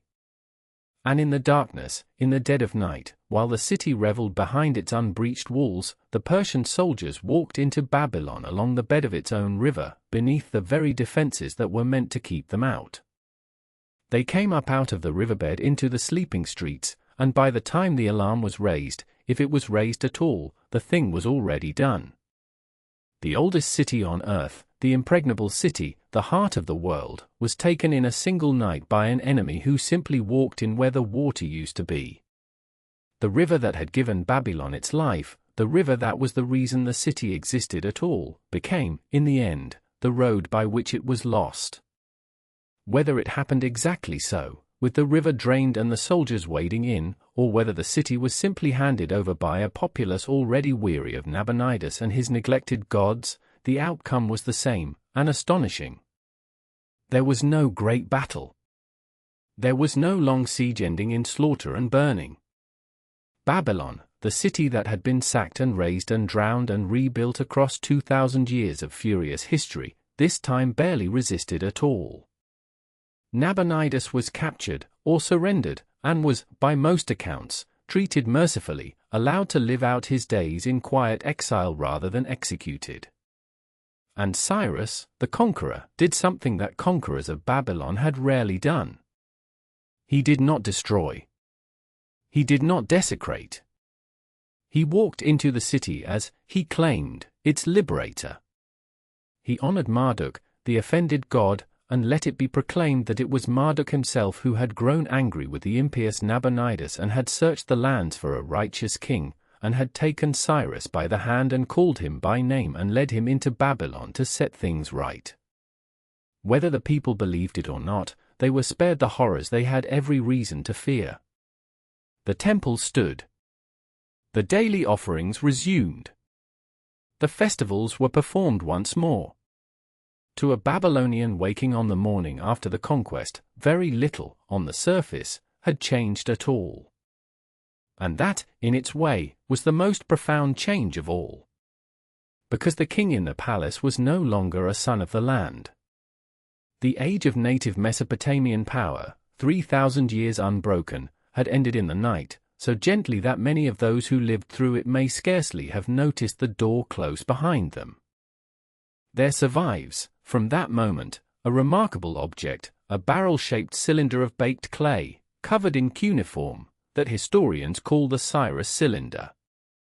On it, in the old script of the land, Cyrus tells his version of the conquest, presenting himself not as an invader but as a restorer of order, a king who let captive peoples return to their homes and rebuilt the shrines that had been neglected, who came to heal rather than to break.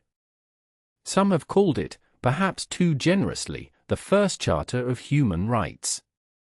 What it certainly is a Mesopotamian object to its very core, a clay tablet of royal propaganda, written in cuneiform, invoking Marduk, following a tradition of such inscriptions that stretched back 2,000 years to the kings of Sumer and Akkad. Cyrus the Persian, the man who ended native Mesopotamian rule forever, announced that ending in the oldest language and the oldest medium of Mesopotamia itself, baking his triumph into clay exactly as the kings of the land had always done. The conqueror spoke in the voice of the conquered. It is a fitting emblem for everything that came after. Mesopotamia would no longer rule. But Mesopotamia would not, for a long time yet, fall silent. Its ways, its words, its gods, would go on echoing through the mouths of those who came to take its place. And they came, one wave after another, across the long centuries that followed, each ruling the land between the rivers, each in turn passing away. For 200 years the Persians held it, and Babylon became a jewel in their vast crown, a royal city of the great kings, still rich, still vast, still wondered at by every traveler who saw it. And then, out of the west, came a young man with an army that had never been beaten, and the world changed once again. Alexander, the Macedonian, the pupil of Aristotle, who in a single furious decade overthrew the entire Persian Empire and carried Greek arms to the edge of the known world. In the year 331 before our era, after his great victory over the Persian king, Alexander too came to Babylon. And like Cyrus before him, he came not to destroy but to possess. The city opened its gates to him. The people, it is said, lined the streets and scattered flowers in his path and burned incense on the altars, and the priests of Marduk came out to greet him, and Alexander, conqueror of the world, knelt in the proper manner before the god of Babylon and ordered the great temples, fallen into ruin under the Persians, to be rebuilt. He gazed upon the city, this young man from the rough hills of Macedon, and he saw what every visitor had seen for 2,000 years, the most magnificent thing that human hands had ever made, and he resolved to make it the capital of his new empire, the center of a world that would join East and West. He never did. For it was in Babylon, in the summer of 323 before our era, in the palace of Nebuchadnezzar himself, that Alexander the Great, master of the largest empire the world had ever known, 32 years old and undefeated in battle, fell ill after a long night of drinking and did not recover. For 10 days the fever burned in him, and his soldiers, distraught, filed one by one past his bed to see their dying king, who could no longer speak and could only move his eyes to acknowledge them. And then, in that ancient city, in the heart of the land between the rivers, the young conqueror of the world died. There is a terrible and beautiful symmetry in it. Babylon had outlasted Sumer and Akkad and Assyria. It had outlasted the Persians who took it. And now it outlasted Alexander himself, who had dreamed of making it the capital of everything. The city that had buried so many ages buried him too. His vast empire, held together by nothing but his own person, shattered the moment he was gone, divided among his quarreling generals, and the land between the rivers passed to one of them, and the long evening deepened by another shade.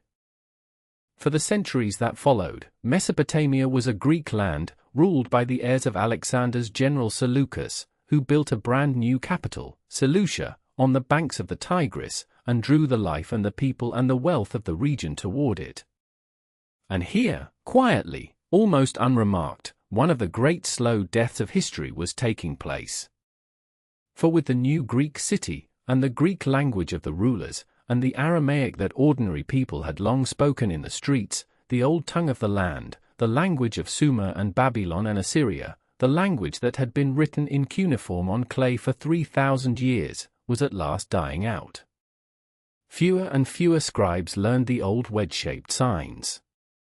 The great temple still kept the tradition alive for a while, a handful of priests and astronomers in Babylon and Uruk still pressing the ancient marks into clay, recording the movements of the stars and the rituals of the gods in a script that the world around them could no longer read. They were the last of an unbroken line that reached back to the very invention of writing, 3,000 years before, the very first thing humanity ever wrote. And they kept it alive, in those last temples, for as long as they could, like men tending a single candle in a vast and darkening hall. The Greeks gave way to the Parthians, horsemen from the east, and the Parthians to others after them, and through it all the great cities of the plain were emptying, slowly, year by year, century by century. The reasons were many. The rivers, those wild and shifting rivers, changed their courses, as they had always done, and where the Euphrates moved away, the canals that fed a city ran dry, and the fields turned to dust, and the people drifted off to wherever the water still ran. The patient enemy of all Mesopotamian farming, the salt, crept up through the overwatered soil and poisoned the ground until it would no longer bear good grain.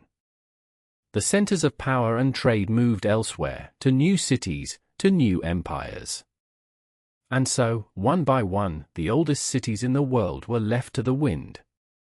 Babylon itself, which Alexander had meant to make the capital of the earth, dwindled into a village, and then into nothing, its great walls quarried away for bricks, its temples sinking into the mud, until at last there was no one living there at all.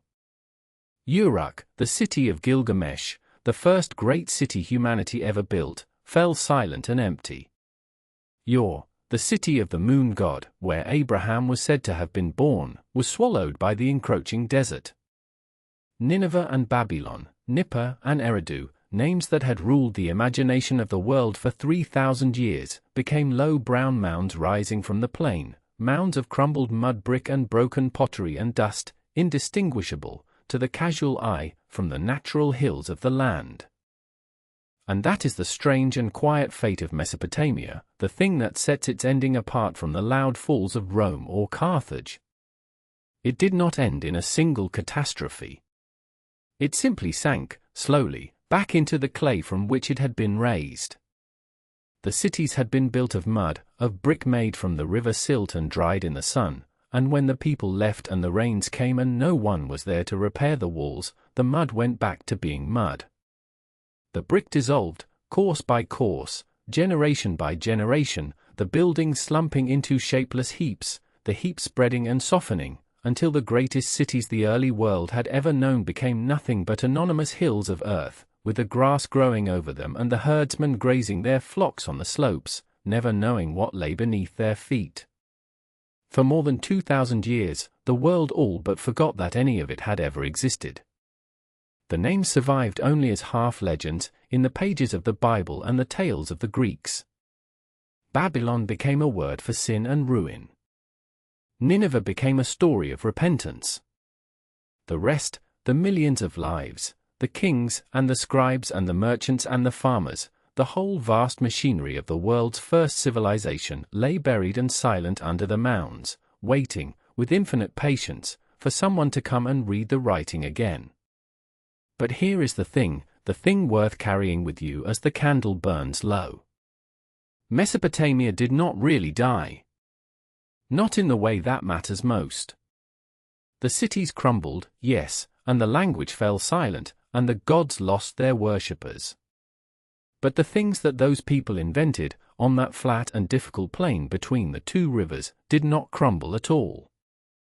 They spread out across the whole earth, and they are with us still, woven so deep into the fabric of every day that we no longer even see them.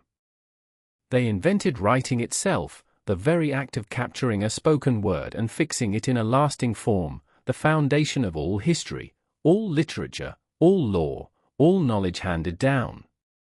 Every book you have ever read, every word you have ever written, descends from a Sumerian pressing reeds into wet clay to count his sheep. They gave us the city, the very idea of thousands of strangers living together within walls, governed by laws and served by markets and bound by a shared life. They wrote down the first laws, set justice into public stone for all to see, so that the strong might not simply do as they pleased with the weak. They gave us the wheel, and the plough, and the sailing boat, and the arch. And they gave us, of all things, the way we measure time and space, in a manner so familiar that you have never once stopped to wonder where it came from. Look at a clock. There are 60 seconds in a minute, and 60 minutes in an hour. Look at a circle. There are 360 degrees in its turning. Why 60? Why 360? There is no reason in nature for it. The reason is that the Babylonians, those patient watchers of the night sky, counted in 60s, in a system of numbers built on that base, and they divided the great circle of the heavens, the path the sun walks through the year, into 360 parts, and we have simply never stopped. Every time you glance at the hour, every time you measure an angle, you are speaking, without knowing it, in the language of Babylon. Those astronomers, the last keepers of the dying script, watched the planets and the moon with a patience and a precision that laid the very foundation of astronomy, charting the heavens so carefully that their records would still be useful to scholars thousands of years later. They looked up at the same stars we look up at, and they gave us the framework by which we still understand them. So when you walk, in your imagination, across the empty mounds of Babylon and do not think of them only as ruins. Think of them as a kind of seed ground. The civilization did not vanish. It dispersed. It poured itself into the whole future of humankind so completely that it became invisible, the way the foundations of a great house become invisible once the house is built on top of them. We are all of us, every one of us, living in a world that those people first imagined, writing in a tradition they began, measuring our hours by their counting, living in cities they first dreamed. The land between the rivers gave the world its very alphabet of civilization. And then, its gift made, it lay down quietly and let the clay take it back, asking nothing, and was forgotten, and waited. And in the end, that is perhaps the gentlest image to carry with you into sleep. A single clay tablet, half buried in the warm sand, its wedge-shaped mark still crisp after 4,000 years, lying where it fell when the last scribe set down his reed. The empires that rose above it have all gone. The kings are dust. The gods are silent. But the writing remains, patient and unhurried, holding a thought from the very dawn of the world, waiting through all the long centuries for a hand to lift it again into the light. And above it, the two great rivers still run, the Tigris and the Euphrates, sliding quietly down to the sea as they have done since long before the first city was built upon their banks, and will do long after we too are gone. The sun comes up over the water, soft and golden, as it has come up over that plain for 10,000 years of human life, and the land lies still beneath it, holding all its buried ages gently in the dark. So rest now. The story of the land between the rivers is told, from the first city to the last, the whole long arc of it, the oldest tale we have. Let it settle over you like the silt settling on the floor of those quiet rivers, soft and slow and warm. The cities are sleeping now, all of them, beneath their gentle mounds, and the gods are sleeping, and the kings are sleeping, and the great evening has long since folded over the plain. There is nothing left to do but rest. And if, somewhere on the edge of sleep, you find yourself wondering what other lost worlds are still out there, still waiting in the dark, still keeping their long silence beneath the sand and the centuries, then good. There are more of them than you could ever count, and on another quiet night, we will go looking for them together. For now, let the rivers carry you down into the dark. Sleep well. The lost worlds will keep, and they will be here, waiting, whenever you wish to return.